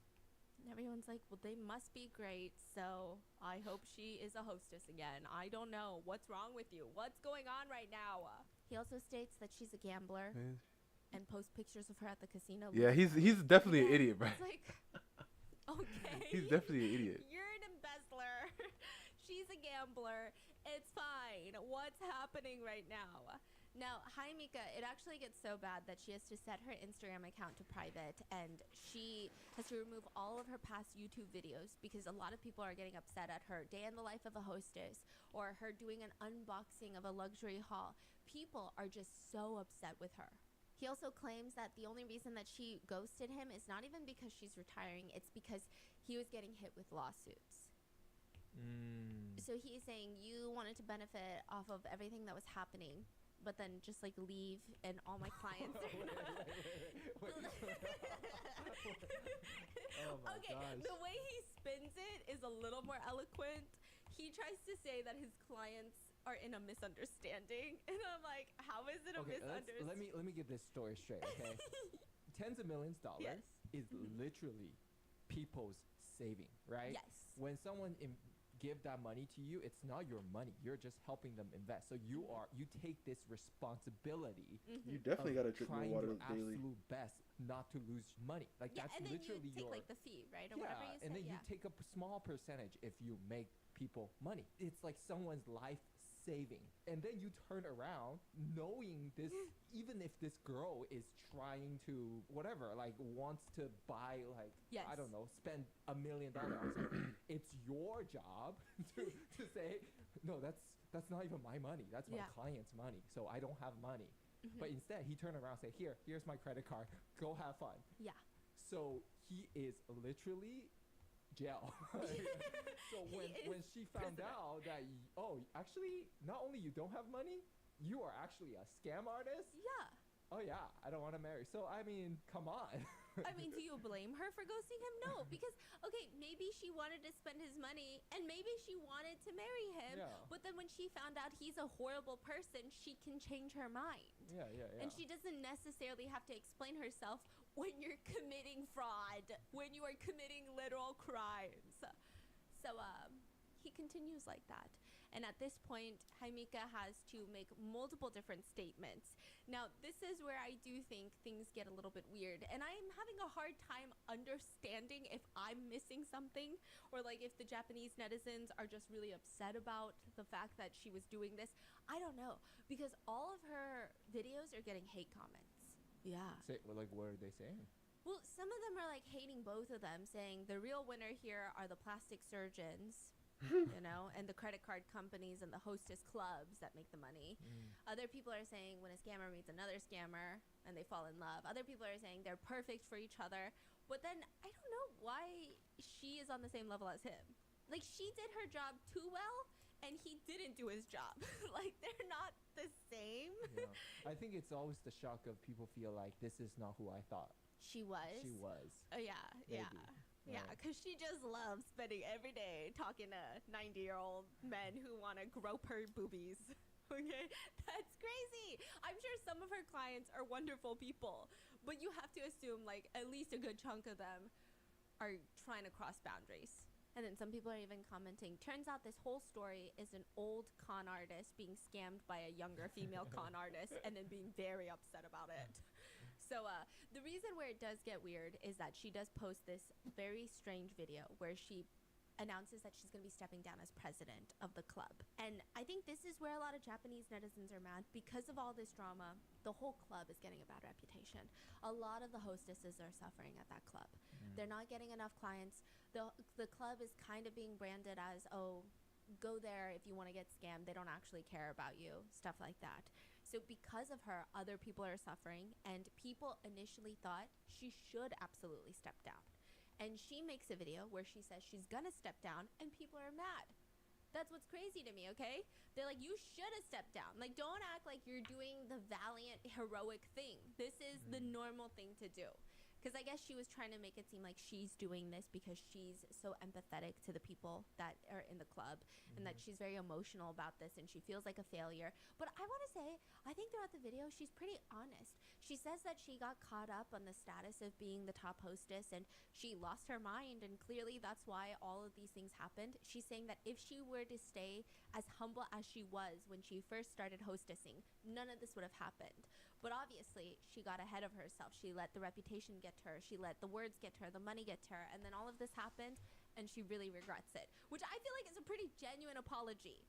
But this is where it gets weird. She has her assistant named Karen, who's behind the camera, and she's talking about the future of the YouTube channel. She's talking about how she's gonna write a book.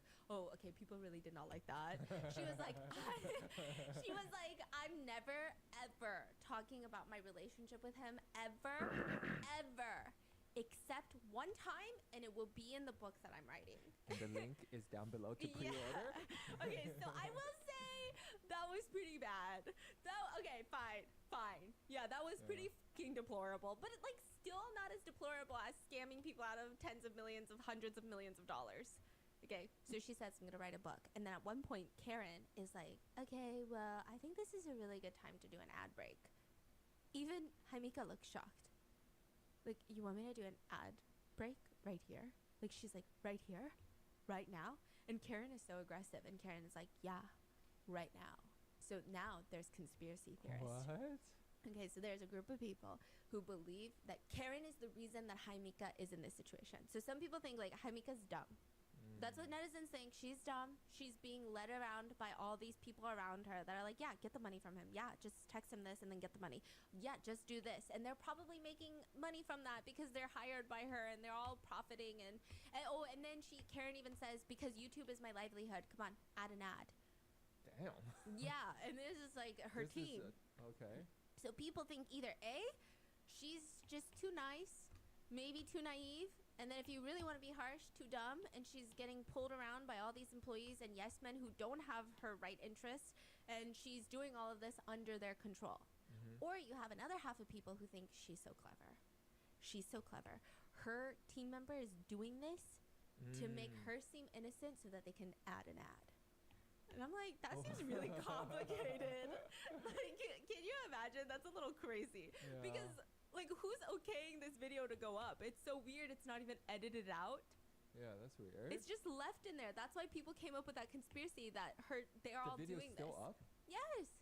What? It's like the most played part is the part. So weird. Well, yeah. That is so weird. You could weird. delete that too, right? That's so weird. Yeah, you can go in post and delete it. Oh. But she won't. So people are like, either A, she's too naive, doesn't have control over any of her businesses, and that's how she got into this place in the first place. Or B, she's actually so smart and she put her team members up to this so that she could still be perceived as innocent while monetizing her apology and stepping down as president. Okay, wow. And that was the finale. Oh, that's it? Yeah, that was So like what's happening a right month now? ago. She says that she's gonna keep posting on YouTube. Honestly, I feel like she is genuine in the fact that she keeps saying everything she thought she was doing correctly in life turned out to be incorrect, clearly, and it backfired. So now she's like second guessing herself. I do think it's fascinating because, you know, we talk so much about host and hostess club. At the end of the day, it's a lot of psychology game, right? Technically, all you going there is to get you trying to have a good time and you trying to get something out of it, like your ego stroked, right? It's a lot of mental psychology behind in these environments. Yeah. So I think for someone to be in there all day long, all you do is looking at this person across from you and trying to see what gets them going. Yeah, that's true. Like, what does this guy want? What does this guy want? What does he want? Yeah, like, how do you... I wonder if that's really hard to switch off once you get so good at it. Oh, yeah. And even in your personal relationships, I bet it starts automatically working. Because I bet you just kind of starting to know if I say this, oh, they're gonna buy a champagne. They're gonna do this. They're gonna be happy. Yeah. So it's like, right? It's a very interesting job. That is a very interesting. Psychology is fascinating. Yeah. What are your thoughts? Who's in the wrong? And like my Japanese netizens, is there something I'm missing? Because like the way people are commenting hate on her, I'm like, Okay, the brother thing I get, but like that's on the brother. Unless she was actively like, no, my brother's a saint. He's an angel. I don't know. I mean, unless she called him and said, "Can you handle this?" That could also be an issue. That can also be an issue.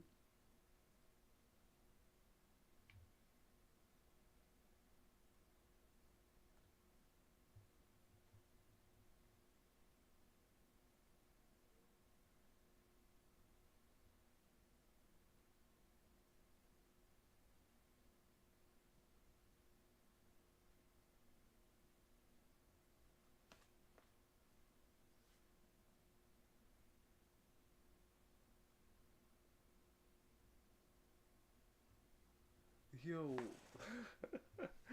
why people still getting on Cat, bro? Let Cat live, man. Gosh, I can't like just go through without seeing some more things about Cat.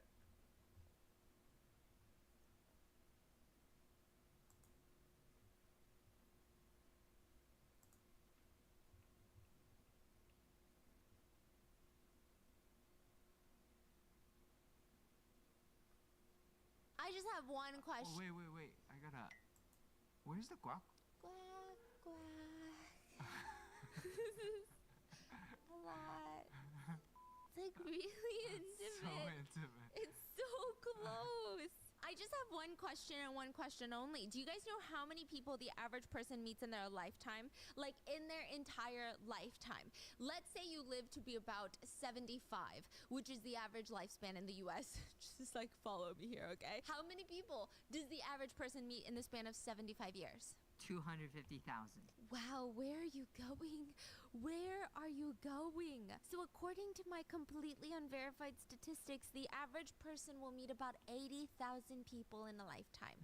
Like in person shaking hands, not just like walking by, but I'm meeting you. I'm interacting with you at the cash register, at the bank. Like I'm interacting with you. And out of all these people, we found each Okay, but now that I think about it, I was like really shocked at first because I thought, okay, 80,000 people, maybe that's a lot of people. But still, when you do the math, that's only like 0.0001% of the population compared to 8 billion people. 80,000 people doesn't seem like a lot now, does it? Even compared to 5 million people. 80,000 doesn't seem like a lot. Now think about this, okay? 5 million. You're killing the dog here.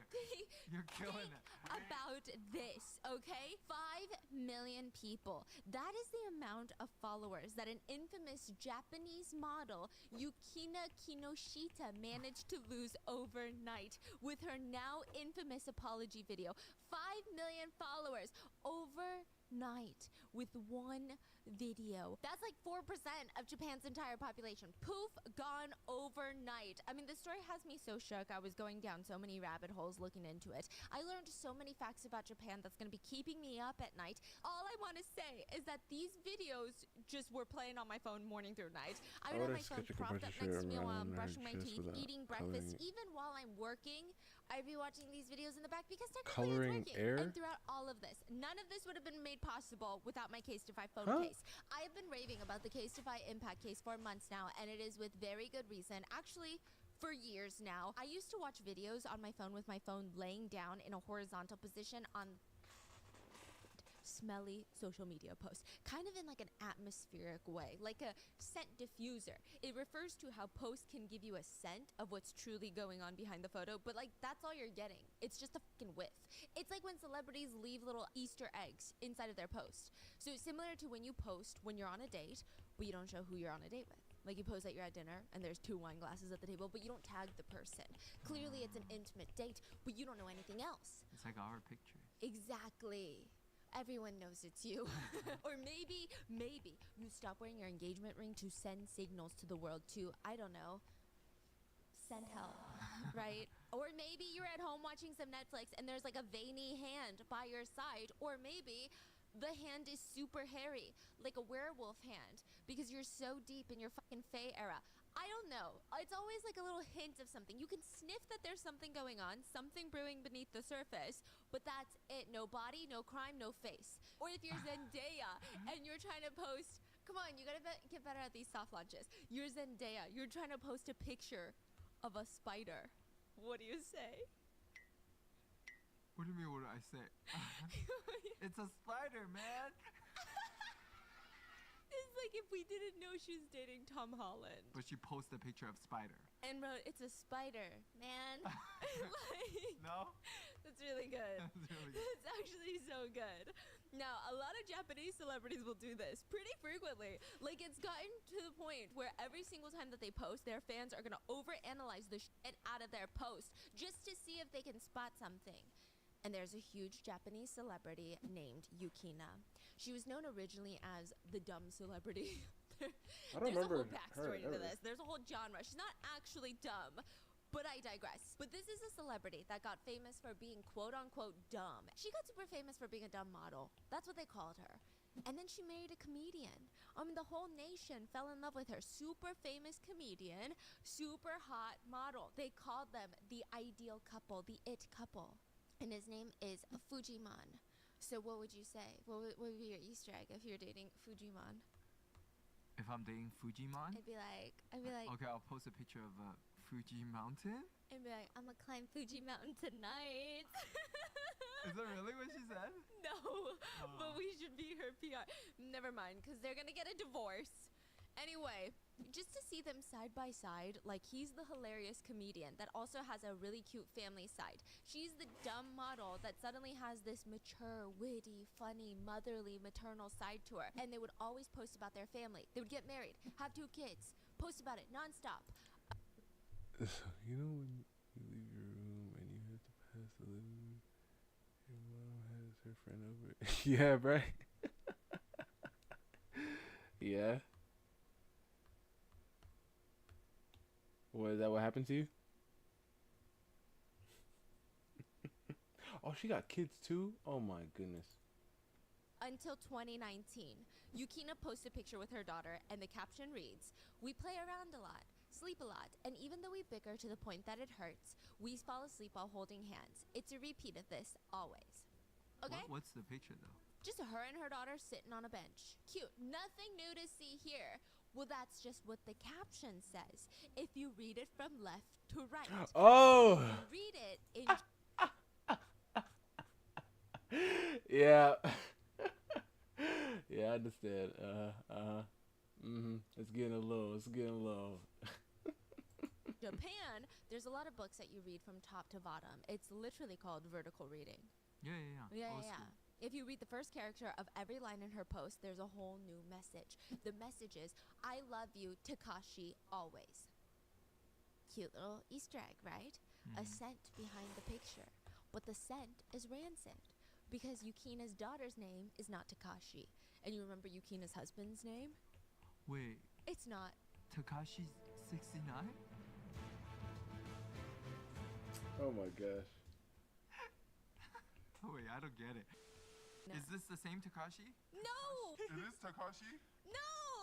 Wait, what are you trying to... Because Yukina's daughter's name is not Takashi, her husband's name is not Takashi, and it's not Takashi 69. Takashi is the name of a pro soccer player that she is suspected of having an affair with. In fact, soon after all of this comes to light, Yukina's husband is going to divorce her. She's going to be dropped from her agency. She's going to lose 5 million followers on Instagram. Her career will crumble. She's going to go from being the top 10 celebrities of Japan. To nothing. Okay, not to nothing, but it's pretty dramatic of a fall. And it's all because of a boba shop. Bruh. Yukina has drama with a boba shop, and her entire career gets washed away with the fucking tapioca. It's wild. Oh, I need my iPad. We're gonna play detective. Do you see what's wrong with this photo right here? Okay, let me see. Just analyze it. Tell me if you can pinpoint what's wrong with this photo.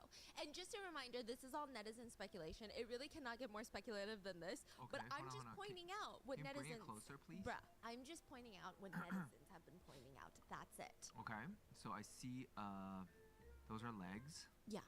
Whose legs? Her legs? I think it's a pair of women's legs. It's just one pair? Okay, there are 2 pairs. Ooh. Who does the second pair belong It to? looks like a guy. Takashi's 69! Cause the head. Exactly. There's how many glasses? Okay, there's multiple glasses.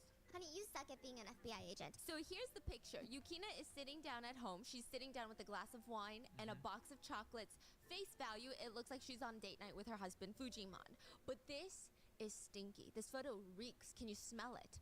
Fans started cross-referencing pictures of Fujimon's feet with this one, and they didn't think this was his feet, nor did they think that it's his phone. Does Fujimon seem like a cross-legged sitter? He seems more like a spreader. Like People a are saying, cross-legged sitter? sitter? iPhone? Oh And my what chips gosh. is this man eating? People recognize the name Takashi from Yukina's other post, remember? I love you always, Takashi. Yes. And the only other person that they could think of with that name that Yukina was following was Takashi, a soccer player.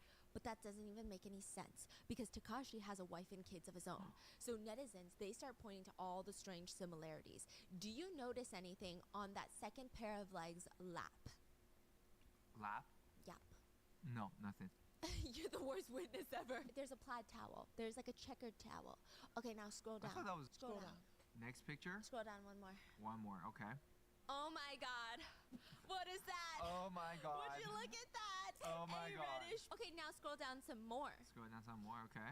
Look at who's crossing his legs. Is that Takashi? That's Oh Takashi. my It's gotta be god. Takashi. God. And you don't have to scroll for this one, but the chips that he was eating in the corner of the first picture are a chip brand that's sponsoring the soccer team. Oh Which- dang. These are detectives for Circumstantial evidence. Right. Sounds un- This is crazy. Oh man, people gotta chill out, bro. This girl thought she was being a little sneaky. Dude, like, hold up. Didn't he take a picture with her son? And what is that? This looks like the checkered towel that he has. Wait. And those chips are... He works for what team? And is their biggest sponsor is who? Oh my god. This is crazy. hinged, right? Yes. Okay, yeah, Yes. This maybe is a little. crazy. But look at the Slow down. Scroll down. Okay. Look at the picture of her laying on by the pool. Whoa. This picture? Yeah. Okay. Okay. Who would take this picture from her from above? It's kind of an intimate setting. It's just her. How funny would that be, right? But no, look Excuse at me. this picture. She's clearly not taking a selfie. Both of her arms are in it. Do you see the one Yes. where she's laughing? Exactly. Who do you think she's laughing at? Takashi 69. You're like a really bad stand. If you were my star witness and I'm the prosecutor, we'd be we'd be so screwed. The people would not win. I mean, how do you even guess from this? Like, Yeah. Okay, keep scrolling down. One more? One more. Okay, now they're Okay. playing Uno, right? Takashi posted a picture of his son playing Uno one night, but netizens don't focus on the cards. Something they find more interesting, the brown fuzzy blanket that he's covered with. Because Yukina posted a brown fuzzy blanket Oh just like it. which my honestly, gosh, kind of bro. unhinged. The amount of people that I personally know that have brown fuzzy fucking blankets is a lot. Yeah. But These it people gets don't wilder. play. In Yukina's photo, there is something. Another clue. A gray fabric that's underneath her arm. A gray fabric. Oh my Do you god. see it? Yeah, I do see it.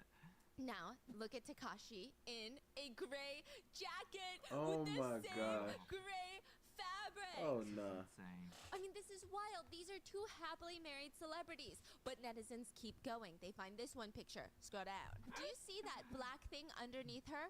Yes. And it's got a white scribble on it, Yes. right? Yes. Now scroll down. Is that his hat? It might be his. Oh my is what gosh. people are saying. Bro, okay. Okay, if fans weren't convinced before, they're convinced now. Yukina is cheating on her A-list comedian husband with a professional Japanese soccer player named Takashi, not 6'9". But once the validation sets in, netizens start to feel, pretty icky because Yukina has 2 kids with her very famous. see very that? More. Right there. What's his face doing? What's his face? What's his face doing? He's smirking. Yeah. Okay, now scroll down. Mm-hmm. What's his face doing? I think it's just a bad angle, no? Okay, scroll down. Okay. What's his face doing? Oh, he's pouting. Okay, scroll Okay. down. Okay. Okay, scroll. Okay. Okay, scroll. Okay, now what's Yukina's face? Oh doing? my gosh. She's pouting. Exactly. People Bro, said. what? People said. Okay, but Come on now, that's too much. if you read his Instagram post vertically, Uh-huh. it says "I love you, Yukina." No Oh! way. Yeah. Wait, hold on. Let me read it. Oh Yeah. my god. Let me read it. I gotta practice my. I gotta practice my my Japanese. This is really big on the screen. It says, I can't see it. This is a terrible way of doing it. um,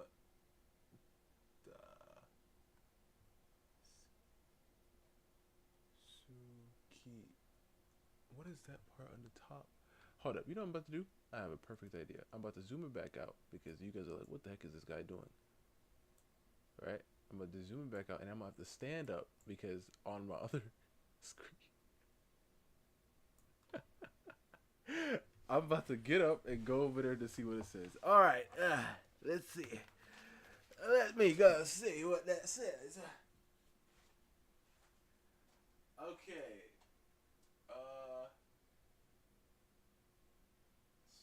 What? Key? Oh! Yuki. Oh, I'm tripping. I forget in Japanese. It's like, it won't be written like how I'm. Okay. Oh, okay, yeah. Yuki na da ski. Yeah, okay. Okay. You see, because I was looking for I love you, Yukina. But it's back, like, it's subject, and then, so I have, the subject is Yukina, so it has to say Yuki first. Okay. That's what was confusing me. Okay, I see. I love you, Yukina. No way. Yeah. Oh yeah. my god. And they follow each other, and just about every time Yukina posts, Takashi is the first person to like it. Oh yeah, there's something going on there. Oh yeah, there's it something says, going on there. I love you, Yukina? Yeah. Oh, that's a lot. It's a lot. Bro, even if you make me do that, I will have trouble to do it. Like, I want to know how to do I love you, Stephanie. Like, yeah, it's a lot. So I'm just saying, it's a lot. It's all speculation. Nobody involved has ever spoken out about it. But Yukina and her husband would get a divorce after all of this goes down. Now, let's go back to the beginning on this one, because who the fork is Yukina and what's going on? And, like, what even is a dumb celebrity? So in Japan, you can make a huge living by being dumb. It's a whole thing. Yeah. And Yukina was the dumbest of the dumb. And that sounds terrible, right? It's not, because they're not actually dumb. It's a whole genre of celebrity in Japan. And it's called being a Tarento, I think. Tarento? I'm trying to say it Korean. Which, like, Tarento. It's called opaka Tarento. It's a Japanese term, and it literally translates to dumb celebrity. So their whole purpose is to get popular because they're dumb and ditzy. And I guess, like, the most similar thing in Western culture is Paris Hilton. She's famous for being, like, the stereotypical blonde who just wants to party. Like, she even fakes a baby voice to make herself seem dumber, but she's actually really smart, and she's, like, a crazy businesswoman. Also, side note, like, we ran this through our Japanese researcher, so we got a lot of this context from our Japanese researcher, who is, like, fully fluent in Japanese and everything. Yeah. So this is not just me being like, guys, dumb people. No, they're not even really dumb. It's like a whole subgenre of comedy. Okay, if you think something is common sense, odds are the Tarento is not going to know the answer. Like, the dumb celebrity doesn't know the answer, but they're not just dumb. Like, you know, you meet people in your life, and you're like, I don't know what to do. I don't even know how to respond to that because that was just kind of dumb. But then you meet people who technically they're dumb, but everything they say is just so fucking hilarious. And it's like that dumb humor, but it's so good. Like, they're more a comedian than anything. And they're actually pretty smart because you have to be quick with it. You gotta be quick with these funny responses. So one time, Yukina went on Japan's Who Wants to Be a Millionaire? And she was trying to win $1 million. She walked onto the stage with her bubbly little attitude, and she stood at the stand to answer questions. She has 15 seconds per question. First question, which of the following track and field events are timed? A, shot put. B, pole vault. C, long jump. D, marathon. which one's timed? Marathon. She says, can I ask the audience? Okay, the player has chosen to ask the audience. Audience, please help her out, please. Then she selects her answer. You are correct. D, marathon. Next question. Which sweet potato is sold at the Stoneback sweet potato stalls? A, sweet potato. B, sataimo. C, yamaimo. D, potato. That's a hard one. Yukina, you are correct. A sweet potato. Okay. Yukina makes it to the 6th question. What is the raw material for champagne? A, grapes. B, sugar. C, apple. D, barley. Wait, what amount is she Barley, I picking think. Like $600. Oh, okay. Okay. So she goes, can I use the 50-50 lifeline? Okay, the player has decided to choose the 50-50 lifeline. Yukina, now you must answer between A, grapes, or D, barley. Which one makes champagne? Yeah. 10, 9, 8. Yukina, you are incorrect. The raw material used in champagne is not barley. Oh. It is grapes. Really? And that was her Do You Want to Be a Millionaire debut. She won $665 instead of $1 million pot. But did she actually lose? No, because she won the audience. So who really won here? Bestie was working Because I was so thinking it well, would be the execution. grapes, but And then I another was like, niche that is not exactly but is it Obaka that one Taranto, also? But But I also guess. plays on another level of like the dumb banter thing. I guess is I'm a dumb. bokeh and tsukomi. So for some context, in Japanese comedy, there's always a genre of comedy that there's basically two partners. Bokeh is the person saying the silly ditzy joke, and the tsukomi is like the witty response at the end. We have something similar in China. Does America have that? Yes, it's like Jonah Hill and Channing Tatum in 21 Jump Street. But Or the one we have is like they just stand on the stage and banter with each other. Yes. Yeah. Like kind of Kat Valentine and Jade West from Victorious. You know that dynamic? Like Kat is the silly, goofy girly who's just happy to be there, and then Jade is a bully, but like not really a bully, but she's smarter. So for example, the bokeh would be doing something really silly, and the Tsukomi would just come and like bonk him on the head in the middle of his little right? Okay. So when Yukina, one of the dumbest celebrities and hottest celebrities, and comedic duo Fujiwara, which consists of Fujimon and another comedian, when the three of them get casted on the same season of a reality show, Hexagon, people go fucking nuts. It's actually called Quiz Hexagon, and it's one of their biggest shows. Pretty much, a bunch of celebrities are casted together to appear on Hexagon for seasons at a time, and Yukino is making regular appearances at this point, and became one of like the Hexagon All-Stars. If we have Are You Smarter Than a Fifth Grader, Japan has Quiz Hexagon. It's basically like a reality show where they get the smartest and the quote dumbest celebrities to compete in weird activities and answer trivia questions in the process. It's kind of giving like reverse physical 100. Like Okay. IQ under 100, okay? No, I'm kidding. Again, these are really smart people, but let me break down the show for you. Before the show even begins, all the celebrities have to take a 50-question quiz. Depending on their scores, they are ranked from 1 to 18. 18 being the dumbest, 1 being the smartest. Yukina would never be higher than 15. Bottom 3 every single time, okay? Competition is fierce. Relatable. Okay, what's the biggest state in the United States? Texas, California, Georgia. Are you trying to be a Toronto, or it's Alaska? I was trying to be funny, guys. All right, moving on. Okay, then the celebrities are teamed up on based on like their I always be forgetting Alaska one is. one average and one goober to balance out the scales. So they'll take like a number 1, put them with like a number 10, and then like a number 18. You know what I mean? Like they're trying to balance out the smarties. So 3 people group? No, sometimes there's more, but it's just all about like getting an average. Like you want some smart people, some average people, some goobers to balance out the scales, right? And anyway, there's a challenge that Yukina is in. And the whole idea of the challenge is get in line from smart to dumbest. And then when the timer goes off, the first person in line needs to go in and jump rope. Like, you know, double dutch rope, so the long ropes that 2 people on each side are doing. So they jump in, and as they're jumping, they get asked a trivia question. And if they get it right, they stay jumping. And then the next teammate comes in, The goofy guy and and answers the next trivia question. Yeah, I yeah, bro. hate that thing. Yeah, I hate it because you get smacked with it and stuff. I hate the going in part. Oh, me too. Bro, it's like so Anxiety. Like, I'm Yeah. so good with sports. That's one thing growing up holds me back. Really, can I be honest Yeah. with you? I was really good at double dutch jump rope. Really? Like really Oh, good. I really? can do the 2 double dutch jump rope. You're not scared to jump in? I am scared, but I really liked it. And then the ones with the 2, I loved the ones with the 2.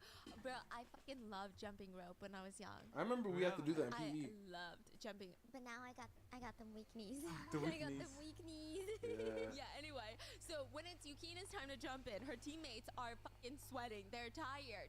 Now here's the thing: if you get the trivia question wrong, the game's not over.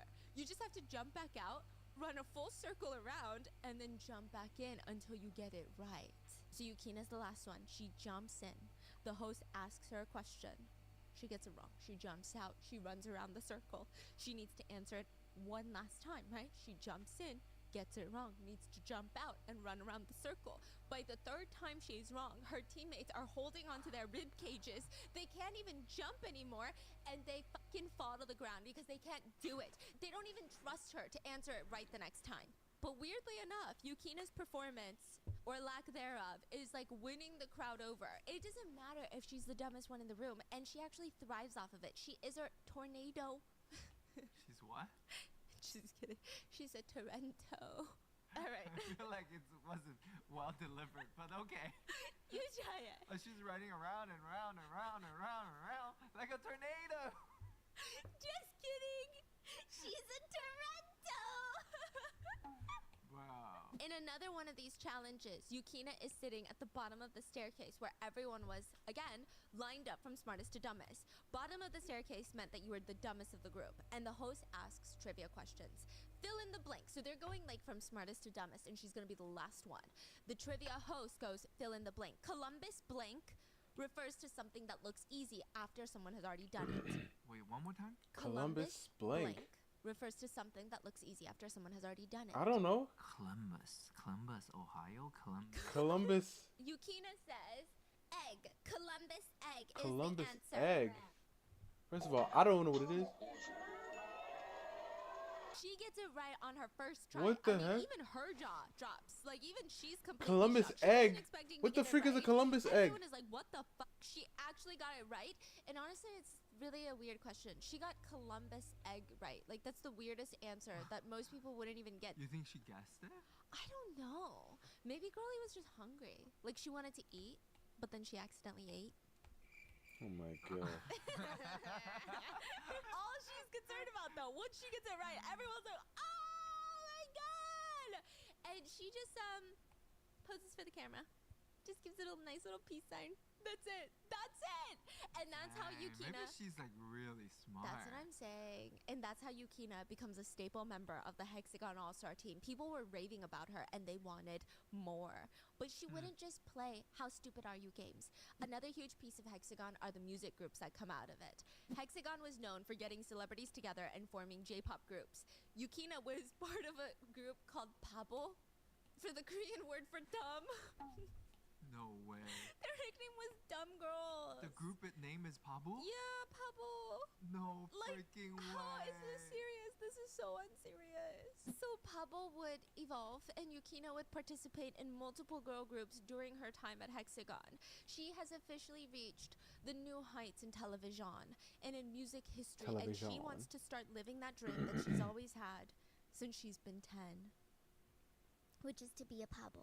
No, I'm just kidding. Okay, Yukina actually wanted to be the biggest celebrity in Japan. I mean, face value, people think that Yukina got famous because of how hot she is. That's not the case. She actually started to learn professional acting when she was 10 years old. Not only that, she went to one of the most prestigious acting schools at the time. She was so obsessed with the teen idol fantasy, she truly wanted to be like the next Miley Cyrus of Japan. That was her jam. She auditioned along with 53,000 other people, and only 9 would get in. She was one of those 9. Dang. So she's really smart. And then she got into Gravure modeling.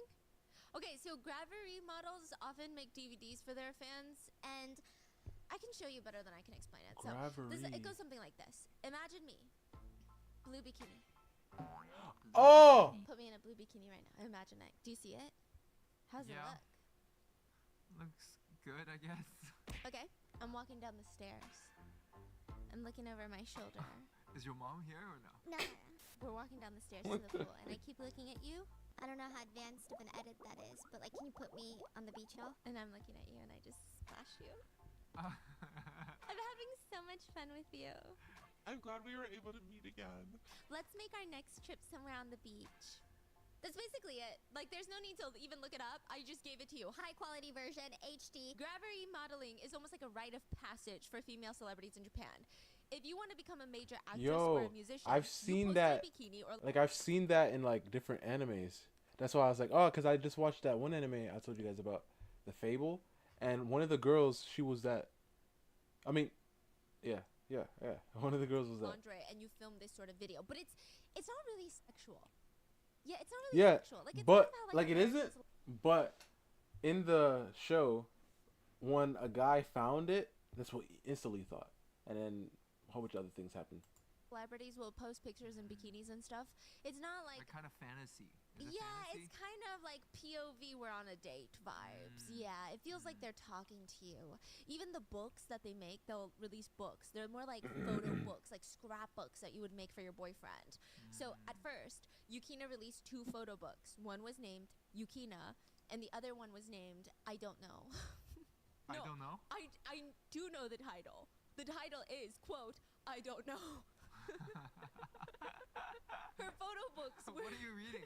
Anyway, these books were so popular that she released 2 DVDs too, and this takes her career skyrocketing. She's doing ads for Pizza Hut. Yeah, Pizza Hut.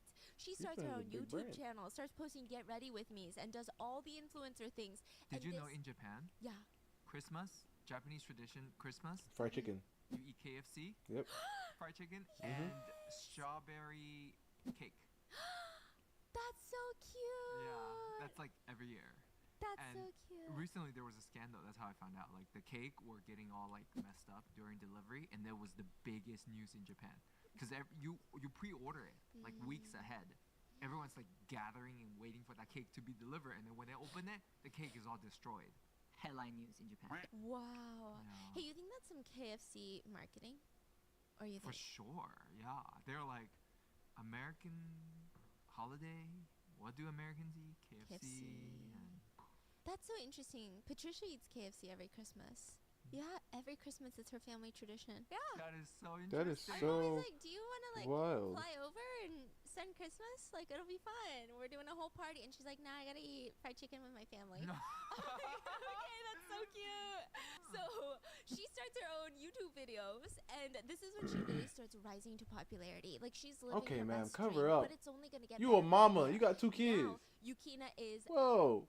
There's This girl some got 2 rumors. kids. Come There's on something now. going on at Hexagon. Honestly, she's got so many personalities that people are falling in love with her. But this time, there's something about the chemistry with the cast of Hexagon. A couple netizens were very quick to catch on. Yukina would be her usual ditzy self, but then the camera would pan over to the crowd or to the rest of the cast for their reaction, and one person was always giggling a lot harder than the rest. Okay? Oh Fuji. no. Oh, okay, good. And vice versa. I too. thought- Yukina would be laughing so I hard thought it at was, Fuji's joke, and everyone would just be like, okay. I Like, thought it we're was already the moved soccer on. player, It's really not that Takashi. funny.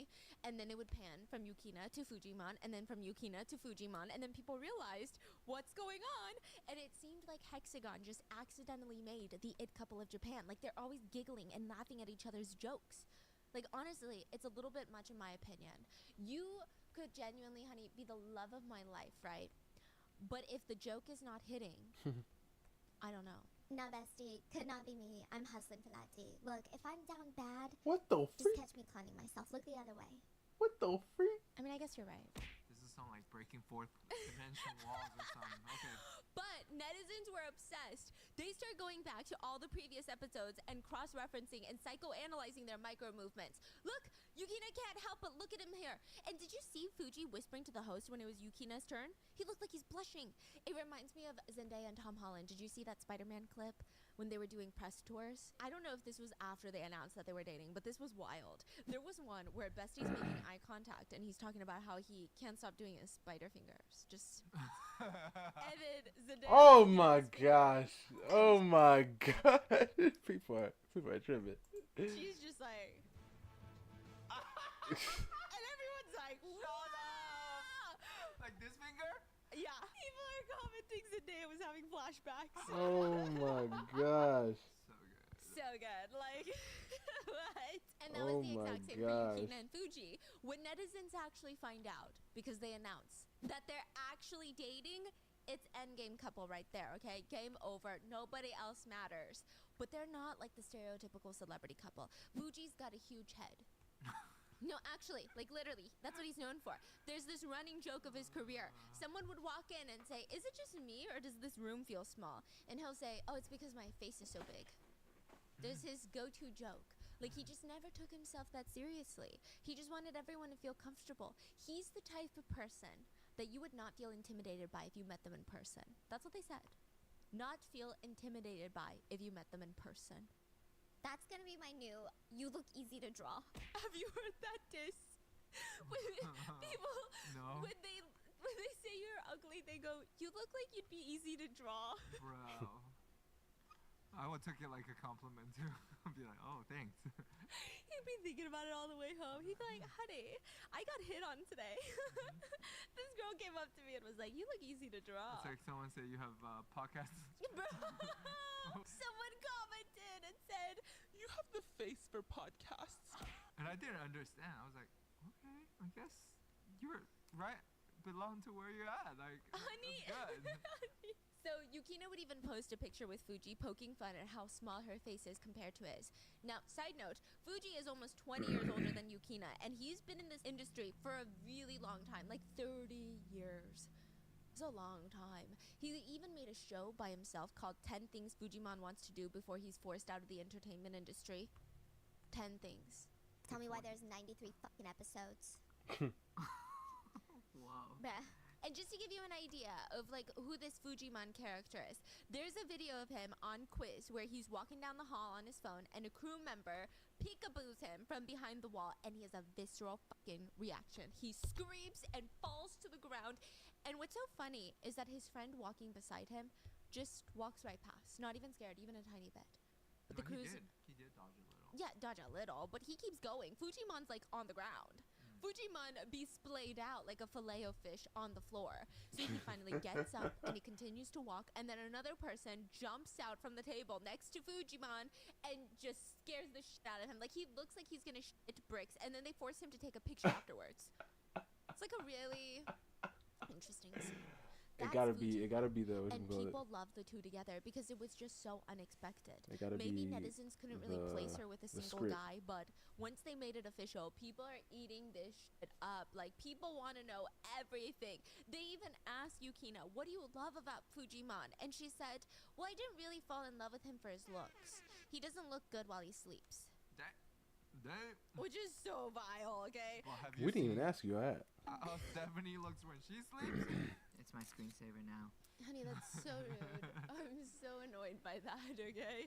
Now, Yukina said that she loved how sweet Fuji would be. He would catch bugs with a napkin and bring them outside, and she just loved everything about him. He's a sweetheart. So they're head over heels for each other, and then they're gonna get engaged. So they're basically carrying this entire show on their backs. Like, they should get a raise for this.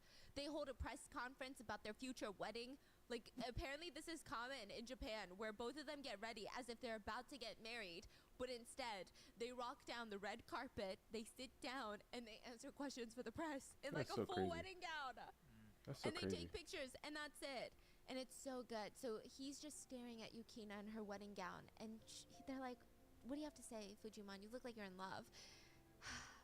She looks beautiful. Okay, Yukina, what about you?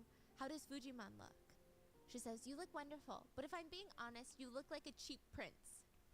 Like a Walmart prince. What the freak? Yeah, I mean, he laughs. He's a good sport about it, but like, I would stay up at night. I would stay up at night thinking about that. We would never be the same. Yeah, and then they end up getting married in Disneyland Tokyo, like dressed like Cinderella and Prince Charming to walk down the aisle. It was a lot. People are so obsessed that Yukina actually ends up publishing a book that has every little detail of every little aspect from the happiest days of their life. This book was a hyped up scrapbook, and it sold so many copies, like over 100,000 copies.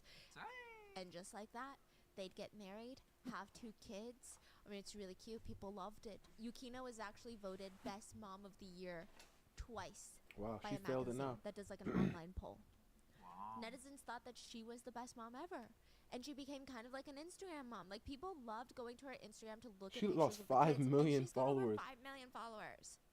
Except there is this one photo of Yukina where people were getting very upset with her. And honestly, I didn't think anything was wrong with the photo, but the internet was going wild.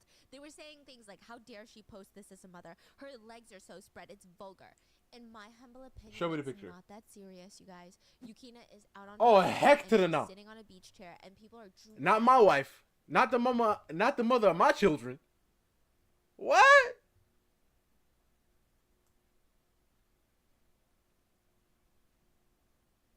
Nah. Posting this for your 5 million. Come on now. You know what? Come on, man. And she got a little skin showing underneath the shirt on the side. Oh, nah. The mother of my children. Tagging her for wearing a bikini, but also she's wearing a shirt that covers her whole midsection. Like, y'all are just mad that she looks better than you, these netizens. Be real. Like, this is queen behavior. like, I can barely see her armpit and her thighs. But Japanese netizens were so upset about this. She went from the best mom of the year to the worst mom of the year. Mm-hmm. Yeah, like just like that. It's crazy. But this is nothing compared to what's about to go down with the boba shop. I'm not even forking you right now. She almost ends her entire career because of a boba shop. Okay. 2019, Yukina's sister, Sayaka, we're just going to call her S. S opens up a boba shop called #AllRight. And Yukina is trying to be the best supportive sister, so she uses her 5.3 million followers on Instagram to promote her launch date. She posts, starting on the 20th, please go get some boba at the shop that my older sister just opened. Just one post. The launch goes crazy. Yukina shows up to that boba shop, basically doing meet and greets. Like, this boba shop business through the roof. They probably are putting the whole country out of the tapioca business. They're using up all the balls. Things go completely the other way, though, in a matter of weeks. Suddenly, within a few weeks, if you look at the comments, netizens are pissed. Why? I'm surprised this place is still open. No matter how delicious the tapioca is, I will never go there because the manager has a bad reputation. I don't like the woman who owns this place. Why the sudden change of heart for boba shop? So one day, apparently out of the freaking blue, barely 2 months into opening this boba shop, Yukina posts on Instagram. Yeah, so my sister stopped getting her paychecks at the AllRight boba shop. They said that she's stealing from the shop. Turns out Yukina's sister doesn't even own the boba shop, like red flag number 1. But people are too invested. They don't even care. They want to know who the real owner is and why are they mistreating Yukina's sister. Yukina posted a very long caption on Instagram. Ever since I told you guys about my sister's new job, she's been hurt by the things that her boss has done. She said that she was bothered by me promoting the cafe, and in the end, my sister didn't even receive her paychecks. Now she feels like she can't even trust people anymore, and I tried messaging the owner, but I got no response. She says she's bothered by my promotions, but she hasn't taken down the photos of me. My sister is being treated like a thief. I just don't get why. I'm very sad that this has happened. To everyone who said that they would go again to this boba shop, I'm sorry. It's okay if you don't go anymore. I'm just disheartened that I clearly made my sister sad, you know, but giving out paychecks is a given, right?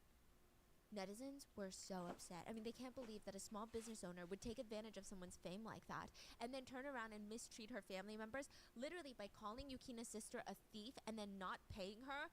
Fans of Yukina, they start canceling the shit out of this boba shop. They want this cafe to go down. Fans even went to Twitter to organize full-on boycotts. Yukina alone brought thousands of her fans to the shop in like the first few months. I mean, she's practically endorsing it. She's putting her name on it. She would show up and stand there for hours like a meet and greet. She never thought that this would backfire the way that it did. And the fact that it affected her sister so deeply, it was a lot.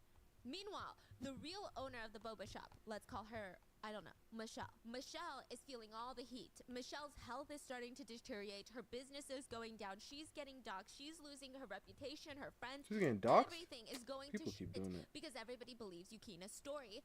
But she's like, none of that is true. So she posts online and said Yukina's sister was paid for July, but she was shortly fired. S was supposed to come and grab her paychecks, but she never showed up. Wait, who's S? The sister. Yukina's sister was supposed to come and get her paychecks, but Yukina's sister never showed up. So I contacted Yukina's sister so that I could ask if I could just direct deposit the money into her bank account because she's not coming to get the paychecks. She doesn't respond, but apparently she forgets that this conversation ever happened and thought that the checks would be mailed. When they didn't come in the mail, because she was already paid by direct deposit, she went to her sister, and her sister Yukina posted that very crazy caption. Oh my You god. know why she's fired? I don't know why. It doesn't seem like it was a big deal. Oh, but why did she say that's her sister's boba shop? I don't know. But Yukina's sister and Michelle knew each other since they were in kindergarten. They're like old friends. That's And interesting. Michelle is like, as for me accusing Yukina's sister of theft, I couldn't find the food inspection plaque, you know? Like the one that you have to put on the store, like the health inspection plaque. And I tried looking everywhere for it. I couldn't find it. I called the police and they told me, you need to check with everybody that has a key to your store. So I called everyone that I thought had a key to the store and I asked Yukina's sister. And she was like, me? You think I stole from you? And she's like, no, I was just asking because the food inspection plaque is gone. And she's like, are you calling me a thief? Bro, you're telling me this is a miscommunication? Yeah. This is like K-drama level miscommunication. Yeah. But Yukina did not know any of this. She just took her sister's word that she was being mistreated and then posted about it. But that's not all she did. Yukina wanted to get, Yukina wanted Michelle, the boba shop owner, to know not to f with her sister. So here are some screenshots of messages that she sent Michelle. An anonymous Twitter account posted these screenshots with no other context. We don't even know how they got them.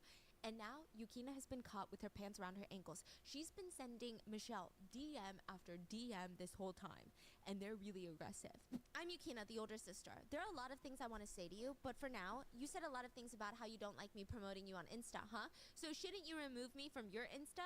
You can get a legal team and handle it legally as much as you want to. It all depends on you, but I'll get the whole agency involved on my end. It's stupid that I need to spell this out for a hag of your age. Oh my.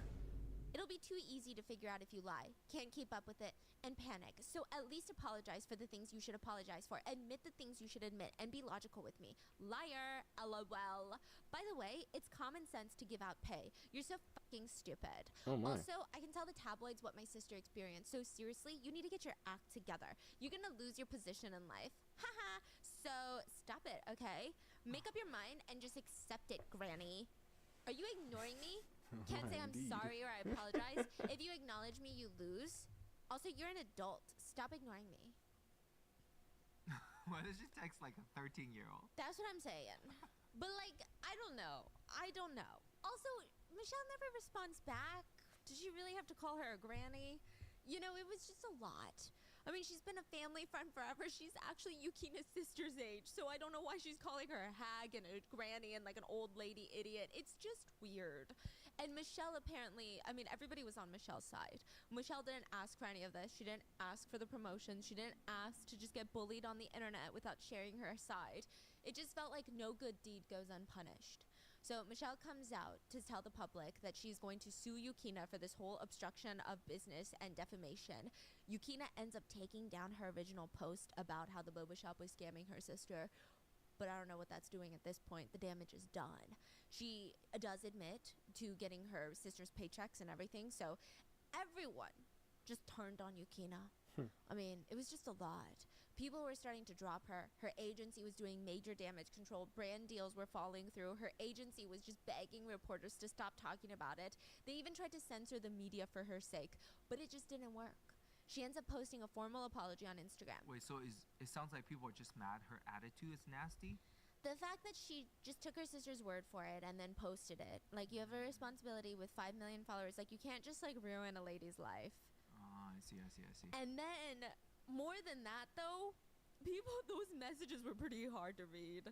Like, it's just so mean. I think it just shows when someone's a bit mean-spirited. Like, that's how she talks behind the closed camera, doors, right? yes. Like, she went from being this really cute, sweet, funny, dumb celebrity to, like, you old hag, heart. Like, it was very passive-aggressive. She would do the heart emojis, like, granny, heart. It was just a lot, yeah. So she wrote, "This time, due to my selfish remarks, I've caused great trouble for all my related parties, and for this I'm sincerely sorry. No matter if I said these things for my extremely precious family, they were one-sided and incredibly childish. Because it concerns my sister, I temporarily became emotional. I will reflect much on the fact that I said unusually rude things. I want to show my sincerity to the other party until my feelings are relayed. I'm also very sorry to the people who saw this information and thought it was unpleasant. I caused a lot of trouble for my agency. Once again, I'm so sorry for those words. I'll think next time about my position as an influencer and take the necessary precautions in my words. I'm so sorry." So anyway, the court found Yukina guilty, but the owner really got $3,700, which is nothing for everything that she's lost. Side note, Yukina's apology actually hurt her because prior to this, people didn't know that the DMs were legit. Because they were just posted by a random Twitter account, and then her apology basically confirmed that they're legit. Yeah. And then just one day after the lawsuit, she posts a whole YouTube apology video. And like, do we even need to get into these YouTube apology videos? Nothing she said was revolutionary. She basically says that she apologizes, she's gonna reflect, and she's gonna be a good mother and not embarrass her kids. People in the comments were really wild with it. They wrote, "Please don't appear on TV anymore. Bad for kids' education. I could tell from watching her on TV that she's an ill-bred and uncultured rebel. This incident has exposed her for who she is." And on top of that, Fuck your teeth. Yukina starts getting canceled for her teeth after this because they were too straight, Oh my too God. white, too nice. All right, people. Okay. And you know what that meant? That meant Yukina was a party girl.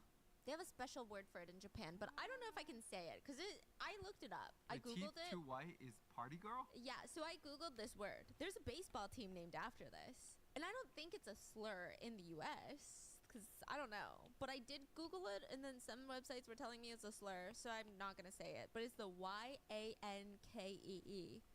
They use that word in Japan. Yankee. Yankee. Like the Yankees. That's what she said. The sport team. And it basically means like a troublemaker, a rebel, a borderline teen gang member. And there was one episode of Quiz where Yukina and another girl had to sumo wrestle on the mat for a challenge. And at first, they're just like pulling on each other's sumo gear, trying to pin them to the floor. But it quickly turns into something else. Yukina actually starts fighting her. They go from pulling their waistbands to pulling each other's hair. And Yukina just looks like, "Bitch, I fuck dare you. I'm gonna fuck you up." That's what Yukina looks like. Okay. Yeah. And the ref had to stop them because obviously this is way too much. But then they go right back into it for the second round. And for a split second, you see Fujimon in the back watching her fight, cheering her on. And she just decides, you know what? I can't do this anymore. I'm getting tired. So she goes in for the titty twister. They just end up punching each other's What boob the heck? And she just decides, you know what? I can't do this anymore. I'm getting tired. So she goes in Yo! for the titty twister.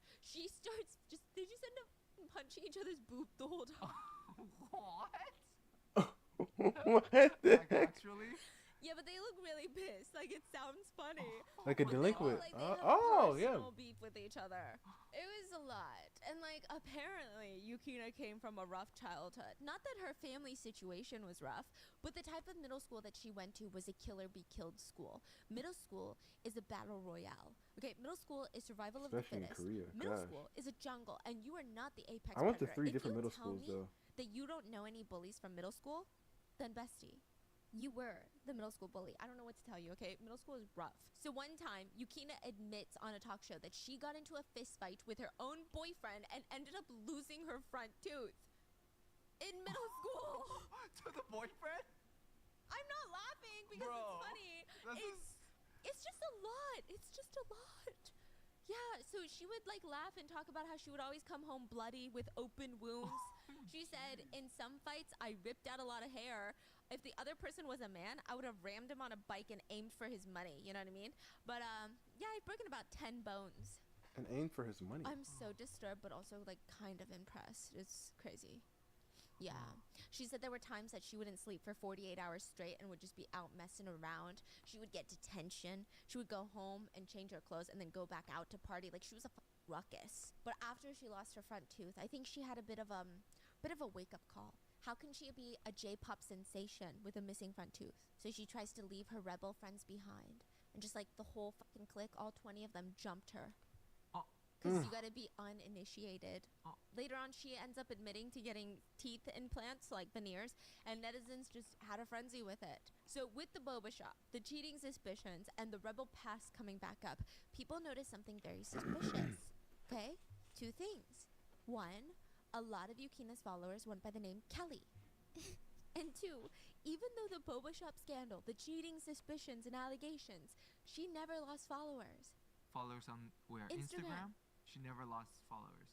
Did you know that a bot follower can cost as little as a penny back in the day? Oh my god. Yeah, you can buy an Instagram follower for a penny.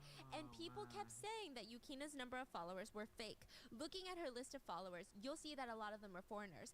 But that doesn't make sense because Yukina is not popular outside of Japan. and they're all named Kelly. All these foreigners are Kelly. Oh my. It just- Oh, Family Jewel. and they're all Wow. Okay, I see. Kelly Johnson, Kelly Hobbs, and Kelly _ Hobbs. 654. Not yeah. Kelly Johnson. Why Kelly Martin? What? Yeah. What the freak is Kelly Nelson doing down there? Y'all can't see. Kelly Nelson is tripping down there. But yeah, these are yeah. How many Kellys? I mean, I guess if you have 5 million followers, but especially just how their names are written. You know what I mean? Kelly Bush, Kelly Chandler, Kelly Freeman, Kelly French. Yeah.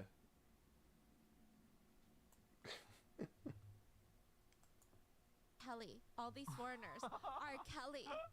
Really? It just doesn't make any sense. Okay, who's Kelly? I mean, if you have 5 million followers, There's gotta be a lot of Kellys. There's gotta be a lot of Kellys. Like, come on, there's gotta be a few hundred Kellys. I also wonder if Kelly is a very popular English name in Japan. so people are saying that she's buying followers. So people are making her whole thing. I mean, this was the biggest news in Japan at the time because of the backlash that she was receiving. Yukina announced that she would be retiring in February of 2020, and she deleted her Instagram with 5.3 million followers. Didn't even deactivate it. Girlie deleted it. But then she would come back 2 months later and make No a R. new Kelly? Instagram page and start posting on YouTube, TikTok, and Instagram as if nothing happened. Yeah, it was the whole thing. And So then how many followers she has now? I think like 500,000. Yeah. So she didn't get it back. No, and she said she's no longer in TV. She just wants to make YouTube videos and live her best life. In December of 2019, she did get a divorce with her husband. Oh. Yeah, it was a lot. So Yukina is now vlogging. She's still trying to be a good mom. She's got a cool relationship with her ex-husband. Apparently, allegedly, they live in the same building, just different floors to co-parent better. That's cool. She also has a new boyfriend who is a soccer player from the same team as Takashi, but is not Takashi. What the freak is up with this girl? Yeah, but again, we don't know if she dated Takashi, right? It's not confirmed. For the connection though. Yeah, what But the they heck? seem happy together. On the same you know? squad? He appears in her YouTube videos, and she's still got a lot of dedicated fans. So it's a whole thing. What are your thoughts on this? Oh, this is it? Yeah, that's how she. It's like the most anticlimactic way that someone can lose 5 million followers. A lot of. She lost follow because she deleted her Instagram. Yeah, I Yeah. know. So she voluntarily. I guess I clickbaited you. Yeah, I'm what sorry. the heck? I thought she did something and then they 5 million unfollow her. Well, man, get up out of here with that.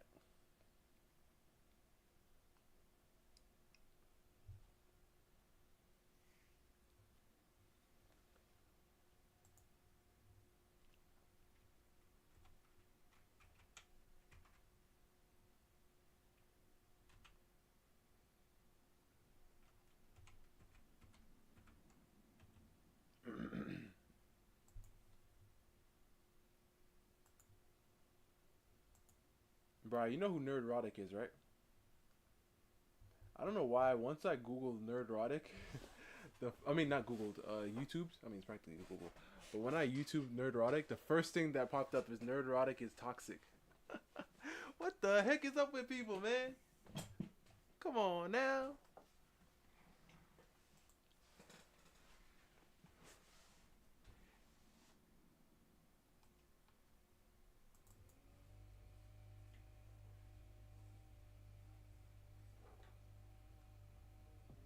Nerderotic.com. Friends, it looks like From the World of John Wick, the ballerina, that title just rolls off the tongue, is going to be a bomb at the box office, which is interesting because it dropped just a couple of weeks over a year since its spiritual sister flop, Furiosa, a Mad Max saga, bombed at the box office. Both were unnecessary spin-offs of male-dominated franchises, and in both cases, these spin-offs were intended to expand the world of franchises that were associated with a specific actor, respectively Keanu Reeves with John Wick and Mel Gibson with Mad Max, and don't worry, we'll get to Fury Road. Both were well received by the audience and critics. Both featured lead actresses that people like. Neither film's cast and creators went out and embarrassed themselves on the regular red carpet. Both Weird, featured cameos weird. from the franchise's titular character. Both look like they could potentially feature insufferable girl bosses, but didn't. And both films were okay. Now, if I was forced to choose, I would take Furiosa, mainly due to George Miller's directing, but Ballerina didn't embarrass itself. And this brings up a much bigger question and conversation. You could throw Thunderbolts in this one too. Why are recent films with female leads that are generally well received underperforming at the box office? And the answer is obvious. Hollywood girl boss too close to the sun. And aside from LA burning for the second time in 6 months and rioting for the second time in 5 years, this is the topic of conversation. And while I've been talking about this topic on this channel for quite some time, I am far from the first person to bring it up this week, including Deadline. Speaking of Furiosa, she had a similar dilemma in her marketing to ballerinas. You can't just swap out an iconic action hero like Mad Max for another character, and the execution looked very similar to previous installments, which isn't provoking more to flock. In other words, to state the obvious, both films would have done better if John Wick was in the John Wick film and Mad Max was in the Mad Max film. Now, some may argue, including Deadline, that you can't blame Hollywood for trying. Since Me Too, they have certainly put a lot of effort into the girl boss, and I would absolutely agree. You have to be committed to fail this much. And this is the very definition of a word that Hollywood's been hearing a lot of lately: fatigue. Two, again, well-received films underperforming due to the sins of the feminist, male and female. More specifically, the intersectional feminist, a construct created in the academic halls of America where I was watching a video, bro. Not trying to get too much into politics, but I hear it is the sides, like both sides, they're actually funding this. They're actually funding this. I think this is their plan. And it's crazy. Because it's always funny, like, when people decide, you know, I'm about to go do something for myself. And I'm like, are you really doing this for yourself? Or are you doing it because somebody told you this might be a good idea? And when you go back enough, you end up finding out, first of all, this wasn't even, like, I don't even know why I'm here. I don't even know why I'm out here. I saw like a clip on social media that for some reason they kept pushing out there, even though they blocked a lot of other content, of somebody saying we should go out and do something. So I went out and did something. It's so weird. I don't know what's going on. Very interesting. Very interesting. Like, a lot of these people are funding these things.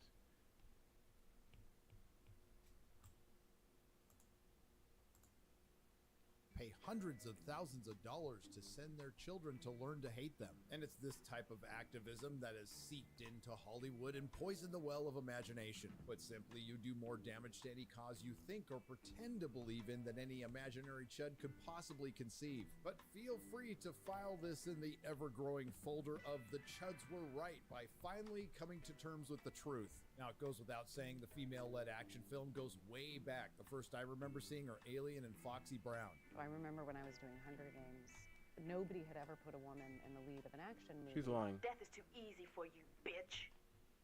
I want you to suffer. Now, Deadline does cite some relatively recent examples from what they call the pre-streaming era, but we will call the pre-Me Too era. Kill Bill Volume 1, which grossed $22.2 million in 2003. Angelina Jolie's Wanted. Oh, Wanted. And, whatchamacallit? Salt, because James McAvoy's Wesley Gibson's the main character of that movie, and Scarlett Johansson's Lucy, $43.8 million. Lucy was, I like that one. And of course, they forgot. Lucy was good.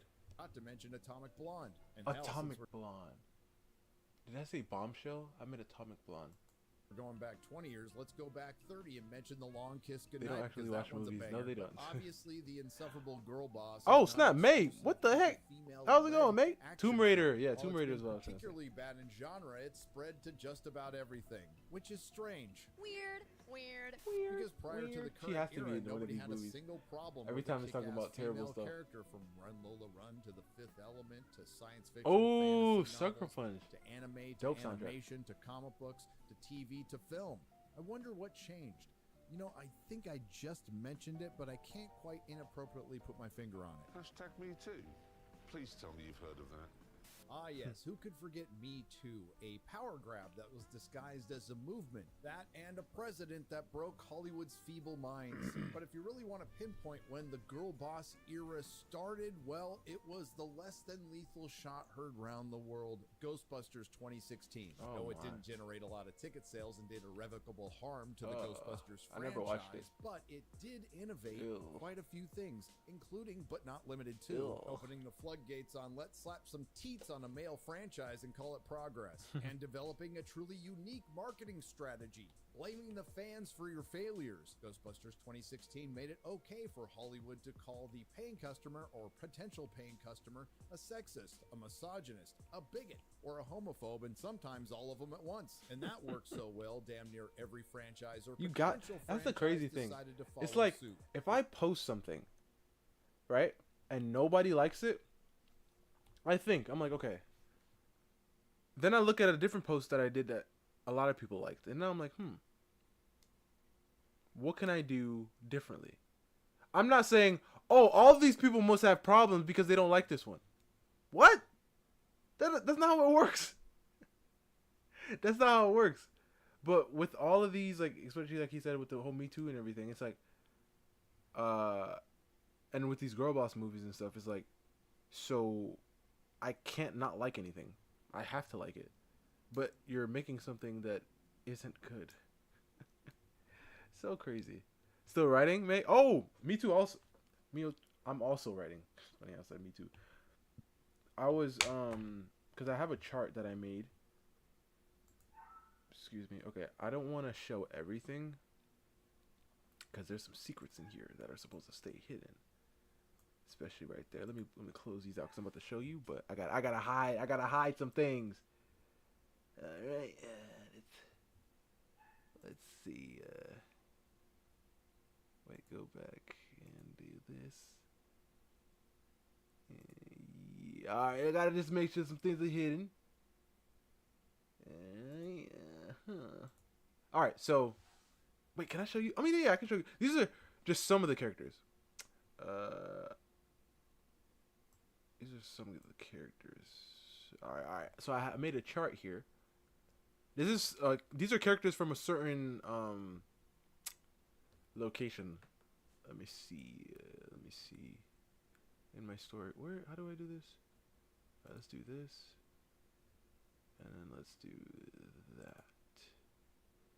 And you can't see anything. And let me zoom in. Can you still not see? Can I zoom in? Hold up, let me try to zoom in. Maybe if I were to just make this.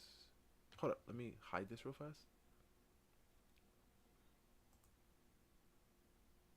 If I did her armor? Yeah, I tried to make it simple but clean. She's she's the medic of the group. The healer. Yeah. Okay, I'm gonna do this. I'm going to do this, and I'm gonna make the size bigger. Hello. Okay, so let's put it at 22. Okay, so now you can see. Or hopefully you can see. Alright, so now, boom. Wait, yeah, I made it bigger, so you should be able to see. Alright, so these are the names of some of them. Alright, I have a whole lot of info on them there, you know what I'm saying? The little things here and there. Don't want to show too much because, you know, some of these characters aren't fully fleshed out and done yet, but I have to get all this stuff up. I got their heights and everything. So this lady right here, her height, give me a second, she is down here. She's 6'9". This lady is 6'9". And I have some rough ages of how I like what I'm thinking. These aren't the ages that they're going to be, but it's like of what I'm thinking. You know what I mean? Like if I were to off the cuff say an age, I'll be like, I'd say this one like would be like appear to be like in her 30s maybe. You know what I mean? She's married to what is his name? He's all the way down here somewhere. Taven is his name. He is 7 feet tall, and he's like in his 60s. But like when I just have these numbers right of the age. I'm like, okay, so I'm thinking around like the 60s, or I want him to look like he's in the 60s, but he might not be age 60, if that makes sense. Like he can be like 175, but he looks like he's in the 60s. So like she can be like 58, but she looks like she's in her 30s. So I kind of do like looks like, if that makes sense, in the aging. Our characters are super tall. The average height in my world for I mean, but there's certain locations because I have like a giant country, but in the world, the average height for women is around like 6'5", and the men is around 7'5", right? But in the giant country, the average height for the women are 12 feet tall, and the average height for for men are 14 feet tall. So, right? Yeah. Women is 12 feet, men is 14 feet tall. The average height. So you can get some freaks, but like on average, that's what you'll get. Right? And obviously like the dwarves are different, and like the elves are different too in their averages. But like overall, like the normal people in the world, the average height is like 6'5" for women, 7'5" for men.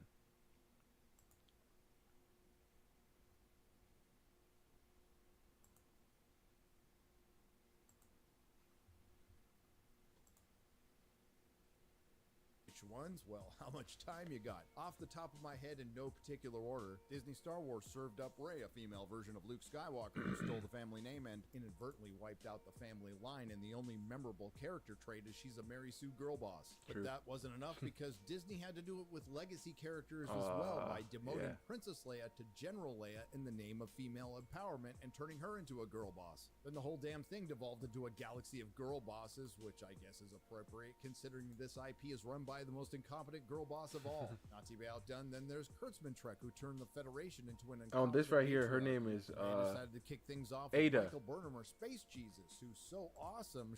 Her name is Ada. She's this character right here, and she is she's really cool. Because the theme is water guns, so that's why I decided to put it there. I even got Kiro there in the back with some ducks. But yeah, she's a really cool character. And she has a brother as well, a younger brother, who I need to design also. But I'm trying to get all of those characters on the list. I'm trying to get just a good idea of what they look like.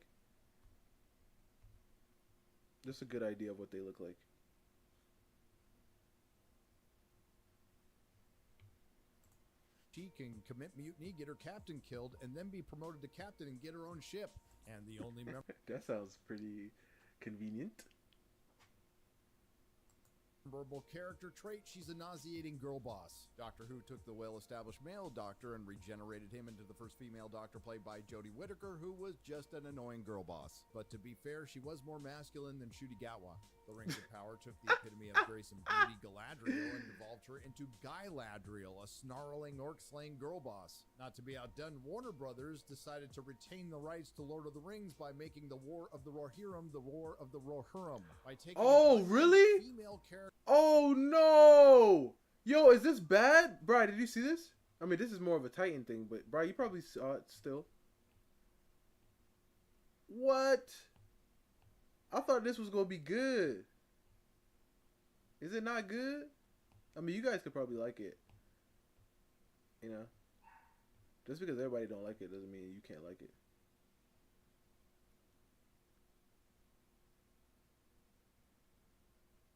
She does kickboxing. Well, she fights like, I'd say she fights like a kickboxer. She doesn't do kickboxing because kickboxing doesn't exist in the world. But, yeah.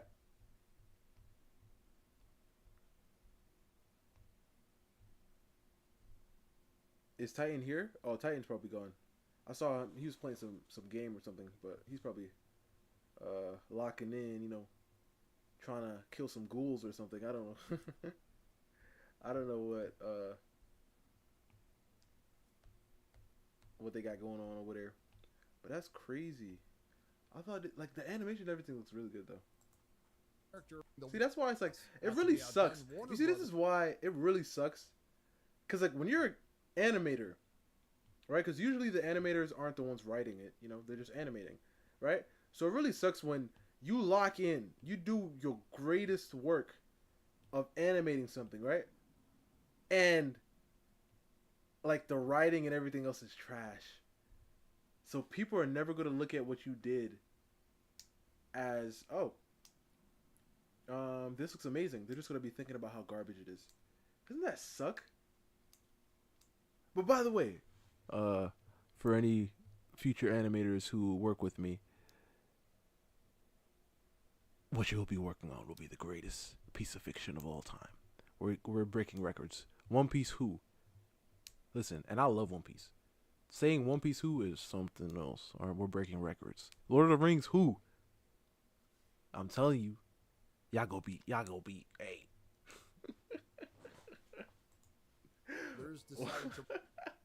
But this looks so dope. Rights to Lord of the Rings by making the War of the Rohirrim the War of the Rohirrim by taking an unnamed it gives me that Castlevania from look Tolkien's of appendices of Return of the King and making her, you guessed it, a girl boss. Of course I think she it's is. prudent to As soon as point you put out her hands that on her in hips like that. Previously mentioned intellectual properties, not a single fan would have had a problem with the female lead. But in Hollywood's rush to redress that is true. the necessary balance, that is so true. It's like, because I feel like also, female leads, like when they're done right, it could be the greatest thing. Hold up, I gotta actually extend this because when I was drawing this, I kind of like they ruined it, you know. Like we all have female characters and female, like I mean not all have female lead things that we like, but we never had an issue. But they made it an issue. You know what I mean? Especially once they started saying, you are X input whatever slur or not slur, but you are this if you don't like it. And then now it's just like, I guess, sure. And then people just started accepting it. They're like, sure, I am. Okay, fine, sure. You're gonna say I am anyways. Yeah, I don't like it. It's not fun. It's boring, and they're all the same. You know what I mean? It's kind of like listen, Brian, because the thing is, this is the thing. I've seen so many movies, right? And you know, not all of them have happy endings. Brian, it's like every single one of these girl boss movies, right? We all get out at the end of the day. Obviously, you can say, well, not that one, not that one. But it's like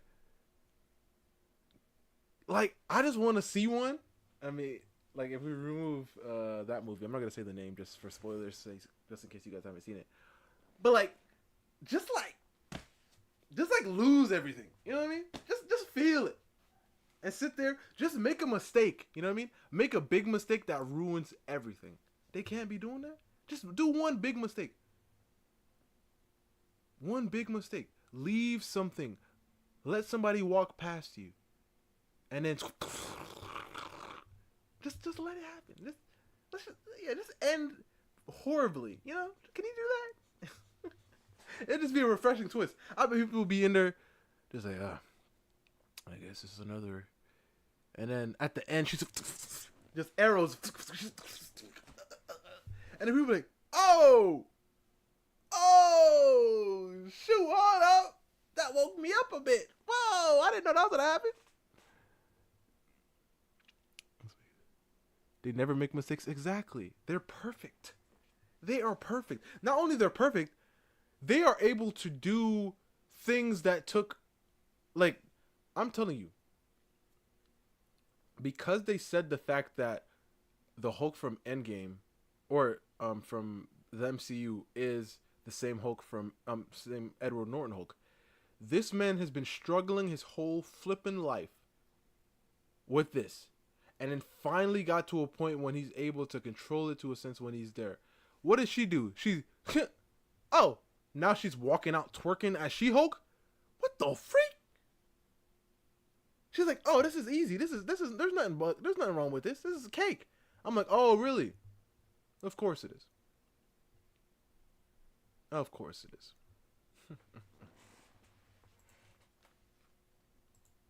Whatever the fuck that means. Instead of capturing a female audience, you ended up losing a male and female audience in droves. But wait! There's more. There's more. Then there was the stories that certainly didn't lack any female representation, but that wasn't enough for Hollywood. There's The Witcher starring Henry Cavill, who was constantly nagged by girl bosses so much he left. And The Wheel of Time, that girl boss so hard it got canceled. And that probably had a lot to do with Amazon Studios firing their girl boss. Game of Thrones took a character everyone liked, Arya, and turned her into a Mary Sue girl boss. Oh, yeah. You see, that's why season 8 will stay being the worst season. This girl was so dope. Yo, when I tell you, Bri, she was so dope. She was so dope. Like when she went, yo, hold on. I gotta put this down. Spoilers for Game of Thrones. You haven't seen it. Hey, it's been out for 80 flipping years. I know people still watch. I'm spoiling. Listen, I will spoil like that, but I gotta spoil. If you haven't seen it, all right, listen. I'm gonna literally write game. Wait, what is it?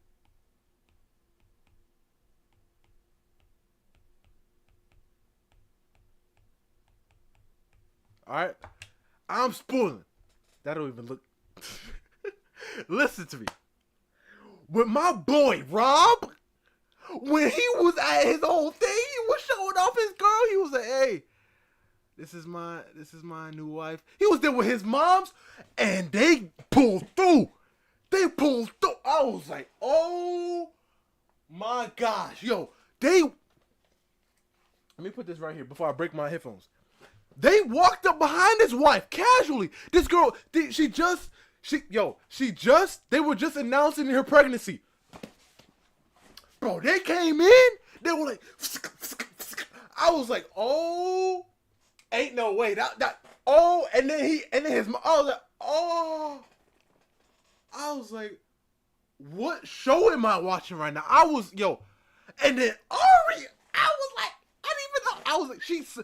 she was so clean with it. She did the mask on, she did the disguise on. She was like, this was after, obviously. She walked in there, right? Where they were. She was sitting there, she walked up to old mister, the one who set up the whole thing. And she was like, oh, she was in there, and then he was all touching up on her and everything, she was just sitting there, And then she looked at him, and I was like, oh. And she went, I was like, yes! Listen, like I said, violence ain't the answer, but listen, they had to get what was happening to them. She took him out.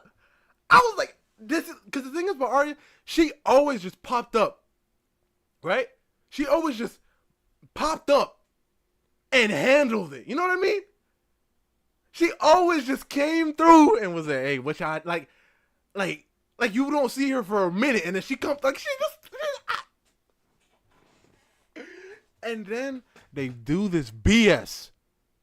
Because the whole, like, if we're talking about 3-act structure, because, me and May over here talking about writing, right? If we're talking about the 3-act structure here, we literally got to the end game. We got to the end. From the beginning, they've been mentioning these walkers, bro. From the jump. And you would think, since they've been leading up to it for so long, the ending will be involving them, right? Oh, no. A cool 30 minutes, not even 30 minutes, a cool 10 minutes go by, and, problem solved. What? Problem solved? And I was sitting there, and I was literally thinking, I was like, oh, wait, that's not it, right? The man gone now. I'm like, hey, what the freak was the point? What the heck was the point of any of this? And then we end up going over there, and then we don't even get the satisfaction of Cersei. So I'm just like, what the freak is this? What the freak is this? Man, they sold so hard, bro. It's kind of like, you know how they say they fumbled? No. It's kind of like they didn't know the rules of the game anymore. You know what I mean? It's like they didn't know the rules of the game anymore. They literally were undefeated. Undefeated. They were undefeated. You hear me? And then they just, I don't know if it was like, I don't know what happened, but like they just forgot all the rules. So now I guess anything goes. Anything. Whatever you guys want to happen, let's do it. Let's do it, guys. Oh my gosh. Oh my gosh, man. Because you don't understand. With a terrible ending like that, it kind of makes everything else pointless. Especially when you have a story. When you have a story where everything is leading up to this big climax, which more stories are. If you do that, what they did, it kind of makes it like, oh, was this really why, like, I spent all these years watching this show for this? Is this really what the, like, really? Yo, I was so mad. But the thing is, it didn't hit me until I finished all the episodes. Because then I sat down, I was like, wait. Is this, yeah? Because I would have even preferred, if they really wanted to go and erase everything. But no, of course not. Because we have to do the whole... It was so dumb. That was so stupid, bro. It was the stupidest piece of garbage. The stupidest piece of garbage I've ever seen in my life. How the heck you go hit after hit after hit after hit after hit after hit after hit to just stop? Because they could have just did the bare minimum. Just make the end be about the Skywalker, or not the Skywalker, the Winter's Coming thing. What was he called? I forgot. The snow. That's a Skywalker. But like, if the ending was that, even if it was like lackluster, just give us a couple of cool like scenes, some boxing, you know. Because I even remember that war that happened with John, and he was in the field, right? And it was insane. It was one of the craziest wars that we've seen, right? If it was just at least like that, we would have been satisfied. But nah, they just like, I know you've been waiting for this, but nah, let's just, I have a better idea for an ending, and then they just, man, it's stupid. Deteriorated into an intersectional feminist fever dream filled with girl bosses, and one of the worst examples might be Terminator Dark Fate, which turned the Terminator into a girl boss, the old Terminator into a rape apologist, and Sarah Connor, the legendary female action star, into an antinatalist. Kids' movies and shows weren't safe. Oh yeah, you see, that's the thing. I didn't listen.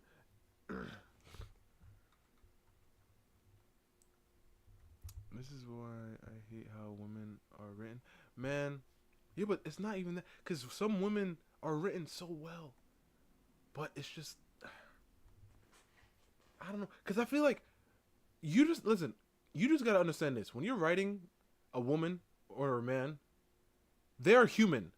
Or even if they're not human. Because the thing is, the reason why we connect to these characters is because they write them as humans regardless. Right? Even if they're alien, even if they're, whatever, a bug, or a toy, like Toy Story. They write them like humans because we relate to that, right? Just write them like a human with flaws and struggles and worries. These women or these girl bosses, they're not human. They aren't human at all. They can just do whatever they want, walk around. Everybody has to like bow down to them. If they don't, then they're a misogynist or something. And I'm like, okay, what? Like, oh, like I keep remembering that whole the She-Hulk thing, because I love She-Hulk from the comics so much. This girl literally just walks out, and every guy in the show is just a bad person. Her boss, these random guys, everybody. Like, you can't find out one good person. Even her cousin, who's like Hulk, she talks to him like he's a bum, or like he has like what is wrong with you? Like, you literally don't like men. Like, you have a problem, miss. Like, everybody is terrible. Everyone, even what's her name too, Captain Marvel. She stepped like on Earth. She stepped on Earth, bro. And she lit the guy on the motorcycle. And I'm just like, yo, really? Everybody?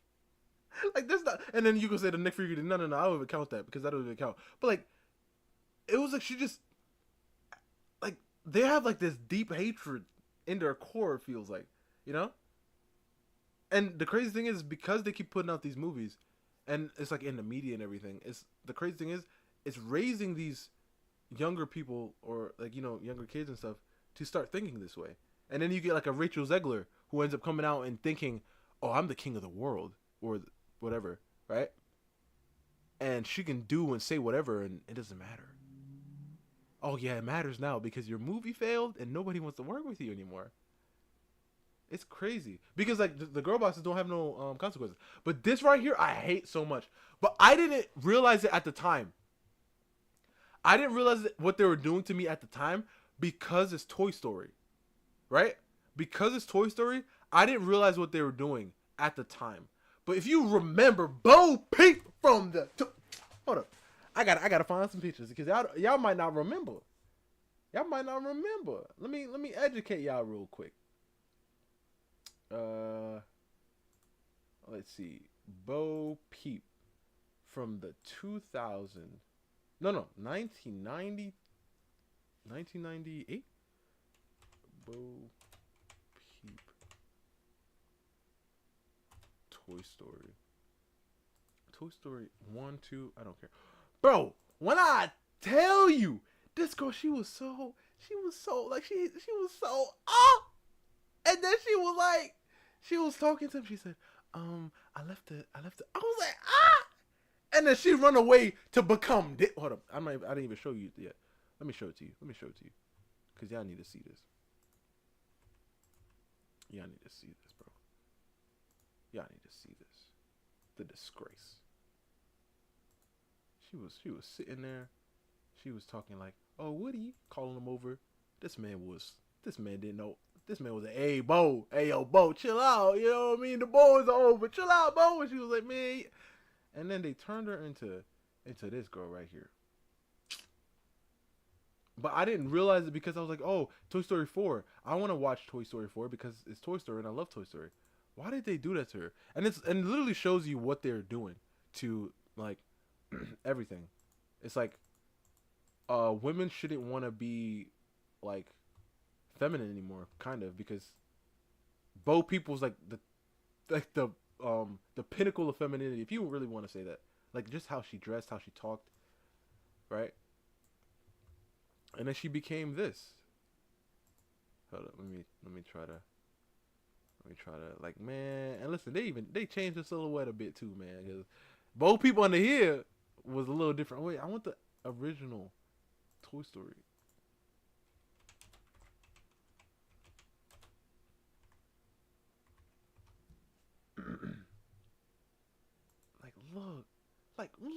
Look, nah, right? They did something to a Bo.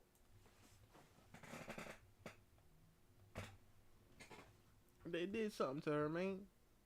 And I don't like what they did. And Woody don't like what they did either. But like, look, check this out.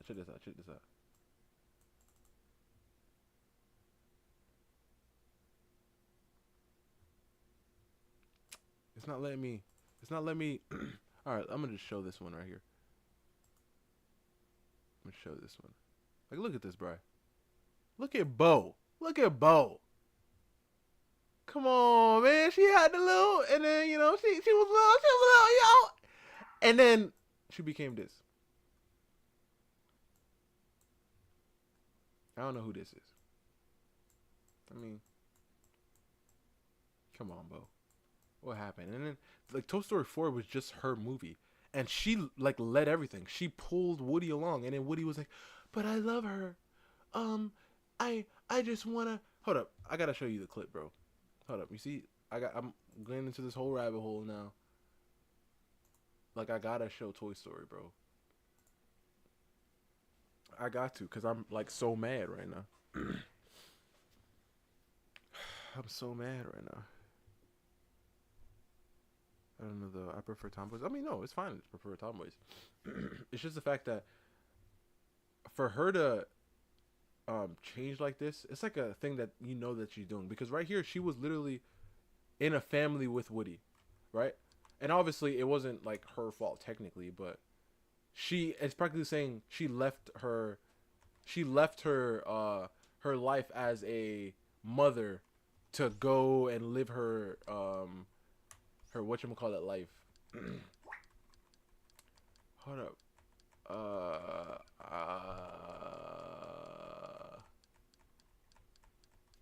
Come on. Come on. Wait, is it Toy Story 2? It might be Toy Story 2. Hold on. But in Incredibles, Incredibles 2 also, I didn't know they were doing that to me. Like they were literally, the only reason I like those movies is because I've been waiting because it's our childhood, right? And I was just waiting for another Toy Story. I mean, another Incredibles and stuff. Excuse me. But they freaking really just made it like a girl boss movie.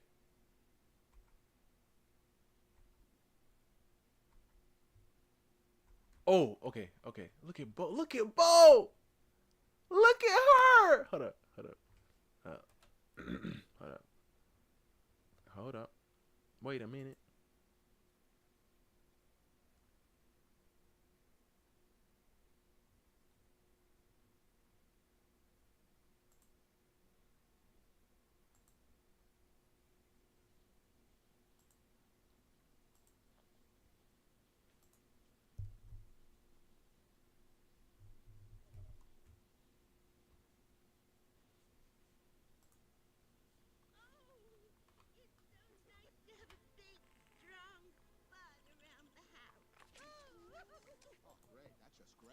First year I missed cowboy camp, all because of my stupid hat.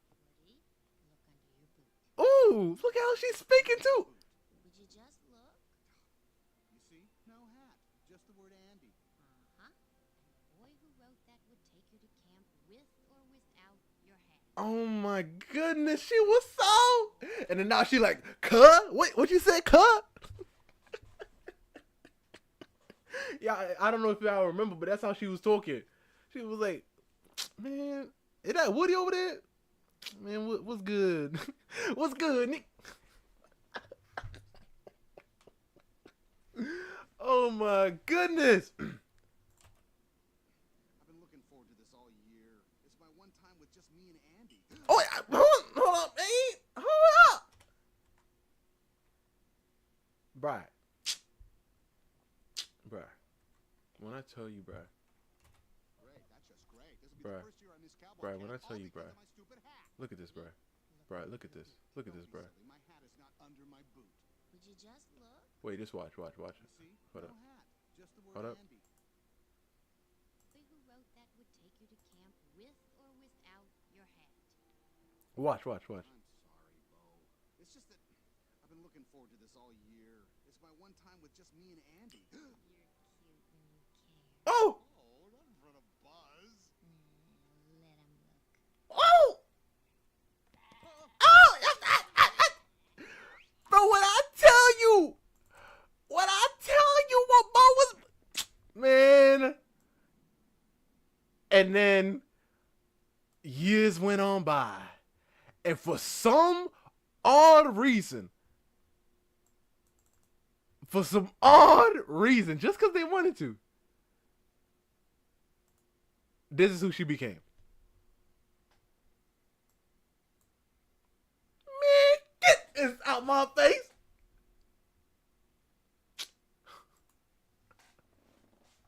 Oh my gosh, bro. what?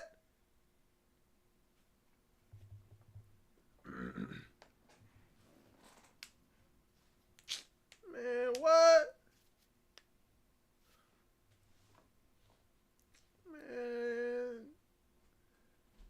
Man. Listen.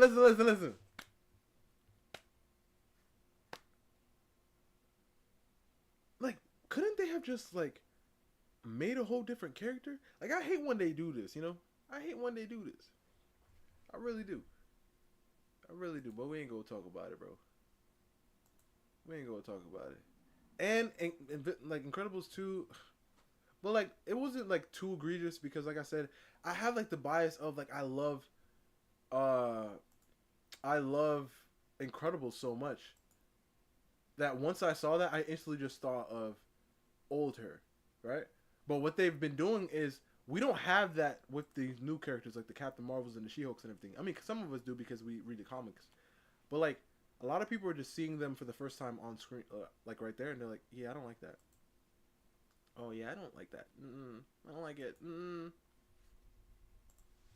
Those weren't safe. Toy Story 4, Bo Peep was a girl boss. Incredibles 2, Elastigirl was a girl boss. Then, of course, there's the MCU, a designation I'm willing to drop anytime, but apparently Disney Marvel isn't. And we've certainly gone over it enough on this channel. The one that started all. But the one thing I want to point out that Disney Marvel does particularly well recently is put a girl boss in absolutely everything. Exactly. Because when they have a male protagonist, it seems like it's almost an edict that he be surrounded by girl bosses. Exactly. For example, Black Panther, Ant-Man Quantumania, Hawkeye, and Shang-Chi. But again, to be fair, I think it would be prudent to point out that all the women were more masculine than Simu Liu. And despite serving up their second flop of the year where they turned Timu Black Widow into the girl boss of the retarded Avengers, it seems like they haven't learned their lesson and they aren't quite This done is not yet. going to be good. I do not believe in this. Ironheart. With the MCU next up is Ironheart. And in their next film, aside from the female Silver Surfer, it looks like they're going to take the first lady Yo, Bri, listen, have you been hearing up about the Fantastic Four? Have you been hearing about it? Or are you, like, looking forward to it? Bri, I had this perfect idea. Because you know how they said, oh, no, the only reason why they didn't put Norrin is because she is his wife and, like, she's doing this for him. So, cope. So, listen, this was my whole thought, Bri. And hear me out. Listen, this doesn't matter because it's a different universe, Bri. This was my thought. Right? Let's say she goes back there. This is how I'm going to... Let's say they gave me the film, right, Bri? And I had to fix all this trash. But I don't have much time because they're already done with filming and I can't do. Listen, this is how I'm gonna fix it. I'm gonna fix it with the ending. How am I going to end it? Not the end credit scene. I mean the ending of the film. This is what I'm gonna do. They're gonna all be going to the city right there, right before she takes off and goes to space, right? She's gonna be there talking with the whatchamacallit, the Fantastic Four, and then Norn Rad is going to get on, like, he's gonna appear. He's gonna come down there, and then he's gonna be, like, in front of all the humans, right? And he's gonna wipe out, like, a whole bunch of them. Gone, right? And the people are like, right? And then he's gonna look at his wife. He gonna call her, and he's gonna grab her hand, right? And then put her on, like, his I don't know what it's called in the thing, but because I feel like if I say, like, the surfboard thing, but it's just, I feel like people are gonna think I'm using a euphemism or something, but I mean literally, right? And he's gonna grab her, she's gonna stand on it with him, and he's gonna look at them. He's never gonna say no words. I know he might say a little something, but like, he would call her, grab her hand, put her on the thing, and then just leave, right? And just leave. That's it. Just a cool, just, like, maybe even, like, wondering why she's here. You know what I mean? Like, why she's here. And you can say, like, well, she did this to save him. So he can be mind controlled at the time. Sure. But that will be so... I will be like, okay. What did the thing say in that thing? Okay. Okay.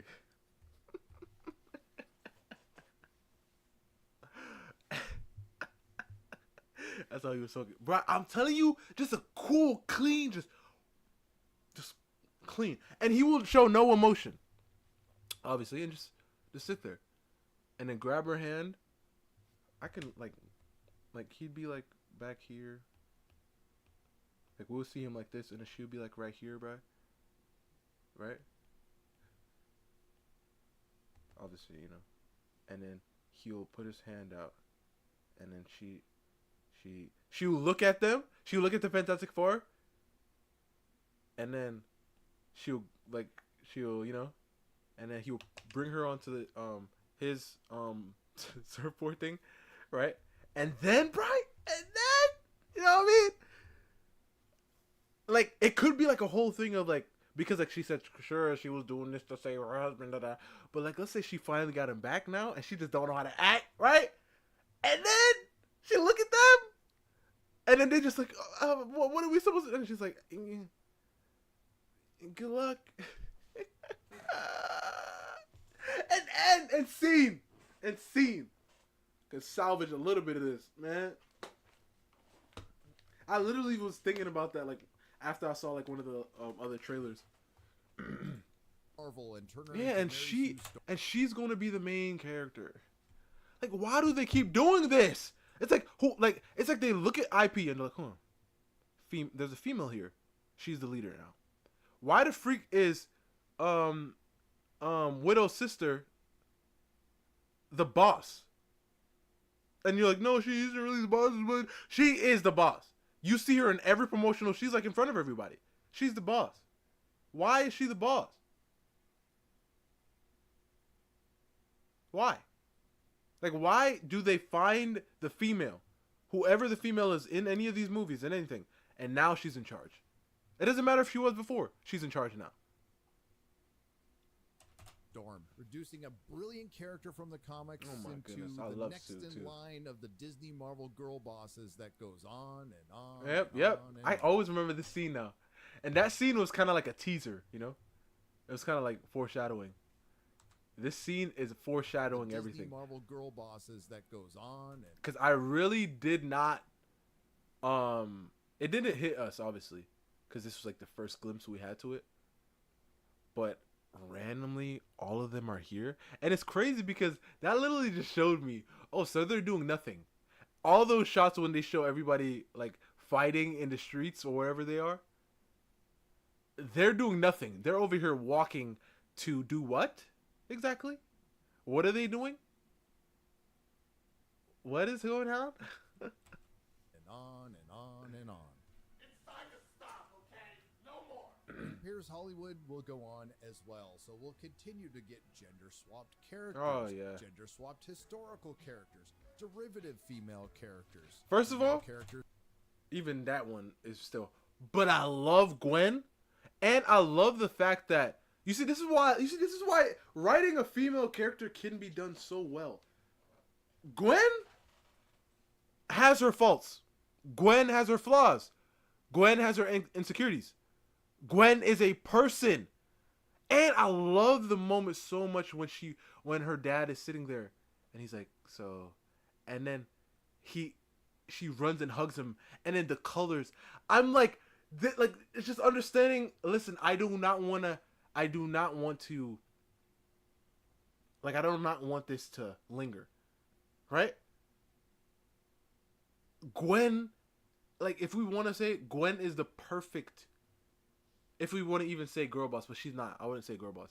She is the perfect, like, she did it perfectly. Right? She has her flaws. She lies. She's insecure about things. She does, like, she's a person. It's crazy. Like, even, like, she's just a person. She's a person. Freaking way. No freaking way. Because I don't know what world you live in that a 5'5", 100-pound female is knocking over or knocking down without hitting into family jewels. Like Bryce says, into family jewels.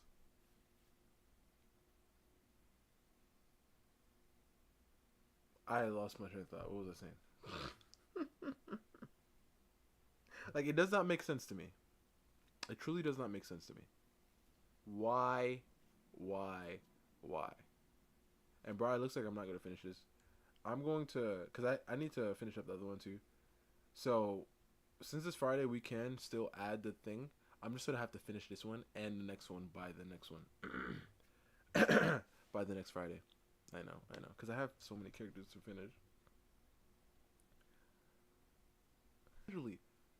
Look at this.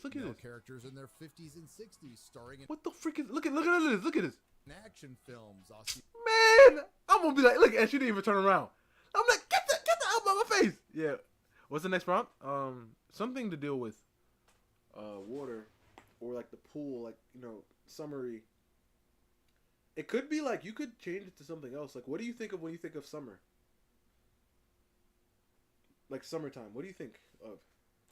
Osteoporosis be damned, and all of them would be saddled with questionable morals, modernity, and the message. And let's not forget the girl. The message is always everywhere. Villain, who is some variation of misunderstood. Exactly. Or being oppressed by the.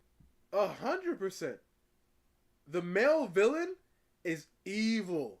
The female villain, oh, you don't get it. Like, I know she did all this, but look at her trauma. It's the trauma. The patriarchy, and they generally end up either defeating themselves or being forgiven. And what do these things all have in common? The staple of modern Hollywood, horrific writing. Prime example with the female protagonist would be the hero's journey, which generally subverts and, according to feminist writers, improves Joseph Campbell's hero's journey. And here's a neat little diagram: the call to adventure, the threshold, beginning of transformation, revelation, abyss, death and rebirth, atonement, and the return. In the hero's journey, the woman starts out pretty awesome in the first place, and after she fights off the oppressive patriarchy, she's acknowledged for her greatness. And this entire girl boss era can be summed up best by this unintentional meme about Charlie's Angels.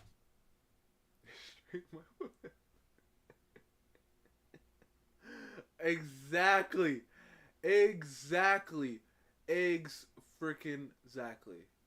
Straight white males, this movie is not for you. Okay, this movie is not for straight white males. But then, why are straight white males refusing to see the movie? That is literally what it is. It's the same. It's the same as when. Then obviously I know there's case by case, but same when like women are like, I do this for me, right? I don't do this for you. I do this for me. And it was funny because I was watching the video. This girl, she was saying, "Oh, I don't wear makeup. I don't dress up and everything for men. I do it for me." And then she went to the thing. She went to the bar, and she was wondering why guys weren't spending money on her. Ice cream. That's what I was thinking too. You can do ice. We can do. No, we did ice cream already, bro. We did ice cream already. Remember? I'm pretty sure we did ice cream. Yeah, we did ice cream. Yeah, you drew Athene. And she was like, "Oh, I don't know why." So, like, what is it? So it's either you do it for them or you don't do it for them. So this movie is not for them, but you're mad that they're not watching it? That's interesting. Like, my story is for a specific demographic. I'll say seinen, like for guys around I'll say 16 to 25, like in that range. I mean, obviously everybody's free to watch it, but if women in their 60s aren't watching my thing or reading it, I'm not going to go up in arms. "Oh my goodness, why aren't they watching it?" I'm not going to say that. I really don't care. I really don't care because it's not for them. But they've noticed that this movie's only for women. But guess what? Women aren't watching it. And guess what? Now they're looking at us. Why aren't you guys watching it? Why aren't we watching it? It wasn't for us in the first place. Right? Why would I watch a movie that you made about women just beating up all men, right? And not even just that, all men in these movies are are stupid, crazy, and just like useless. So why would I watch that really? Like, it's not for me. You know what I mean? But you're mad when I don't watch it. And if I don't watch it, then it's because it's a female. No, it's not because it's female led. Because if you want to say that, Into the Spider-Verse, Across the Spider-Verse is Gwen's movie. Still Miles is, but like Gwen, I feel like a lot of it, like it starts with Gwen and like a lot of it is dealing with Gwen. But I love that movie. That movie's amazing. Really done well. But yeah, I don't understand you. Apothecary Diaries, one of my favorite animes of all time. I'm still waiting for season 2 to be done so I can binge it all. Frieren, what should have won the anime of the year. One of my favorite animes of all time. Female led. So interesting. When we like female led, sure. When we don't like female led, there's something wrong with us. Interesting. And when you get all... I mean, I'm not white, but... but still, I'm like, when they say white man, it's usually encompassing all men, really. Actually, that's not true, because in their eyes, white men are just bigots and racist and a whole bunch of other things. Like, I literally saw a video of this black lady. She said, why would you want to be white? And I was like, what the freak? And then this guy said, what am I supposed to do with that? Oh, My Happy Marriage too. Love that movie. My demographic is young people, 18 to 25. Young people. I mean, that's young, but that's like an adult who like cyberpunk and cars. Okay, that's a little bit more. That's a lot more niche, but I mean, I bet there's people out there. This, it shouldn't surprise you at all that when occasionally we get a good female-led action film, it flops. Exactly, because people don't care. People don't want it anymore. So strongly about their strong female leads. I know, like it's different, but it's like The Boy Who Cried Wolf. It's kind of like, but I'm using it in this sense. How are you going to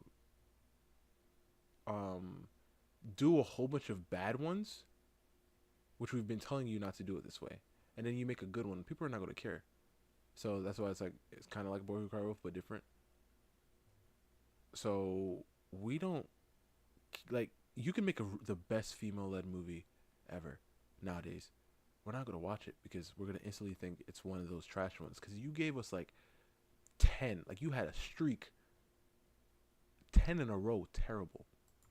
Brings us to our prime example, Mad Max Fury Road, which was actually a Furiosa movie, which is why they spun off a Furiosa prequel that flopped, just like Ballerina. And I think it's important to point out that both of those films required the male titular character's name on their titles. So what's the explanation for the underperformance? Is it girl boss fatigue, modernity fatigue, the message fatigue, woke Hollywood fatigue, Hollywood fatigue? Woke Hollywood fatigue. Yes. Ultimately, they fell victim to their predecessors who were unable to write their female characters like humans, much less exactly. women. Her right there. And the thing is that makes me mad, because I like this actress too. Who were unable to write their female characters like humans. Orphan Black. I don't know if you guys have seen that movie. I mean, that show. It's a British show. Oh my goodness, that show was insane. It's about this girl, right? Yeah. It's her siblings. Yeah, it's her siblings, right? Because there's two movies like that. There's Orphan Black, and there's What Happened to Wednesday. I mean, What Happened to Wednesday? What Happened to Wednesday is wow, bro. What Happened to Wednesday? So Wednesday's about a movie, right? Where, hold up, let me see if I can just show a quick trailer of it. Yo, What Happened to Wednesday? It's a movie or a show? It is so good. It's pretty old. It's Netflix. Monday. What happened to Monday? Not Wednesday. What happened to Monday? Wednesday was my favorite, I think. That's why I said that. It was 7 years ago. So in this world, you're only able to have, like, it's like in the future somewhere. You're only able to have a certain amount of kids, right? But this person ended up having, I'm pretty sure I'm remembering right. He ended up having like multiple kids. Like they're all at once though, right? And so what he decided to do was, hold on, let me see if the trailer explains it better than me.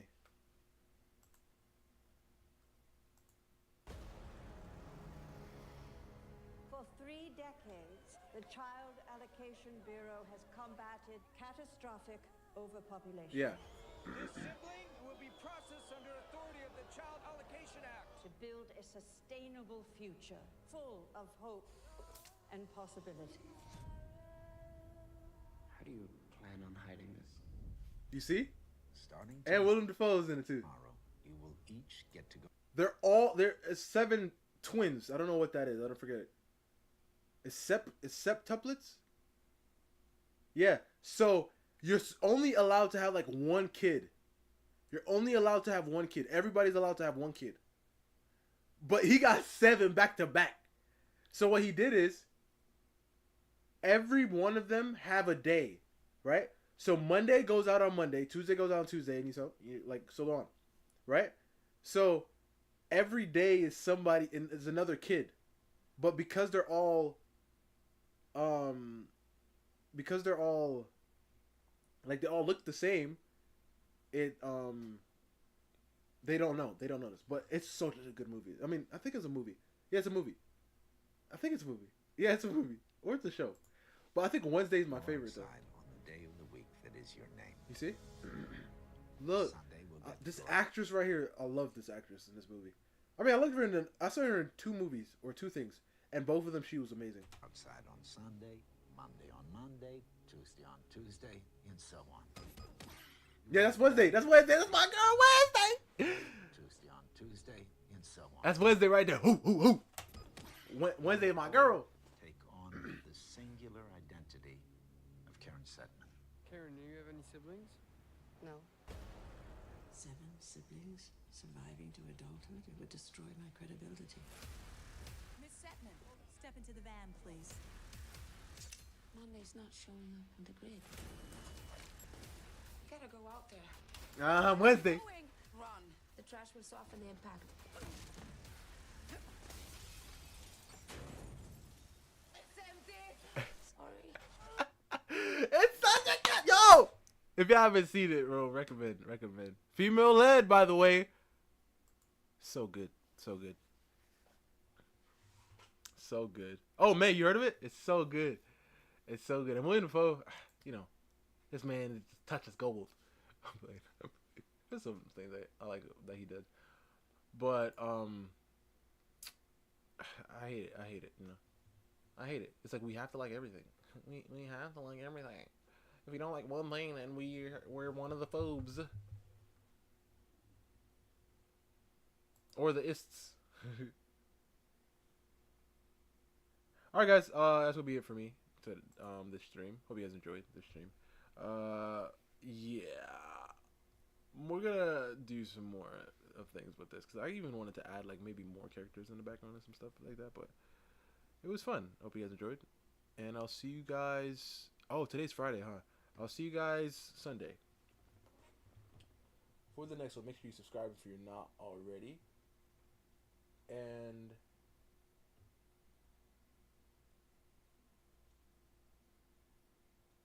make sure you subscribe if you haven't. And hit the notification so you don't miss another stream.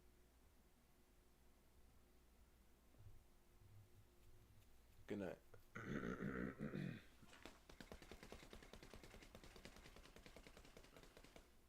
Kira just vibing? Yeah. But yeah, I love like the young Martha, but the thing is we're rarely going to see her, so, but it's fine. Oh, we got to bring her over too, but she's a bit later than them two. Them two are like in the first episode. You'll see them too, or you know.